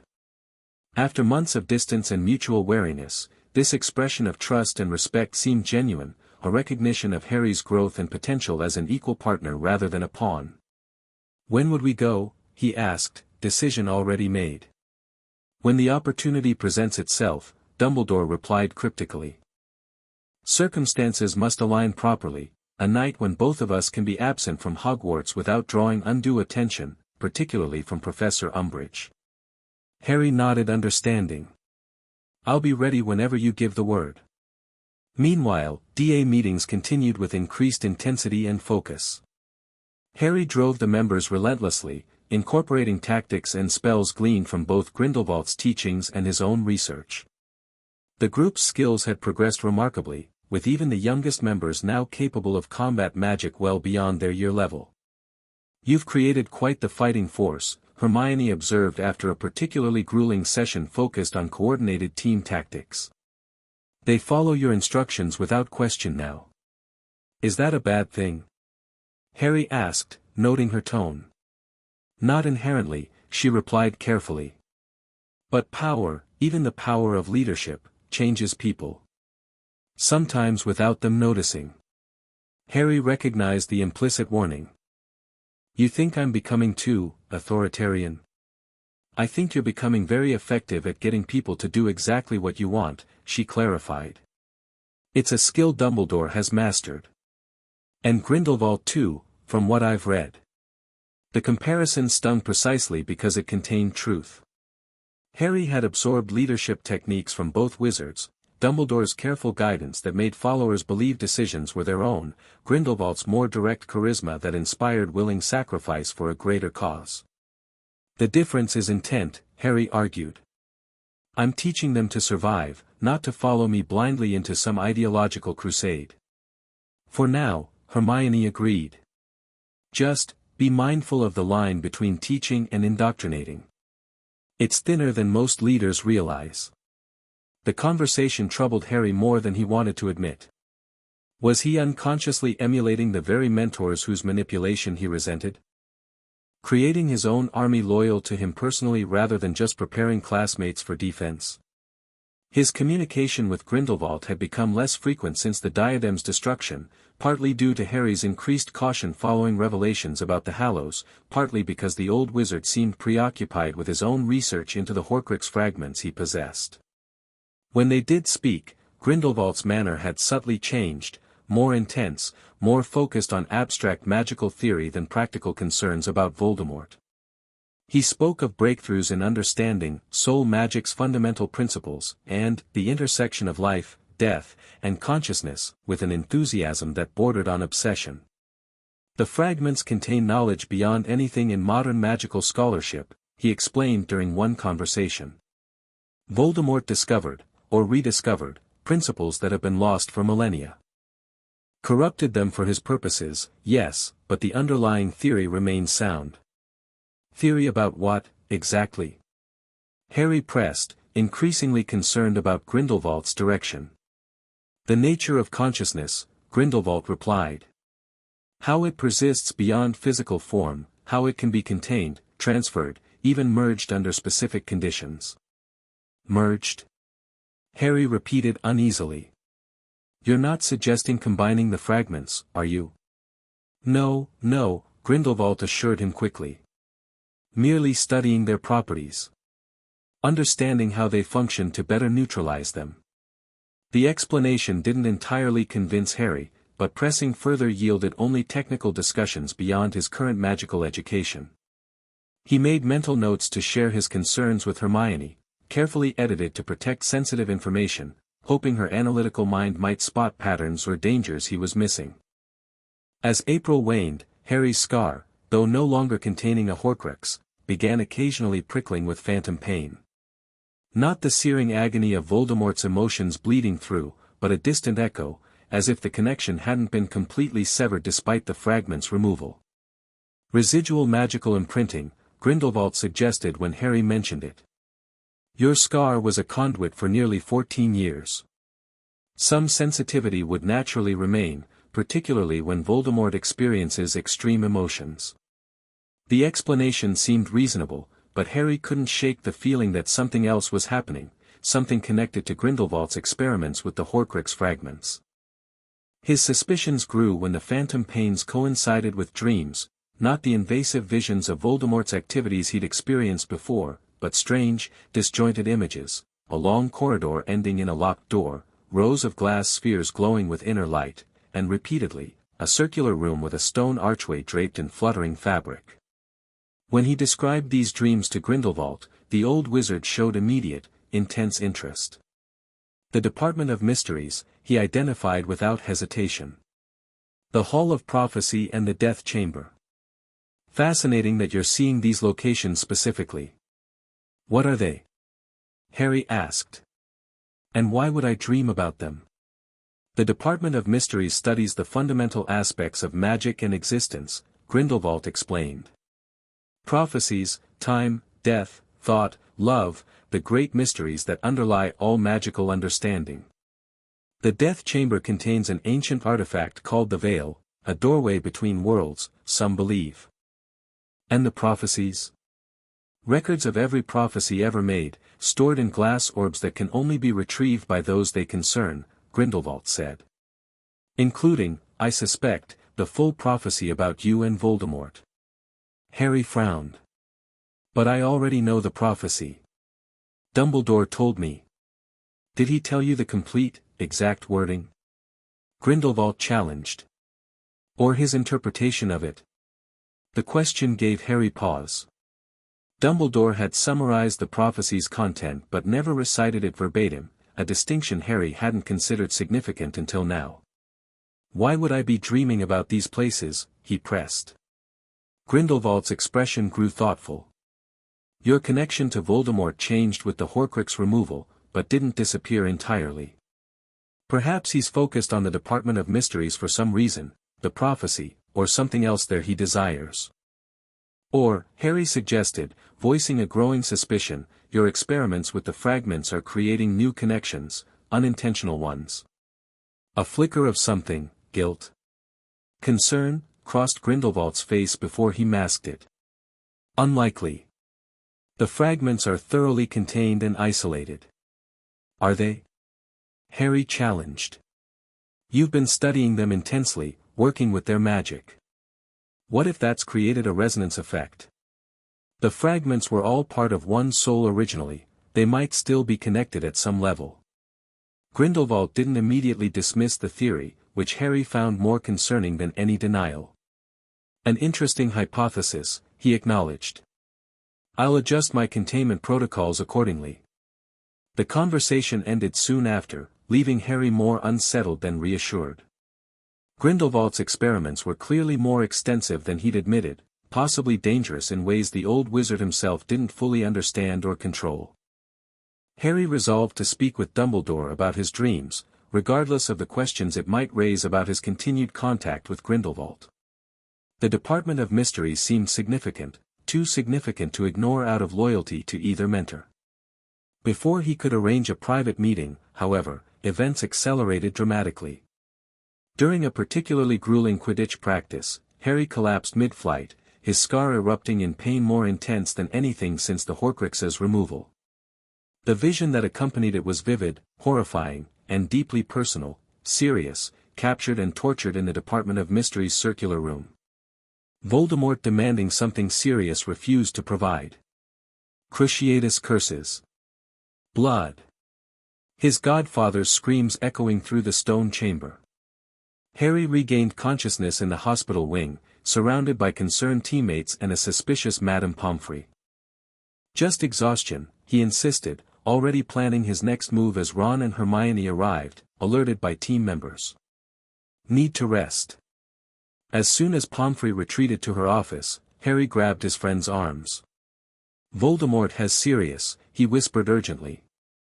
Department of Mysteries. Torturing him right now. What? How do you know? Hermione asked, face paling. Vision, Harry explained tersely. Like before Christmas, but stronger. We have to help him, he's dying. But your connection was supposed to be gone, Ron frowned. The Horcrux thing, doesn't matter now, Harry cut him off. Sirius is in danger. We need to get to the Ministry. Hermione's analytical mind immediately engaged despite her shock. Harry, wait. This doesn't make sense. How would Voldemort get into the Ministry undetected? Why would Sirius be there? We need to verify this before rushing in. There's no time. Harry insisted, though a small voice in the back of his mind recognized the wisdom in her caution. Every minute we delay, we can check if Sirius is at Grimmauld Place first, Hermione interrupted firmly. Use the Floo in Umbridge's office. If he's not there, then we know something's wrong. The plan was reasonable enough to penetrate Harry's panic. Fine. But quickly. And we'll need a distraction to get into Umbridge's office. Leave that to us, Ron said grimly, exchanging looks with Hermione. Meet us there in 15 minutes. As his friends departed to arrange the distraction, Harry dressed quickly, mind racing. Something about the vision troubled him beyond the obvious horror of Sirius's torture. It felt different from previous glimpses into Voldemort's mind, more structured, almost theatrical in its presentation. And why the Department of Mysteries specifically, the same location from his recent dreams? Grindelwald's words echoed in his memory, the fragments were all part of one soul originally, they might still be connected at some level. Was this vision genuine? Or something manufactured, by Voldemort, or perhaps by someone experimenting with Horcrux fragments and their connections? Either possibility demanded immediate action, but Harry found himself adding a crucial contingency to his plan. Before heading to Umbridge's office, he ducked into an empty classroom and pulled out the communication mirror. Grindelwald, he called urgently. No response came. The mirror remained stubbornly reflective, showing only Harry's own worried face. He tried again, with identical results. The old wizard's absence at this critical moment seemed suspiciously convenient, or deeply troubling, depending on one's interpretation. With no time to spare for further attempts, Harry hurried toward Umbridge's office, wand drawn and mind churning with competing theories and fears. Genuine vision or manipulation? Trap or rescue mission? Grindelwald's absence, coincidence or calculation? One thing remained certain amid the confusion: Sirius, the closest thing to family Harry had ever known, might be in mortal danger. Verification first, as Hermione suggested, but then immediate action regardless of the risks. The greater good, Harry thought ironically as he approached Umbridge's door, now took the most personal form possible, saving the one person who had never treated him as a weapon, a chess piece, or a symbol. Just as family. The attempt to contact Sirius through Umbridge's fire ended in disaster. Not only did Creature confirm Sirius had left Grimmauld Place, a lie, as they would later discover, but Umbridge and her inquisitorial squad captured Harry and his friends mid-conversation. The toad-like professor's triumph was palpable as she held them at one point in her sickeningly pink office. Caught in the act of illegal communication, she simpered. Finally, proof of your conspiracy with Dumbledore. This has nothing to do with Dumbledore, Harry said truthfully. My godfather is in danger. A likely story, Umbridge scoffed. We'll see what you have to say after a dose of Veritaserum. Or perhaps. Her eyes gleamed with malicious intent. The Cruciatus curse might loosen your tongue more quickly. The minister would understand extraordinary measures were needed. That's illegal, Hermione gasped. You can't, what the minister doesn't know won't hurt him, Umbridge said softly, raising her wand toward Harry. I will have order in this school, by any means necessary. Harry stared into her bulging eyes, recognizing the fanaticism of someone who believed absolutely in their own rightness, their own version of the greater good. In that moment, he saw the danger of such certainty more clearly than ever before. He's at the Department of Mysteries, Hermione blurted suddenly, drawing Umbridge's attention. Who is? Umbridge demanded. Dumbledore's secret weapon, Hermione improvised wildly. That's what Harry was trying to warn him about. It's hidden in the Department of Mysteries. I can show you. It was a desperate gambit, but Umbridge's obsession with Dumbledore made her vulnerable to such manipulation. After brief deliberation, she agreed to follow Hermione and Harry into the Forbidden Forest, leaving the other DA members under guard. The plan worked better than they could have hoped. Hermione led Umbridge directly to Grop's clearing, where the giant's appearance and subsequent arrival of centaurs created perfect chaos. Within minutes, Umbridge was carried off by the centaur herd, her fate uncertain but unlikely to be pleasant. That was brilliant, Harry told Hermione as they caught their breath. Completely mad, but brilliant. Thanks, she gasped. But what now? The others are still captured, and Sirius, we're going to the ministry, Harry said firmly. But not alone. As if on cue, Ron appeared at the forest's edge with Ginny, Neville, and Luna in tow, all looking somewhat battered but triumphant. Broke out when Warrington tried to strangle Neville, Ron explained breathlessly. Those decoy detonators from Fred and George's stock created enough chaos for us to grab our wands. I stomped on Malfoy's hand, Ginny added with fierce satisfaction. Twice. Harry looked at the determined faces before him, friends willing to risk everything based solely on his word. The responsibility weighed heavily, especially given his growing doubts about the vision's authenticity. This could be a trap, he said honestly. The vision felt different. Staged, almost. But if there's any chance Sirius is actually there. We go, Luna said simply. That's what friends do. The others nodded agreement, and Harry felt a surge of gratitude that momentarily overwhelmed his concerns. Whatever awaited them, trap or legitimate rescue, they would face it together. How do we get to London? Neville asked practically. We fly, Luna suggested, pointing toward the forest's edge where several skeletal thestrals had gathered, attracted by the blood from their various injuries. Brilliant, Harry agreed. But first, he pulled his communication mirror from his pocket, making one last attempt. Grindelwald. This time, to his surprise, the mirror clouded before revealing the old wizard's face. Grindelwald looked uncharacteristically disheveled, his eyes bright with an intensity Harry found immediately concerning. Harry, he acknowledged. I apologize for being unavailable earlier. I've made a breakthrough with the fragments that required my complete attention. Sirius is being tortured in the Department of Mysteries, Harry said without preamble. Voldemort's doing. I saw it in a vision despite the Horcrux removal.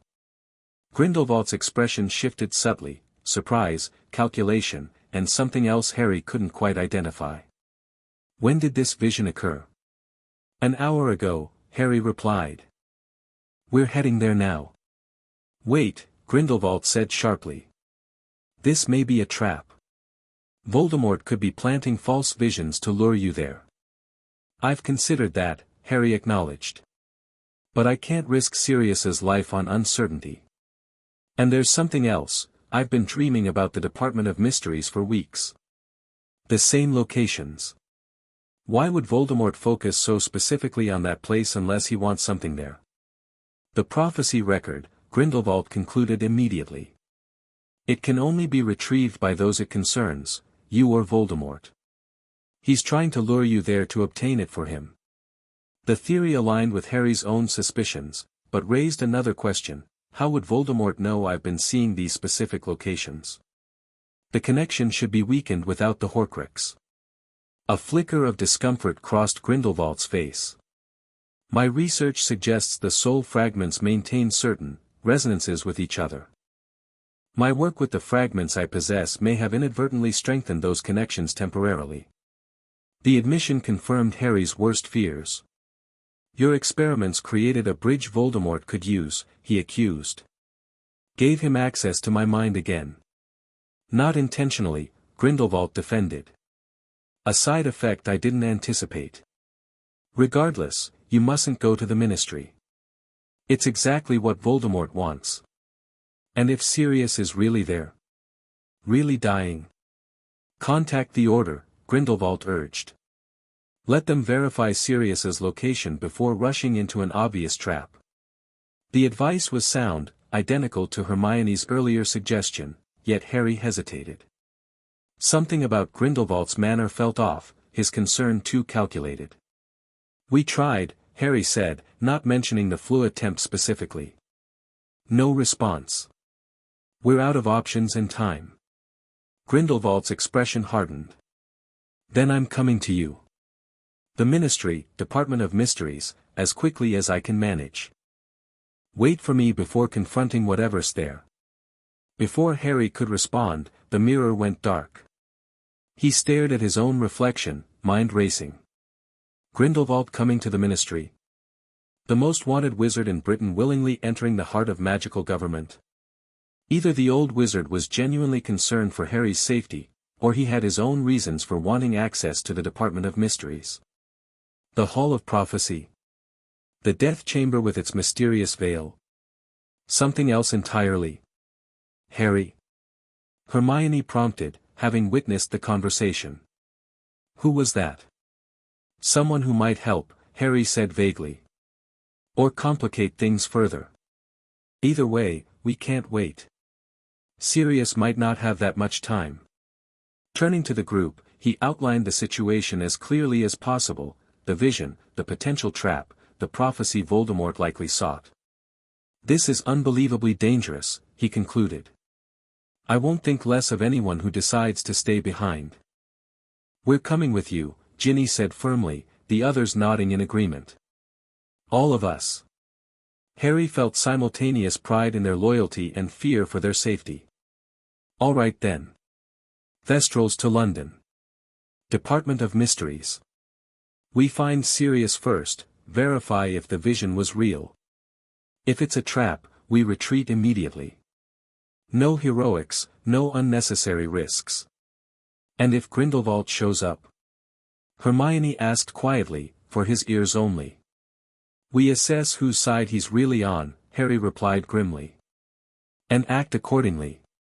The journey to London passed in tense silence, the Thestrals carrying them through darkening skies with supernatural speed. Harry's mind churned with contingency plans and worst-case scenarios.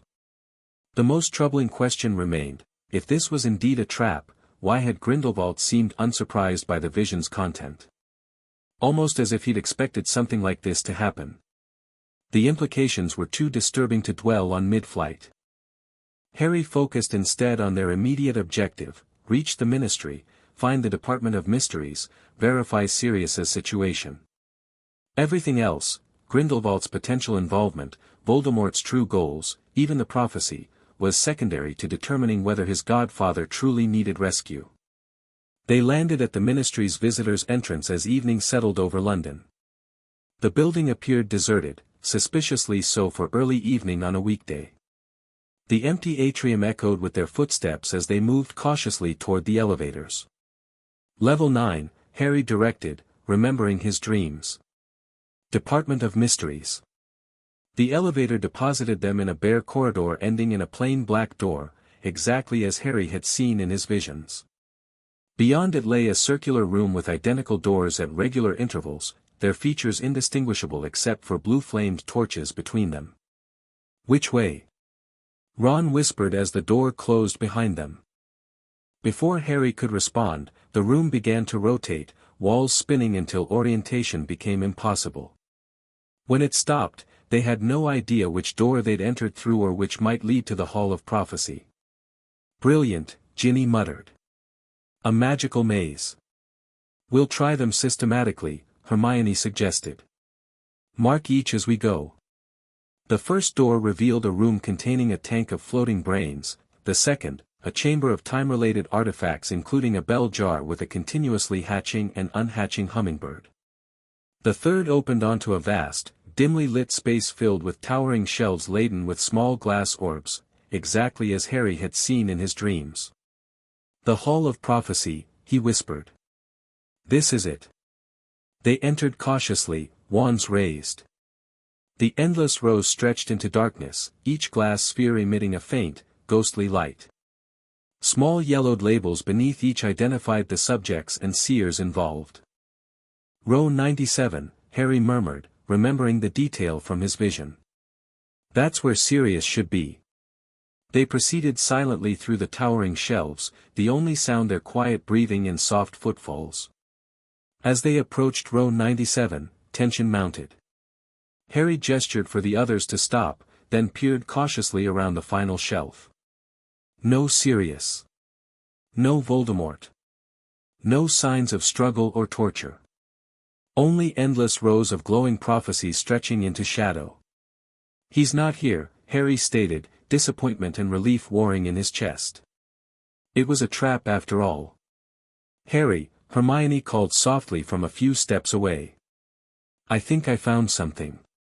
She stood before a dusty prophecy orb labeled with yellowed parchment, SPT to APWBD Dark Lord and Harry Potter, it's got your name on it, Ron said unnecessarily. Harry stared at the small sphere, understanding dawning. This was the complete prophecy Dumbledore had partially revealed, the prediction that had shaped his entire life, led to his parents' murders, and continued to direct his fate. The original record, untainted by interpretation or selective disclosure. This is what he wants, Harry realized. What Voldemort's been after, the full prophecy. He only ever heard part of it. Don't touch it, Hermione warned. It could be cursed. It's not, came a familiar drawling voice from behind them. But only Potter can remove it without suffering madness. They spun to find Lucius Malfoy emerging from the shadows, his pale face gleaming in the dim light. Behind him, more dark figures appeared, Death Eaters in full regalia, masks gleaming, wands extended. Well done, Potter, Malfoy continued silkily. You've led us directly to what the Dark Lord seeks. Hand over the prophecy, and you might yet leave here alive. Harry's friends moved instinctively into defensive formation around him, back to back, wands out, just as they'd practiced countless times in DA sessions. The preparation that had seemed excessive now revealed its value. Where's Sirius? Harry demanded, though he already knew the answer. Malfoy laughed softly. The Dark Lord knows how to play on your weaknesses, Potter. Your tendency toward heroics. The mutt never left his kennel. Fury and self-recrimination surged through Harry. He'd led his friends into a trap despite his suspicions, risked their lives chasing a vision he'd questioned from the start. Yet amid the guilt came clarity. This confrontation had been orchestrated, not just by Voldemort, but potentially by Grindelwald as well, whose experiments with the Horcrux fragments had created the very vulnerability Voldemort exploited. You want the prophecy? Harry asked, buying time as he assessed their options. Why not get it yourself? Oh right, Voldemort's afraid to show his face at the Ministry. Still hiding in shadows, sending lackeys to do his dirty work. Bellatrix Lestrange stepped forward, her gaunt face twisted with rage. You dare speak his name? You filthy half-blood. Quiet, Bella, Malfoy hissed. We need him cooperative. Harry counted at least 10 Death Eaters, horrible odds, even with the DA's training. Their only advantage was the confined space between shelves, which prevented the Death Eaters from surrounding them completely. Making a split-second decision, Harry reached for the prophecy orb. You want this? Fine. But first, answers. Why this prophecy? What's so important about it? The Dark Lord wonders the same, Malfoy replied smoothly. He heard only a portion years ago, enough to identify you as a threat, but not the full contents. He seeks to remedy that oversight. So he can find a way to kill me more effectively. Harry guessed, fingers closing around the dusty sphere. It felt warm to the touch, almost alive with contained magic. That, among other things, Malfoy acknowledged. Now hand it over before we start killing your little friends one by one. Harry lifted the prophecy, mind racing through options. They were outnumbered, outmatched, with no immediate route of escape. The Death Eaters wanted the prophecy intact, which provided temporary leverage, but the moment Harry surrendered it, they'd have no reason to keep any of them alive. Harry, Hermione whispered urgently. On my signal, everyone cast Reducto at the shelves, not the Death Eaters. The strategy was immediately clear: create chaos, destroy prophecies, use the distraction to escape.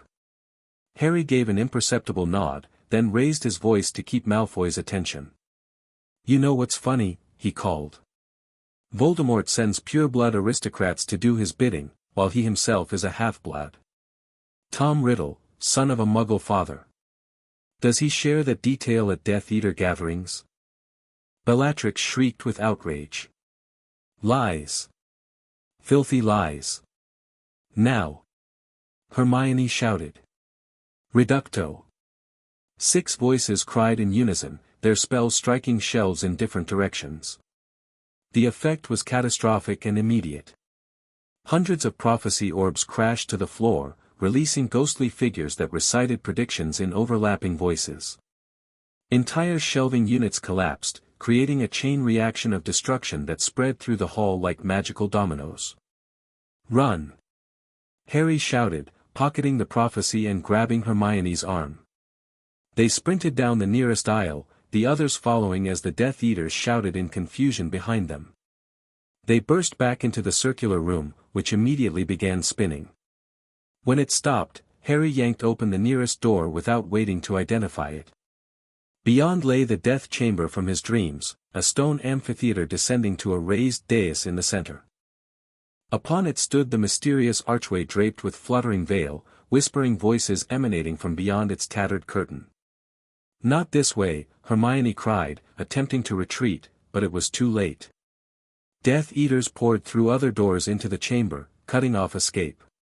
"Defensive formation," Harry commanded, and his friends instinctively moved into position on the stone steps, creating a tiered defense that forced attackers to approach from below. Spells erupted from both sides, stunning spells, body binds, and impediment jinxes from the DA members, more lethal curses from the Death Eaters. The training paid off immediately, with Harry's friends working in coordinated pairs, one shielding while the other attacked, then switching roles seamlessly. But the Death Eaters' greater experience and willingness to use dark magic gradually pushed the students back. Luna took a stunning spell to the chest and collapsed. Neville suffered a broken nose from a particularly vicious curse. Ron barely dodged a jet of purple flame that left a smoking crater in the stone where he'd stood. "The prophecy, Potter!" Malfoy called from below. "Give it to us now, or watch your friends die." Harry felt the weight of the orb in his pocket, along with the crushing responsibility for his friend's predicament. They were fighting brilliantly, better than anyone could expect from teenagers, but they were still outmatched and would eventually fall. Before he could formulate a response, the chamber's main door burst open with a thunderous crash. Sirius Black led the charge, followed by Lupin, Tonks, Moody, and other Order members. They fell upon the Death Eaters from behind, evening the odds in an instant. "Harry!" Sirius shouted, battling his way toward his godson. "Get the others out of here." Relief flooded through Harry at the sight of Sirius, alive, unharmed, and fighting with ferocious skill. The Order's arrival transformed the battle, with the Death Eaters now caught between two forces. Harry helped Luna to her feet while Ginny supported Neville, whose face was streaming blood. They began making their way around the chamber's perimeter toward the exit, staying above the main battle. They had almost reached the door when a new figure appeared, tall, powerful, emanating magical energy that seemed to distort the air around him. Voldemort had arrived, his snake-like face twisted with cold fury as he surveyed the scene. Simultaneously, a second figure materialized from the opposite entrance, elderly but straight-backed, white hair flowing, blue eyes piercing even at a distance. Grindelwald had kept his promise to come, arriving just as the situation reached its crisis point. The chamber fell momentarily silent as the three most powerful dark wizards of the century assessed each other across the battlefield, Voldemort at the main entrance, radiating cold malevolence, Grindelwald at the opposite door, his presence more controlled but no less dangerous, and Sirius in the midst of combat, unaware of the new arrivals as he dueled Bellatrix near the dais with the Veiled Arch. The pause lasted only seconds before Voldemort acted, sending a blast of pure magical force that knocked Order members and Death Eaters alike from their feet. Only Grindelwald remained standing, having erected a shield so quickly it seemed instinctual. "Potter!" Voldemort hissed, red eyes finding Harry immediately. "The prophecy. Now!" Before Harry could respond, another voice spoke, calm, powerful, instantly recognizable. "I think not, Tom." Albus Dumbledore stood in the doorway behind Harry, wand already moving in complex patterns. The air around him shimmered with protective enchantments extending to include Harry and his friends. "Get them out, Harry," Dumbledore instructed without taking his eyes from Voldemort. "I'll handle Tom." "Not alone, Albus," Grindelwald called from across the chamber, moving with surprising agility for his age. "This is a three-act play, after all." Voldemort's gaze darted between Dumbledore and Grindelwald, calculation evident even in his inhuman features. The old men unite against the new power, he observed coldly. How predictable. Not united, Grindelwald corrected, continuing his approach. Merely sharing a common adversary. For the moment. The tension between the three wizards crackled like lightning, each assessing the other's strengths, weaknesses, and potential moves in a deadly chess game beyond ordinary comprehension. Harry hesitated at the door, unwilling to abandon Sirius, who remained locked in fierce combat with Bellatrix near the mysterious archway.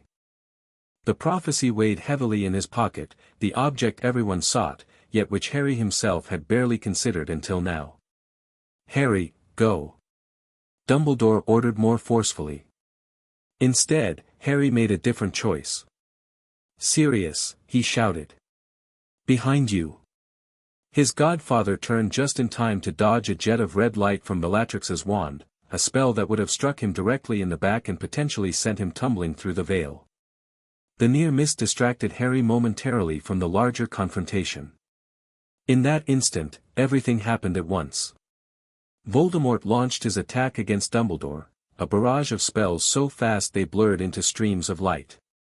Dumbledore countered with equal speed, transfiguring nearby debris into shields, conjuring golden flames that formed protective barriers, and returning spells of his own that forced Voldemort on the defensive. Simultaneously, Grindelwald reached inside his robes and withdrew what appeared to be a crystal vial glowing with sickly green light, that contained Horcrux fragment from Harry's scar. With a quick incantation, he unstoppered it, allowing the dark essence to flow into his waiting palm. "Integro potentia!" Grindelwald cried, his voice echoing through the chamber. The fragment sank into his skin, disappearing as if absorbed directly into his magical core. For a heartbeat, nothing happened, then Grindelwald's form seemed to ripple, power visibly surging through him. When he straightened, his eyes glowed with the same green luminescence as the vial had contained. "No!" Harry shouted, realizing too late what Grindelwald had done, integrated Voldemort's soul fragment into his own magical being, absorbing its power and knowledge directly. Both Dumbledore and Voldemort paused their duel, sensing the dramatic shift in magical energy. Grindelwald now radiated power comparable to either of them, perhaps greater, fueled by the dark knowledge and energy of Voldemort's fragmented soul. "What have you done, Gellert?" Dumbledore asked, horror evident in his voice. "What you never had the courage to do, Albus," Grindelwald replied, his voice subtly altered, deeper, with harmonics that hadn't existed before. "Embraced the knowledge others feared. Power they rejected out of moral squeamishness." "You fool," Voldemort hissed, genuine alarm in his usually controlled demeanor. "Soul magic cannot be controlled that way. It will consume you." "Perhaps it would consume you, Tom Riddle," Grindelwald replied with cool confidence. "Your understanding was always crude. Effective but inelegant. I've refined the process, stabilized the integration." He gestured toward the veiled archway. "With help from this chamber's unique properties." Harry suddenly understood Grindelwald's true agenda, why he'd been so interested in the Department of Mysteries, why he'd allowed the connection between Harry and Voldemort to strengthen, why he'd insisted on preserving rather than destroying the Horcrux fragments. This had been his plan all along: absorb Voldemort's magical knowledge and power through the soul fragment, then use the department's mysterious archway for some greater working Harry couldn't begin to comprehend.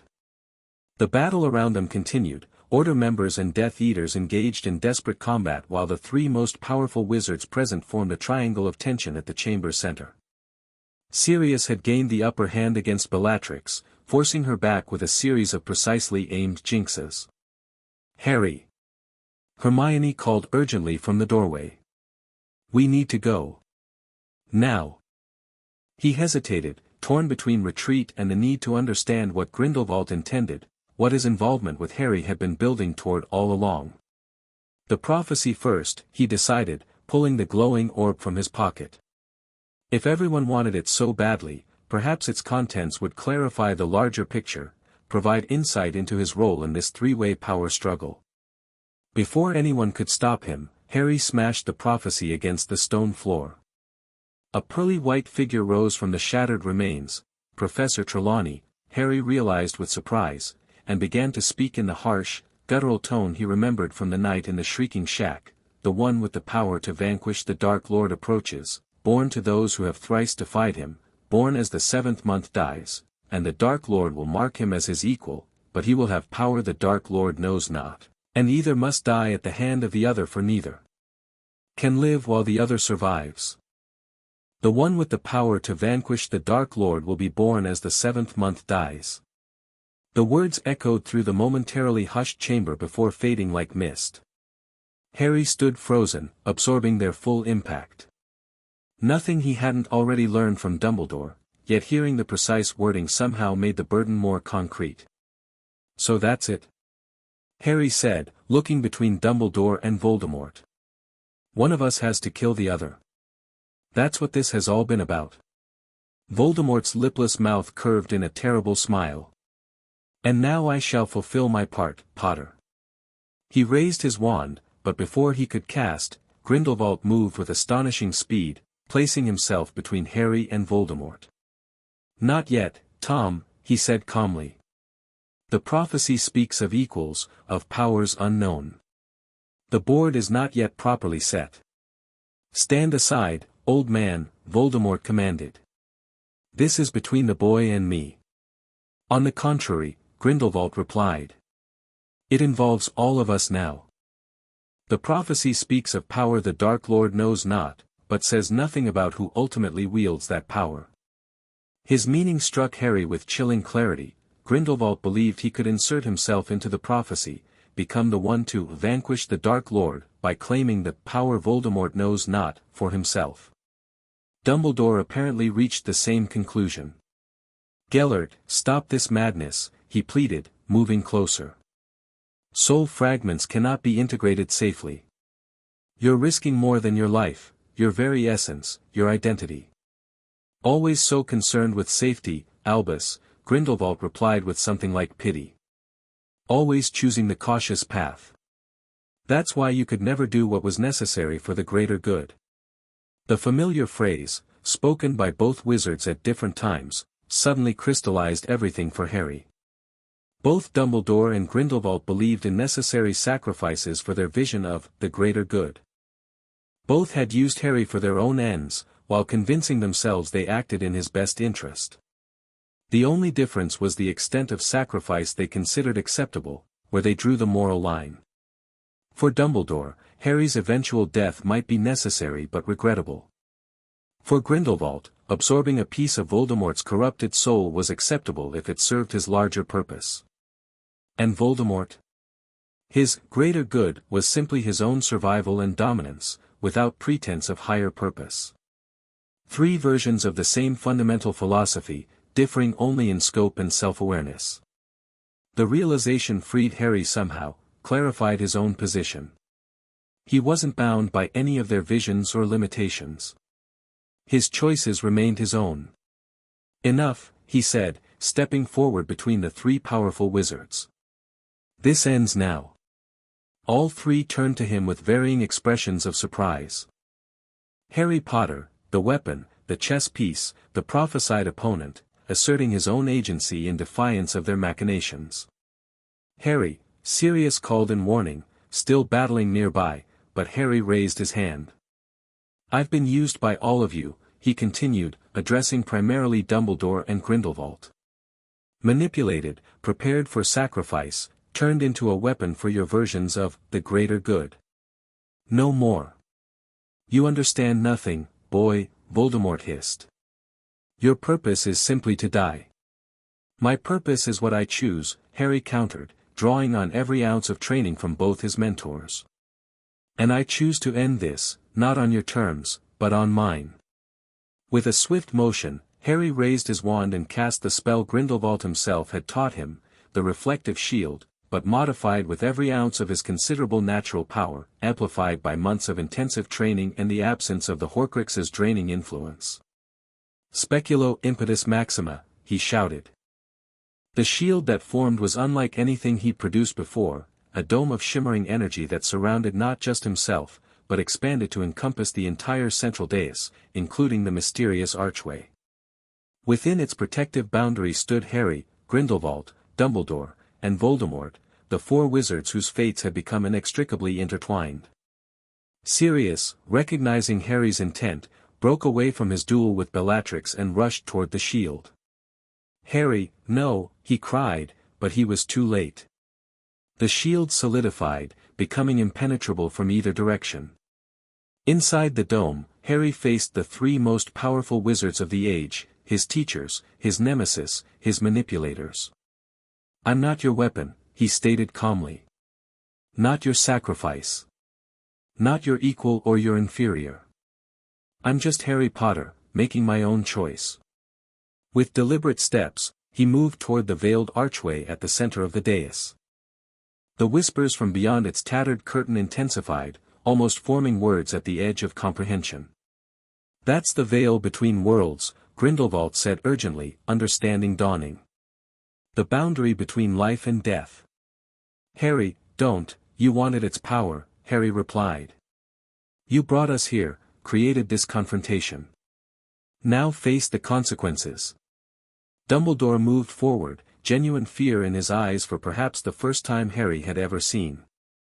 "Harry, please reconsider. Whatever you're planning, I'm planning to choose my own path," Harry interrupted. "Not the one any of you designed for me."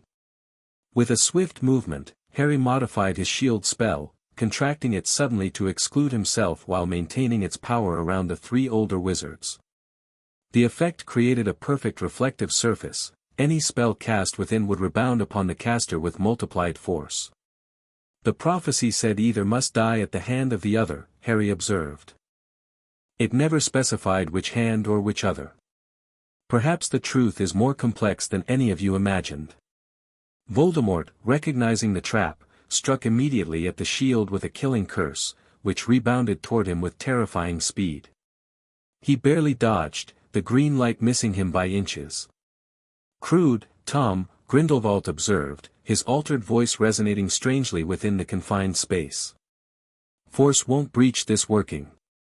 He turned to Harry with something like professional admiration. "Well designed, Harry. My teaching served you well."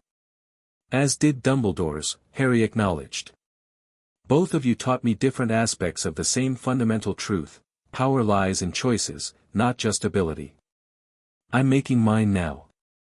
With a final look at Sirius, still shouting silently beyond the shield, Harry turned and stepped directly toward the veil. "Harry, stop!" Dumbledore called, genuine panic in his voice. "That's death beyond that curtain." "Perhaps," Harry agreed, pausing at the threshold.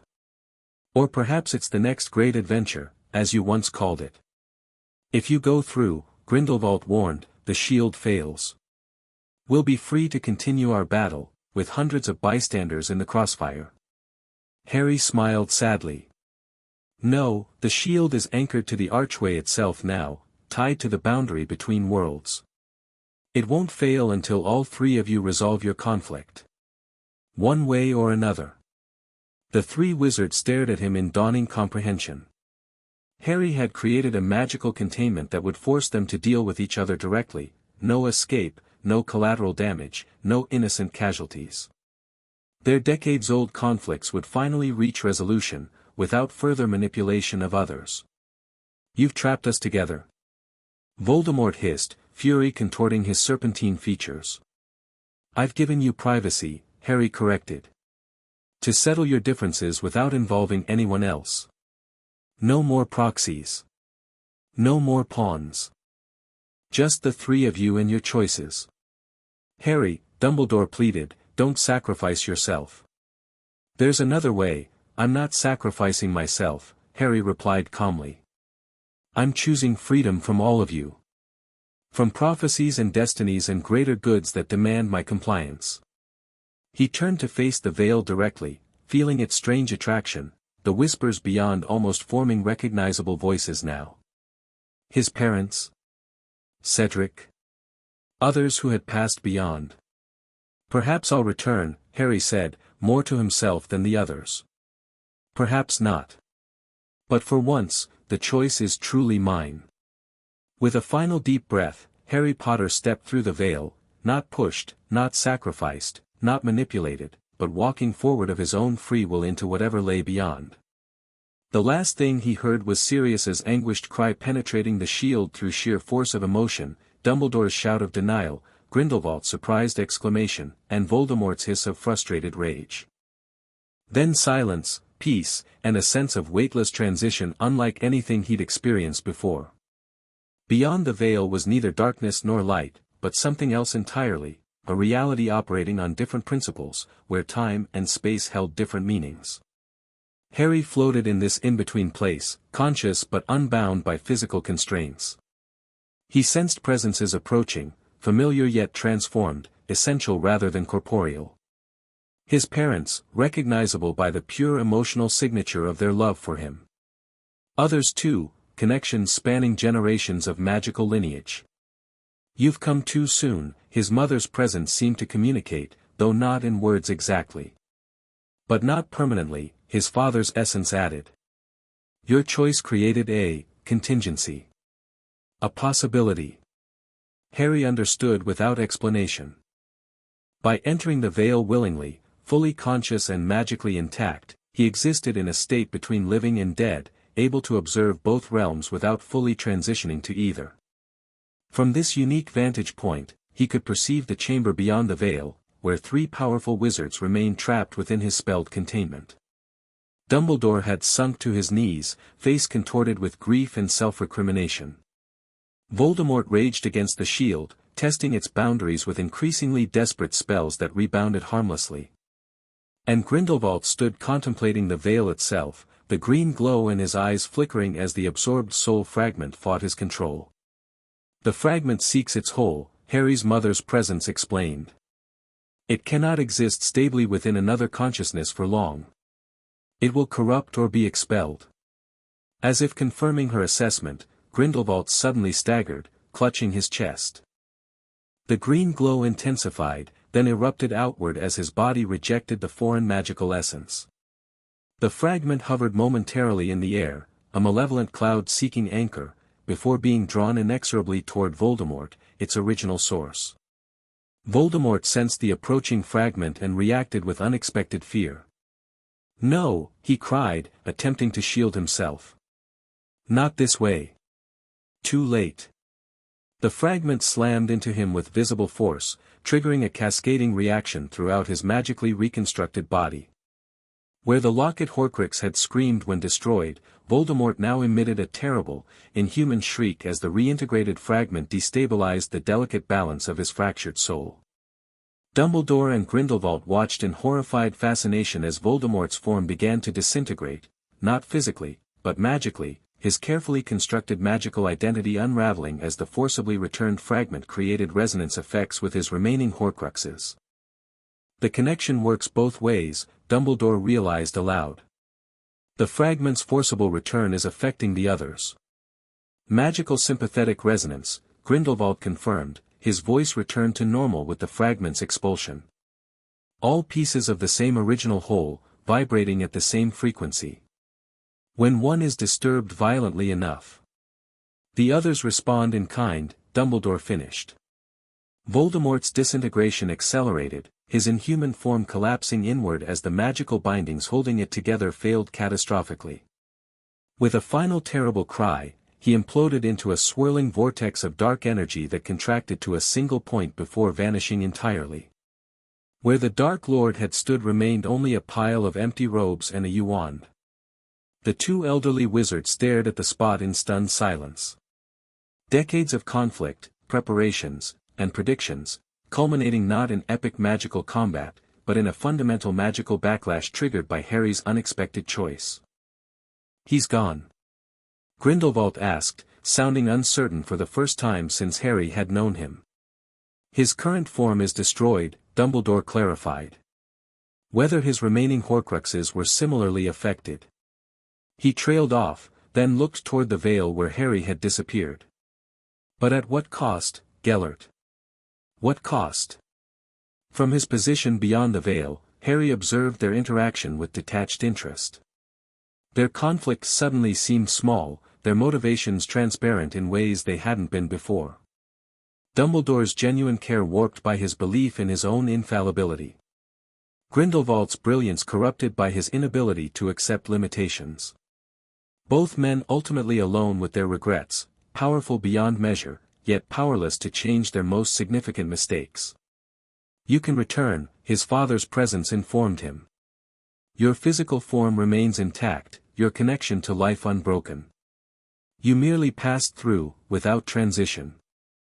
But the choice must be yours," his mother added. "Freely made, as your entry was." Harry considered. Return to a world where prophecies and manipulations had shaped his entire existence. Where freedom might prove as illusory as the choices he'd thought he was making all along. Yet there was Sirius, still pounding desperately on the shield, unwilling to abandon hope despite having seen Harry walk through death's doorway. There were his friends, Ron, Hermione, Neville, Luna, Ginny, who had followed him into danger without question or condition. There were countless others whose lives would be shaped by his presence or absence. "If I return," Harry asked the presences surrounding him, "will I be bound by the prophecy still? By destiny or fate?" A sense of gentle amusement emanated from the collective consciousness. "Prophecies don't bind," his mother's essence explained. "They merely describe possibilities, the most likely outcome based on existing patterns. By choosing differently, you've already altered the pattern. Your willingness to walk away from the game changed its fundamental rules," his father added. "The prophecy cannot bind one who accepts death freely." The insight resonated with Harry's intuitive understanding. By accepting death, not as defeat or sacrifice, but as conscious choice, he transcended the prophecy's limitations. Neither he nor Voldemort had killed the other directly, yet the Dark Lord was gone, at least temporarily, and Harry remained free to choose his path forward. "I'll return," he decided. "There's still work to be done. Friends to protect. A life to reclaim." "Then simply step back through," his mother's presence instructed. "But remember what you've learned here. Death is not to be feared, merely respected as transition. And prophecies bind only those who believe in their power."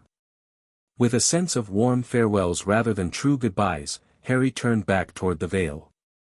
From this side, it appeared not as tattered curtain but as shimmering doorway, transparent enough to see the chamber beyond.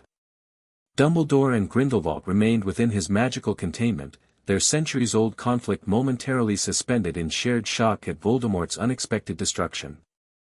Harry stepped through, experiencing again that peculiar sensation of transitioning between fundamentally different states of being.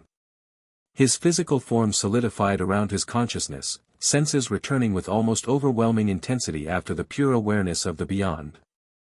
The shield surrounding Dumbledore and Grindelwald collapsed as Harry fully materialized, its connection to his magic restored with his return.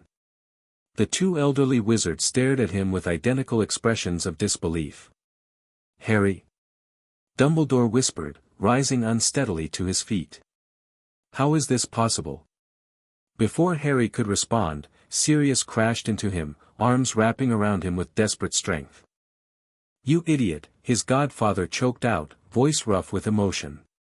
"You absolute, complete idiot." Harry returned the embrace, suddenly overwhelmed by the physical reality of being alive, being held, being loved without condition or expectation. "I'm okay, Sirius," he assured him. "I'm back." "Back from where?" Sirius demanded, pulling away to examine him as if searching for injury or alteration. "No one comes back through the veil, Harry. No one." "I didn't fully cross over," Harry explained, finding it difficult to articulate the experience in ordinary language. "I was, in between. Observing. Learning." His attention shifted to Dumbledore and Grindelwald, who approached cautiously, wands lowered but not sheathed. Around them, the battle had largely subsided with Voldemort's destruction, Order members subduing the remaining Death Eaters who hadn't fled. "Voldemort?" Harry asked, though he already knew the answer. "Gone," Dumbledore confirmed. "At least in his current form. Whether permanently?" He shook his head. "That remains uncertain. The magical backlash was unprecedented. His Horcruxes would have been affected, Grindelwald added, his voice returned to normal with the soul fragment's expulsion. The sympathetic resonance might have damaged or even destroyed them. We'll need to verify. Harry nodded, then addressed both elderly wizards directly. And you too? Have decades of conflict been resolved by standing together for 5 minutes? They exchanged glances, uncomfortable, laden with history too complex for simple resolution. Some differences run too deep for easy reconciliation, Dumbledore said quietly. Some wounds never fully heal. But perhaps, Grindelwald added with surprising humility, some perspectives can be reconsidered. In light of new information. Harry understood their meaning. Whatever their personal history, whatever grievances and fundamental disagreements separated them, Voldemort's dramatic demise and Harry's unprecedented return from the Veil had forced both to re-evaluate their most basic assumptions about magic, mortality, and possibility. You'll be taken back to Nurmengard, Dumbledore told Grindelwald, though his tone lacked the cold finality one might expect. The Horcrux fragment experiment was reckless beyond measure, could have cost countless lives. Yet revealed vulnerabilities we might never have discovered otherwise, Grindelwald countered. I accept the consequences, Albus. I always have. Their eyes met with a complexity of emotion Harry could only partly comprehend, regret, respect, unresolved pain, and something deeper that might once have been love, transformed but never truly extinguished by the decades of opposition. I'll come visit, Dumbledore said finally. We have much to discuss about what we witnessed here. About Harry's remarkable choice and its implications. Grindelwald nodded, then turned to Harry. You surpassed both your teachers, Harry Potter. Created your own path where we saw only the ones we traveled before. That is true mastery, not power, but perspective. Harry accepted the acknowledgement with a slight nod, feeling neither triumph nor resentment toward his manipulative mentor. Beyond the Veil, he'd glimpsed enough of life's larger patterns to understand that Grindelwald, like Dumbledore, had acted according to his limited understanding, powerful yet constrained by his own experiences and flaws. What happens now? Hermione asked, approaching with Ron and the others as Aurors arrived to secure the Death Eaters and Ministry officials gathered at the chamber's edges, stunned by the evening's unprecedented events. Harry looked at his friends, battered, exhausted, but alive and undefeated, and felt a surge of genuine happiness that had nothing to do with prophecies or destinies or greater goods. Now, he said, putting an arm around Sirius's shoulders, we go home. Rest. Heal. And tomorrow, we start building a world that doesn't need prophecies to determine its course. Dumbledore's eyes twinkled with something like pride. Wiser words than I could have offered, Harry. Perhaps the student truly has become the teacher. Not a teacher, Harry corrected gently. Just someone who took a brief walk beyond the Veil and came back with clearer vision. As they made their way out of the Department of Mysteries, Harry felt the weight of expectations, his own and others, falling away. The prophecy no longer defined him. Voldemort no longer hunted him. Dumbledore and Grindelwald no longer shaped his path with their competing visions of the greater good. For the first time in his life, Harry Potter was truly free to write his own story, not as the boy who lived or the chosen one, but simply as himself. A young wizard with extraordinary experiences, loyal friends, and the wisdom to know that the greatest power wasn't found in prophecies or dark magic or even death's mysteries. It was found in choices freely made, in love freely given, and in the courage to walk one's own path, even when it led through the veil between worlds and back again. As dawn broke over London, Harry stepped into the Ministry's atrium beside those who had fought alongside him, not as their leader or savior, but as their equal. The future stretched before them, unwritten and full of possibility. And for once, that future would be shaped by their own choices, not by anyone's version of the greater good. The end. Thank you for watching this video. Please be sure to subscribe to our channel and like this video.